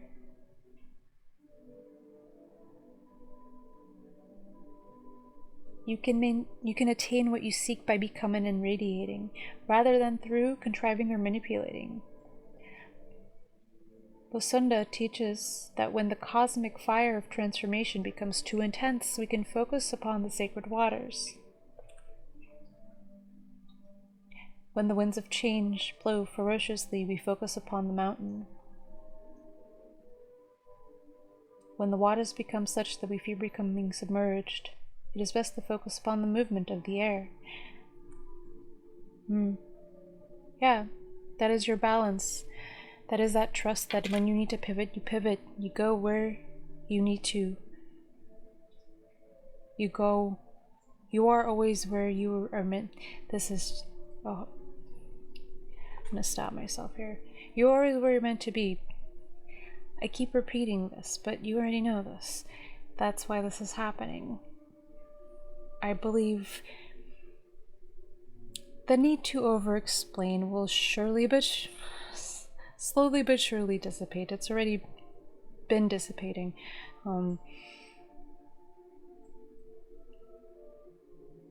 But yeah, It'll leave. It'll go. Things don't just change overnight, and you know more. You know that more than anyone. All of a sudden it became very hard to speak.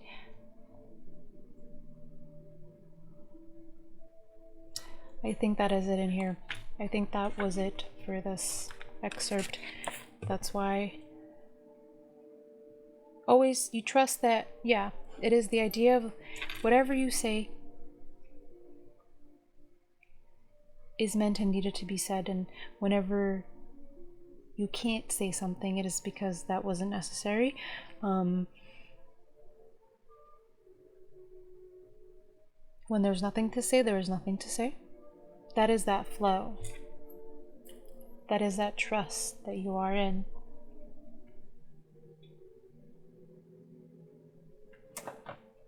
There's been a release of fear here. Because it is the knowing that you are so supported by, after not feeling supported at all.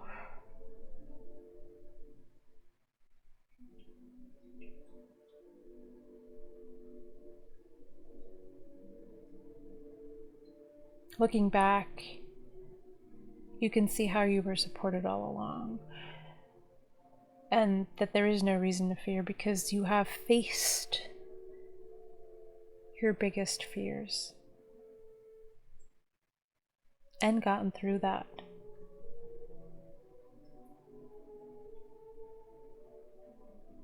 Somehow, which now has given you the key to unlock that door that you can walk through now, which is understanding that fear is an illusion and that is all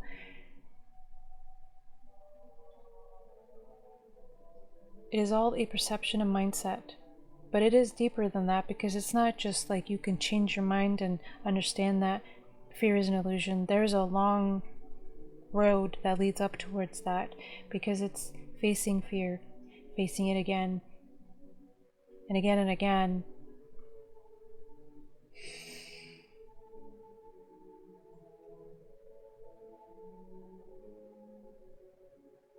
Where it gets to that deepest core of wounds, that deepest pattern, that subconscious pattern that you didn't even know was there, just to bring that up all to the surface so that could be cleared. And then one day you just wake up and you realize it's all a lie, and that it can't control you anymore. And it's unbelievable. You don't believe it, but you do. But you trust that you will see the proof of this new mindset, this new comprehension,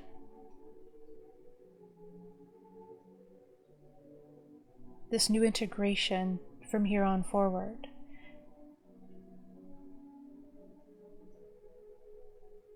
I'm sure that will make sense to who it needs to.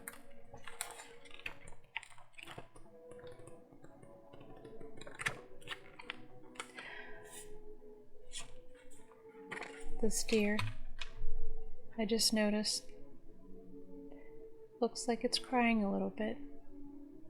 Reminds me of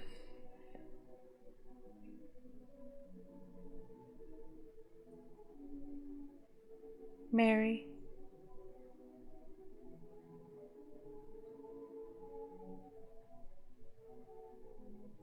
The Ascendant Mary,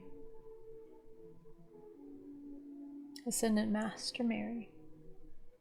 So I did mention Yeshua and Mary. So, and then also, of course, with the number 33 here, you have Ascendant Masters that work with you.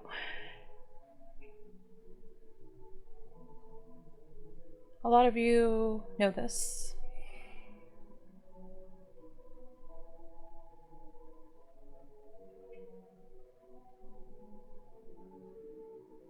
But for those that don't, this is a confirmation.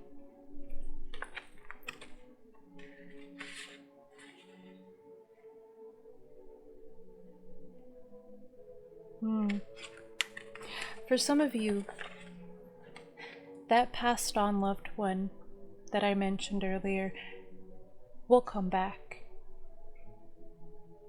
and start fresh and start new, because this Deer card talks about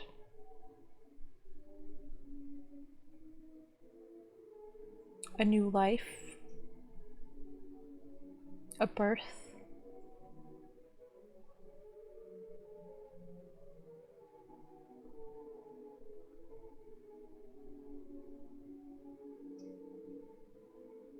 if there is still grief here, it is okay to grieve this. And there is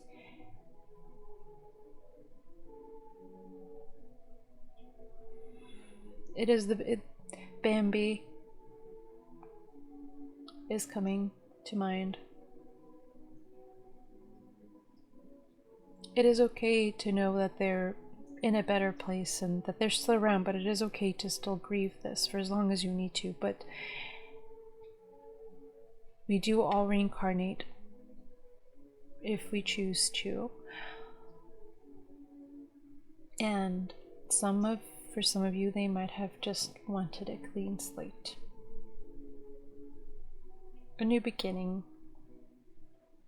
in the most intense, extreme form.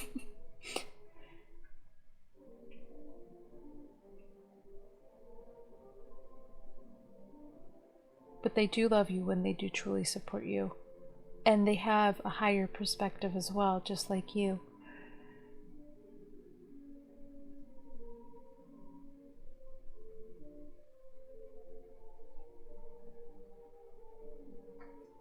Yeah.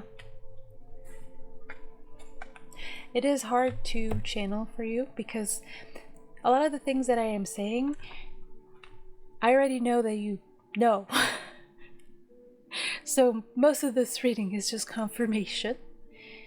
Once again, I got the chills, so you probably did too. You already know. There are probably snippets here and there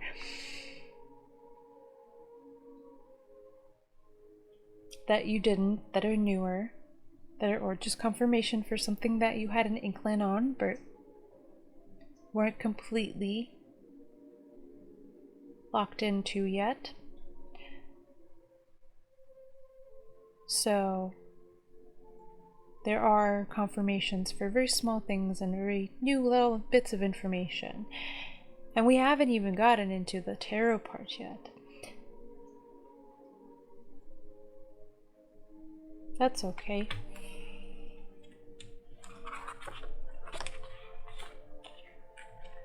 You don't have to... Interesting. Okay. I cannot remember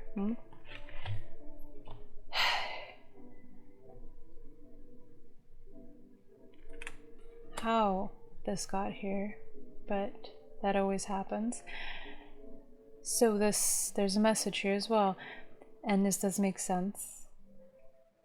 The fish loves to be subsumed in life's current. Nothing pleases it more than movement, movement, and more movement.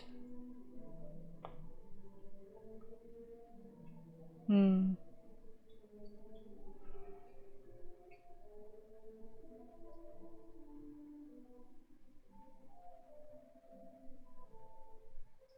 trying to, pun intended, fish out.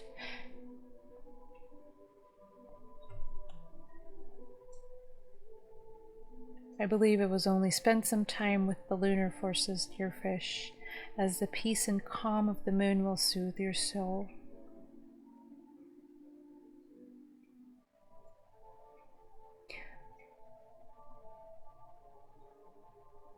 The movement, the roaming lifestyle,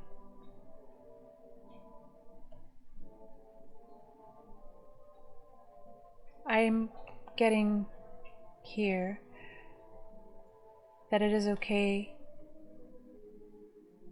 to spend time in the peace of night where everyone is asleep. No one can bother you. And you know no one can bother you or call you or text you because it's nighttime. Everyone's asleep. There's a quietness, there's a stillness that is just so refreshing. Yeah. And centering, I believe. And grounding as well. Do not get lost. You don't get lost. You can't get lost. Just don't get swept up in the current too much. That is a message. And when you feel confused, because that can happen, and like you are in water and your head feels swimming, it's just time to retreat and do something that requires a focus that is enjoyable, like reading a book, playing a video game, where you're not looking for information, you're not looking for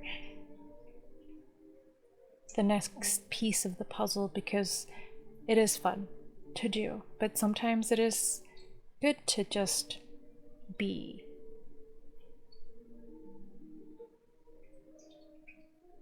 And do something that requires focus, but it's still looked upon as mind-numbing, even though it is not. Yeah.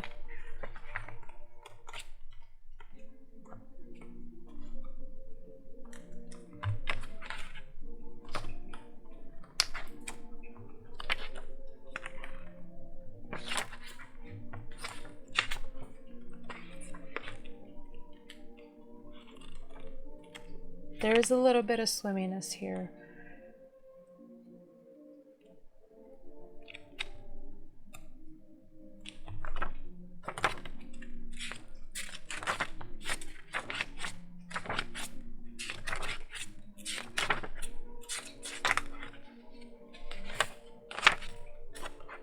There. Yeah. Innately intelligent, healer, light, blessings. The gifts of the dolphin are beyond what our human minds can grasp. Dolphin personalities are often drawn to the healing arts, as they are sensitive to subtle and enjoy working on the level of spirit. It is easy for dolphin types to underestimate the impact they make in the world.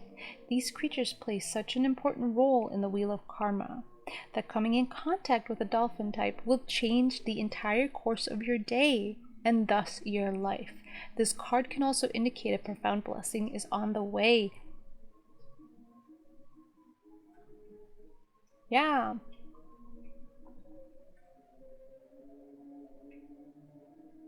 Active healer, strong spiritual practice. When out of balance, underestimates own power. To bring into balance like-minded spirits, and I think those are on their way if they already haven't presented themselves in your life. But like was mentioned already,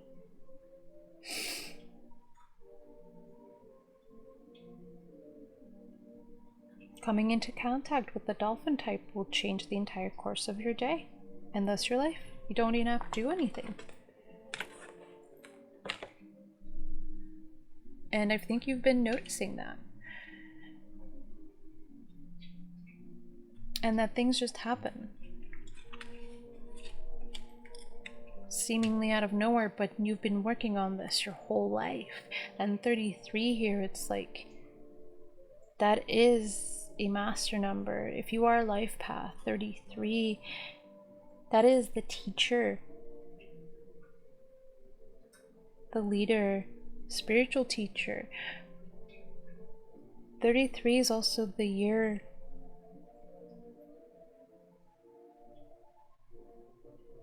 of stepping into power, even though most of the time it's a terrible year. But is that year of, it's like a final exam almost. And if you're not 33 yet, don't worry, it's past, you're done with it. That's for sure. You've done it before because it's time. It was time.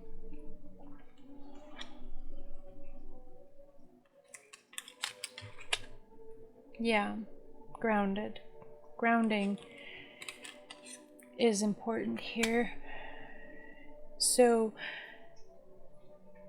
you can feel emotions. You can I know that how that could sound strange to some, but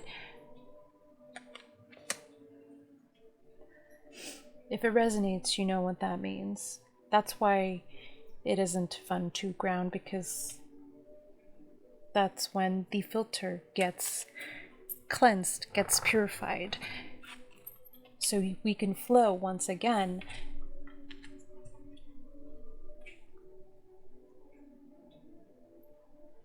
But I think, but you're used to that. You're used to letting those emotions flow once you're grounded, because you know what it does and how it changes and how it affects your state of being and your abilities and everything. So it's like where you'll go up and you'll go down, and you'll go up and it's all for a reason, and you will naturally, most of the time, ground yourself. And even though it's like meh,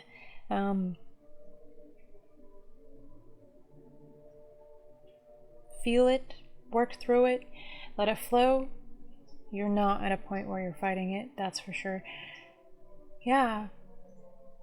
And then you feel better, and then you keep on. But it's not like it used to be.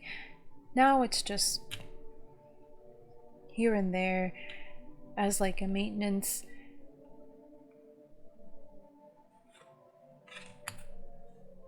Because it is healing.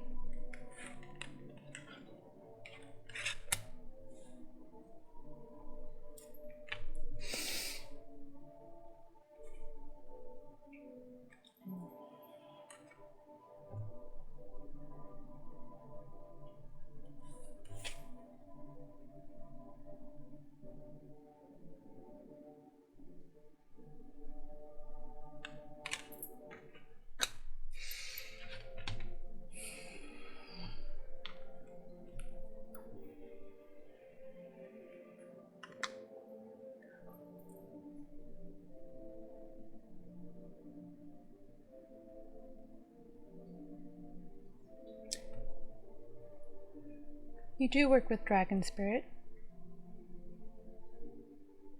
So if you don't already, call on them for help. But they come through regardless.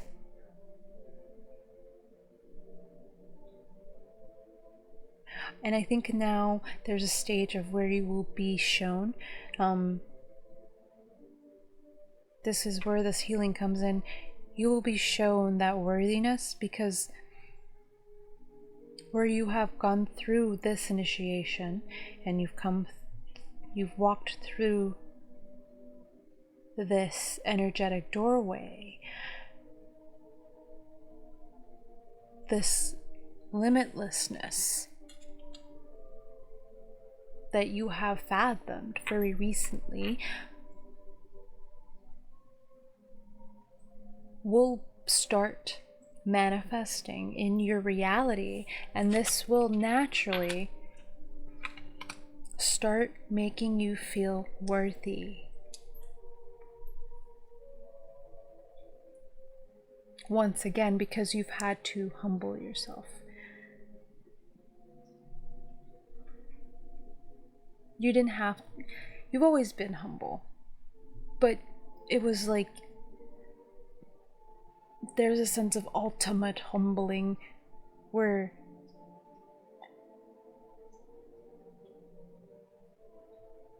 you thought there was the bottom, and then there was more bottom.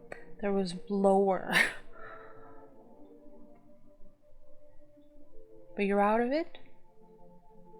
Now you can see the bigger picture. And this will start manifesting in different ways and heal that worthiness, that who am I, because it is exactly the fact that you say who am I to do this makes you the one to do it, because you don't want to control, you only want to heal and help and show that there is a better and different way, and you don't want others to have to go through what you went through. You are not the person that's saying, well, this happened to me, so it should happen to you. You should go through the same thing. That is not you. If that is you, this is not for you. But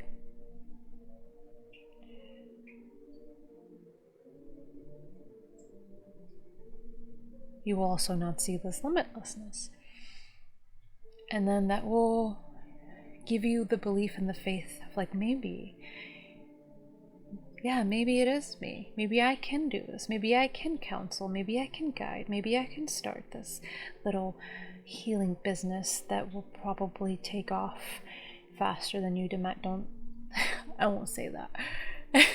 I don't want to overwhelm, but I don't think that's something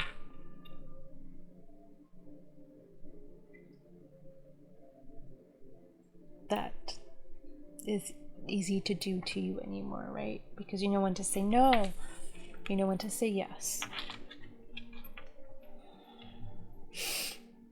Whew. There's a lot of power here, so there's very much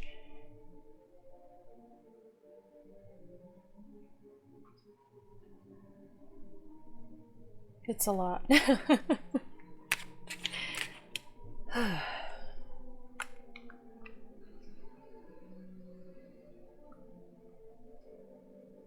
And I felt a very distinct difference before your group, with the energy that I was channeling. But with yours, sometimes I have to check in and I'm like, are you still here? And they're like, yeah. And I'm like, oh, okay.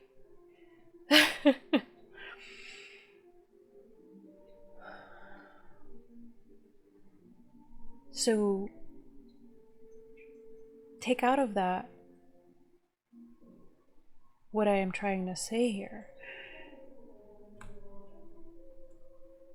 That worthy and limitless. You might not see or feel yourself that way because it is your own energy. But to others, the eye, you're just your eyes, there is a power here that you're used to, but others aren't. So be aware of that. Be aware of the effect you have. Two of Wands.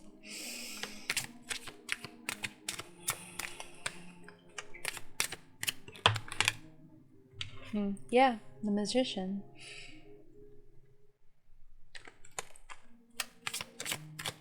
That is mastery of all four elements.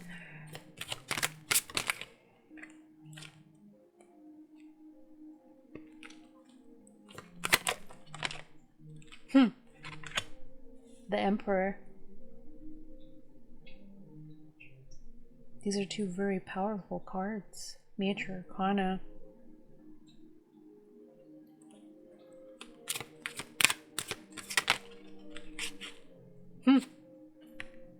The World.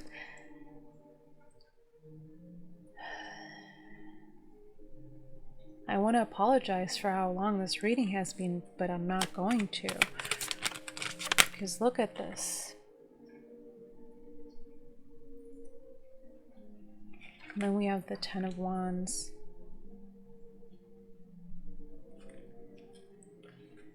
But look at her. Yeah.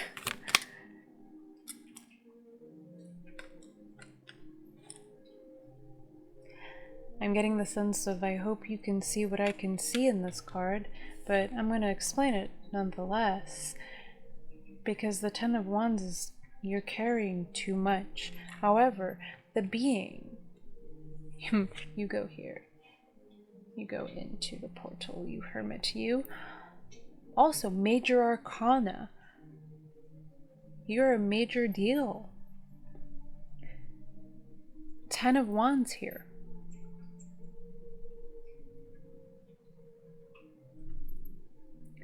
They're just vibing. They're just hanging out. It's not phasing them. The amount of stuff that you are able to take on, you don't have to, right? But where this character in this 10 of Wands, they can lift the heaviness of these rocks and these snakes that could potentially strangle or bite or be poisonous are not doing any of that. She has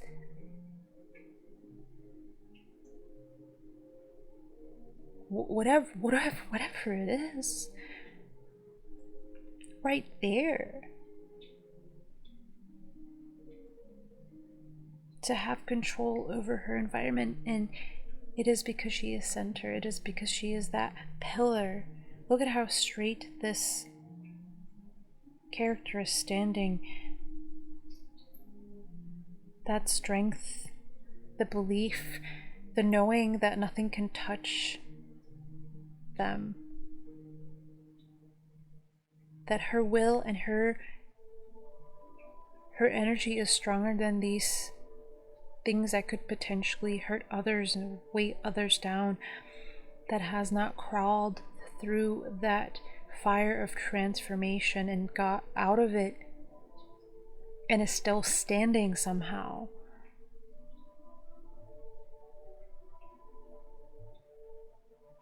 Even with this 2 of Wands here, that's just an energy of planning for the future, but they're not just holding this globe in their hands, it is floating. They're manipulating their surroundings.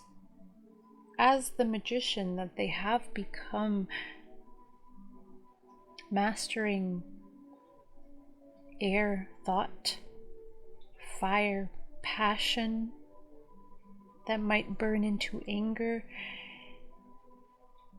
but it does not anymore for you. Water, feelings and emotions, and earth.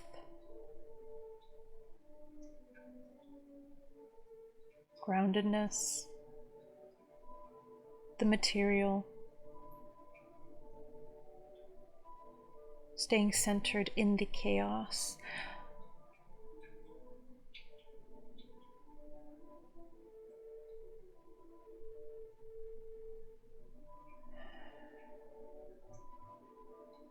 With the world, which is that ending of a cycle and seeing everything in that bigger picture, which you can't see in this.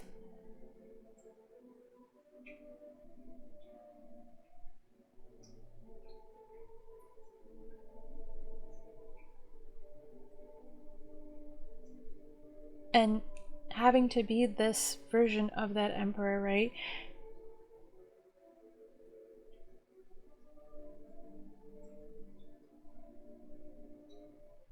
Where they look like they're bleeding from their own hands, but they are still going. Like, this emperor looks like their hands are really, really in pain, but they are doing what is necessary to get done what they need to with focus. And having this crow, their guides, their higher self, spirit,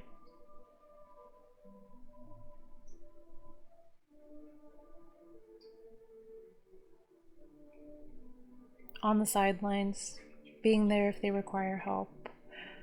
And this world card is making me think of the star card as well. Like, where now all they carry is flowers, and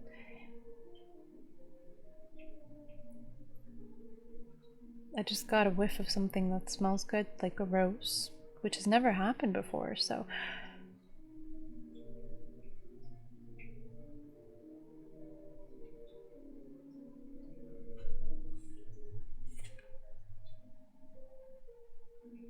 I always thought this was their hair. It might still be their hair, but carrying the universe in their being, understanding that they are one. And then we have the Ten of Cups right here, which is community and emotional, just ultimate emotional fulfillment. After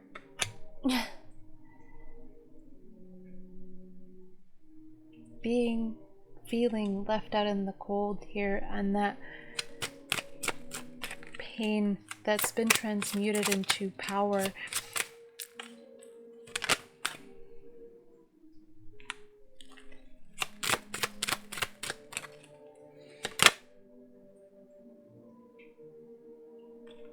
Walked through that valley of barrenness, even though it is the Seven of Pentacles.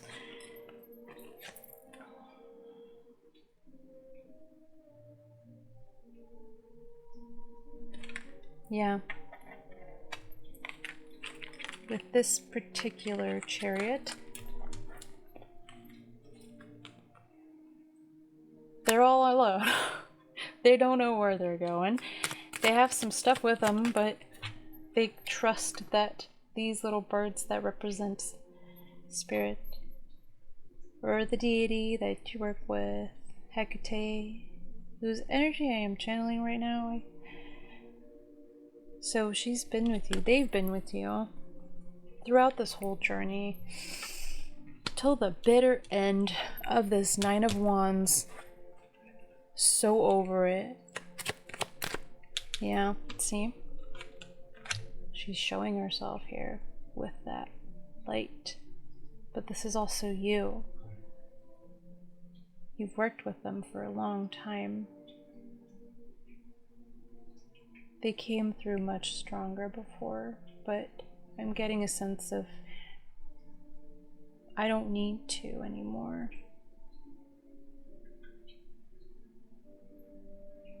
They will for you. I mean more in a channeling way.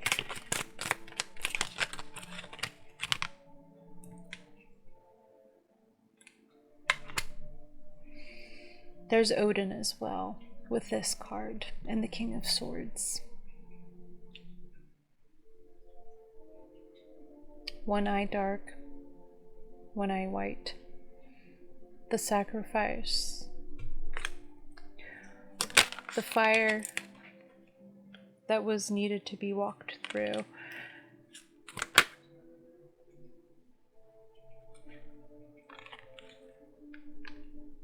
To gain that knowledge that Odin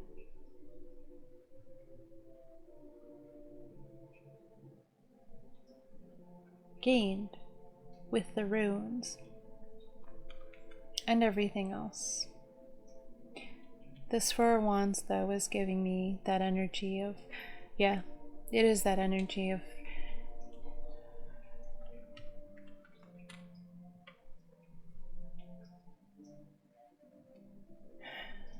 someone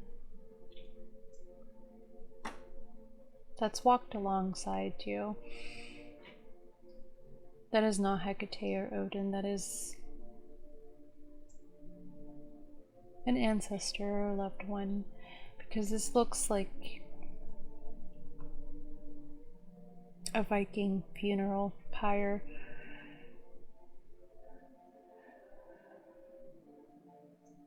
I know it doesn't, but it does, the way that I am seeing it right now. And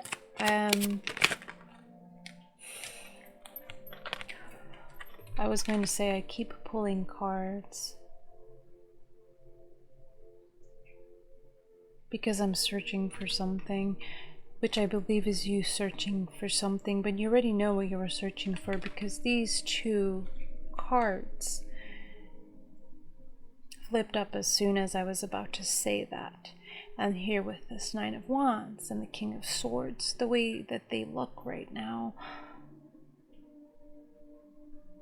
this is also you, right? This is you, but there's a feeling of this being you as well, where there is still that strength, but it's very much over it, and trying to walk towards this Ten of Cups, which is emotional fulfillment with all of these beautiful souls that are resonant with who you are as a person, because as of this moment in time, there are not that many that are like you, that have gotten to where you are at. There are people that pretend and even think that maybe they did. They do believe it, most of them, not all of them, but you have truly gotten here. You've gotten to where, and this is not, we're not comparing, but that is a given.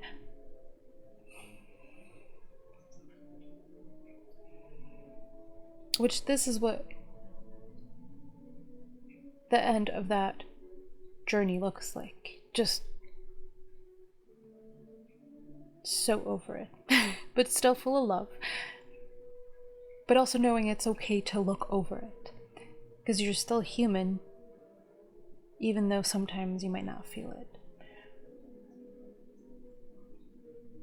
In a sense of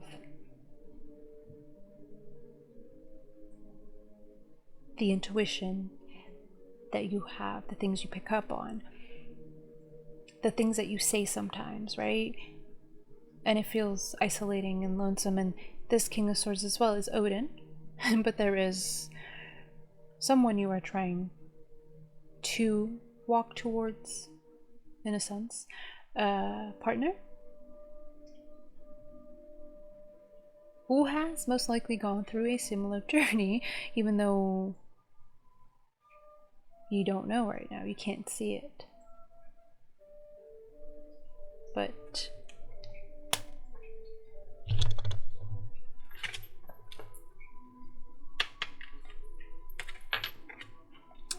I just hit that mic, and I hope that it is still working, and if not, oh well. And that is where you're at, right? And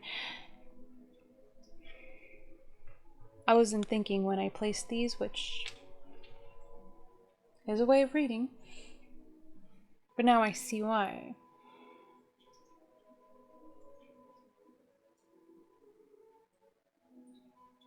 While you have gone on this journey, which was the last part, which was this hermit part, this exploring the cosmos, feeling,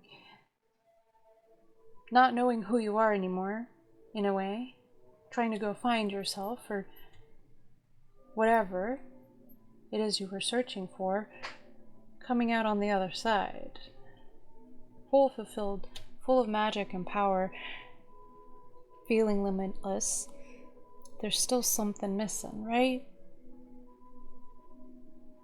When on the other side, there's this King of Swords who has been there with their sword up, guarding themselves and their feelings and their emotions through logic, but they've been working hard in their own way, even though it's been unseen, because now here we have the Empress, which is your energy, and then we have the King of Wands here, which, since the Emperor did come out earlier,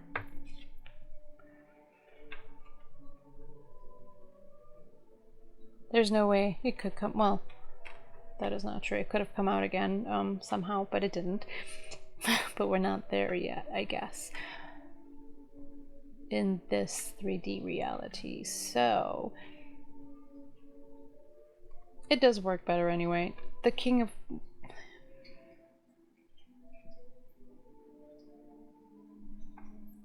This is where there's still some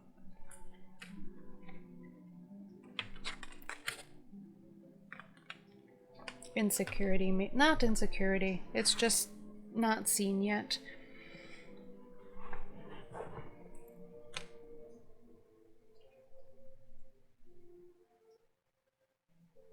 But there is a death here, and I believe that is on that end that you can't see right yet.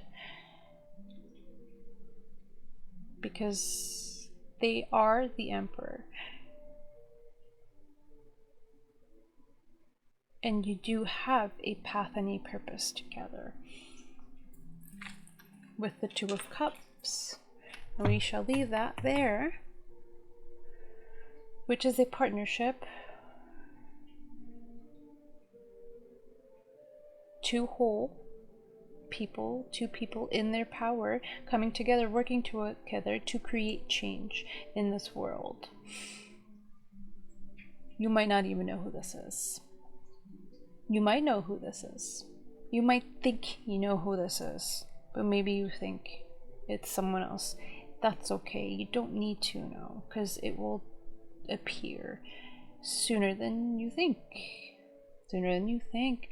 Yep. Sooner than you think. They're being taken care of. Is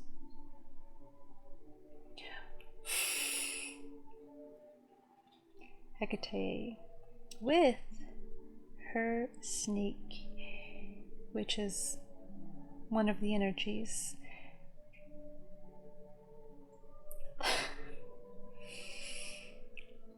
that she carries.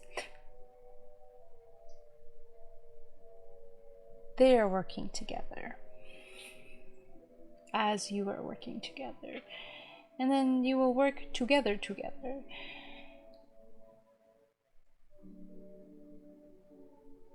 They're just a little behind, not much, but you know this, maybe? They are going through a transformation. And we prefer this King of Wands to this Emperor photo, so let's just pretend this is the Emperor. Or maybe the King of Wands is more fun anyway, right? They can be whoever they need to be for your Ten of Cups. And why does this Ten of Wands look cooler than the Empress? Okay.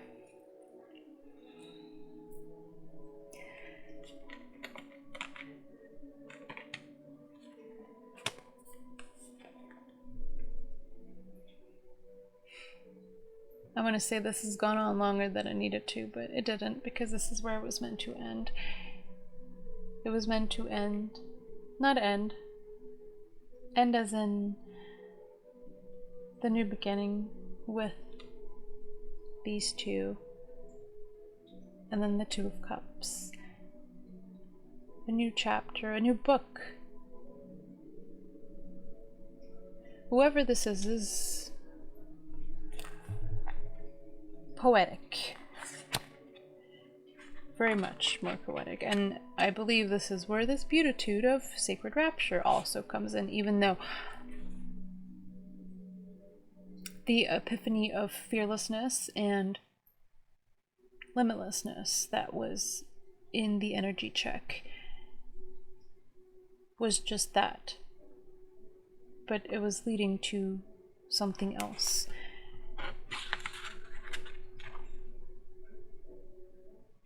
Let your true self be seen. Search for the deeper spiritual purpose, an opportunity for healing beneath conflict and suffering.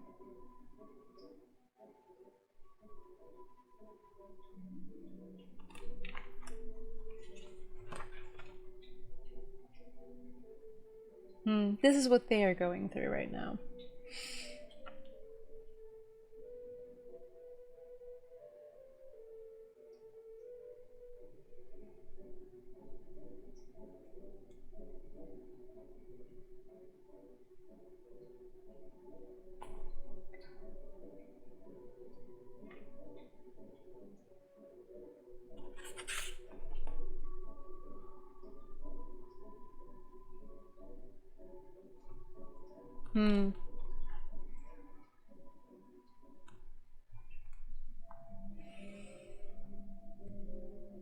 When we are beheld, the need to behold arises. We need to bear witness to the sacred, to acknowledge what is true, which means cutting through the fog of illusion, deception, and confusion with the clarifying knife, that King of Swords, of higher perception. There is quantum power in pure vision. It empowers the viewer and also that which is viewed, seeing from a position of inner spiritual truth. We look below the surface, which has alchemical potencies, is set healing in motion. What vision of yourself or others do you either cling to or free yourself from? How might your choice either encourage to impede soul awakening? When life is tough,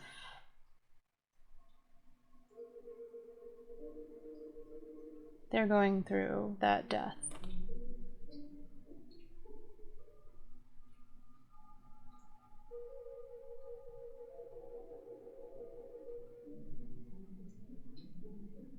Yeah.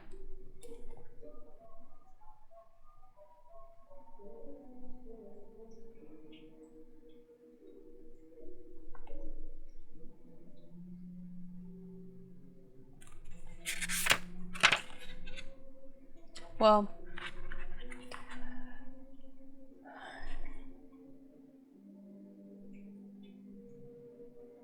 I don't understand why this card looks the way it does with this description. However, this is what they are going through. Or maybe if you were on the other... Nope, that is not it.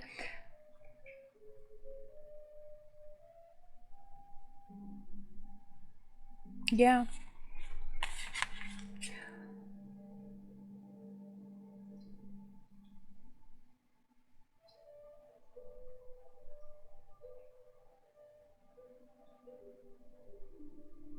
Yeah, okay. There we go. It took a while to find, and I think it took them a while to find. There is a point of light within your heart.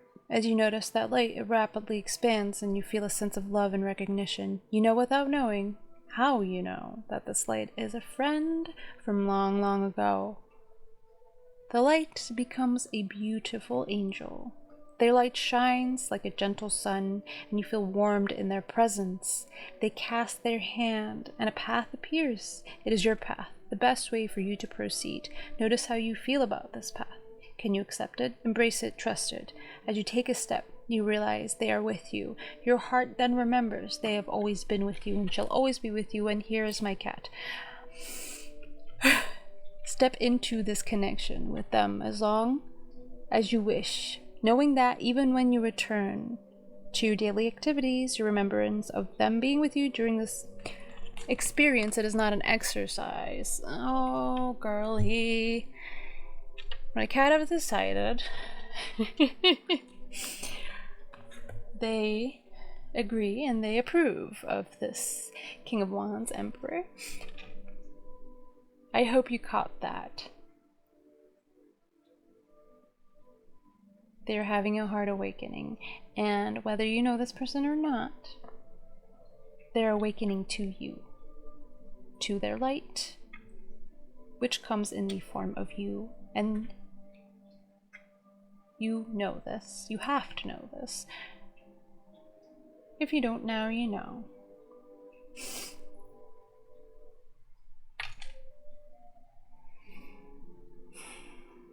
Thank you for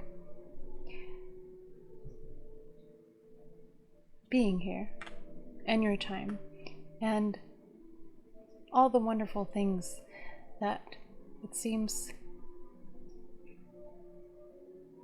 you will be doing, you will be creating.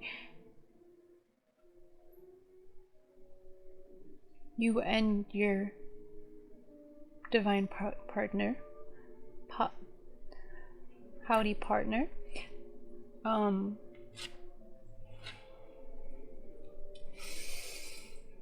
the last piece of advice is get some rest. You more than deserve it. You are owed it.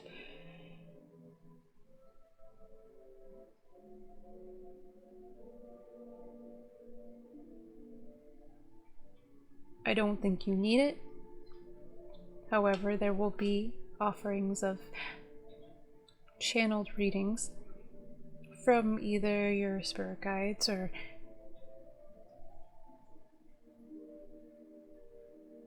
any other higher realm being.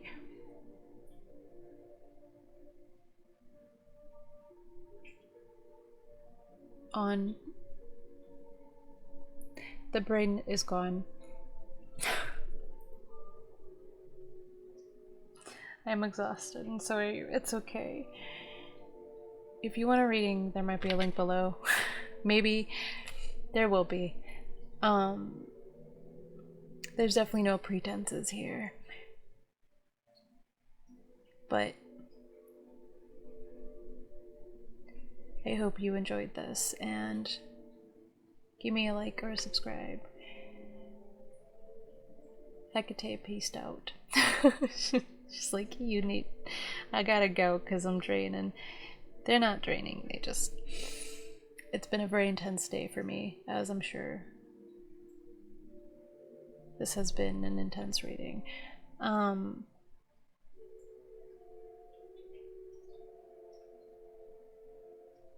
Yeah.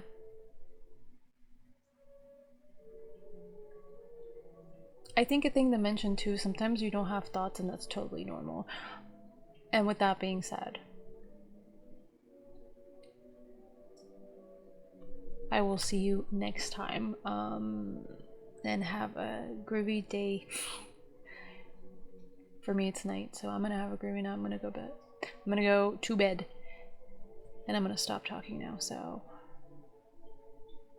hope you liked it. Bye.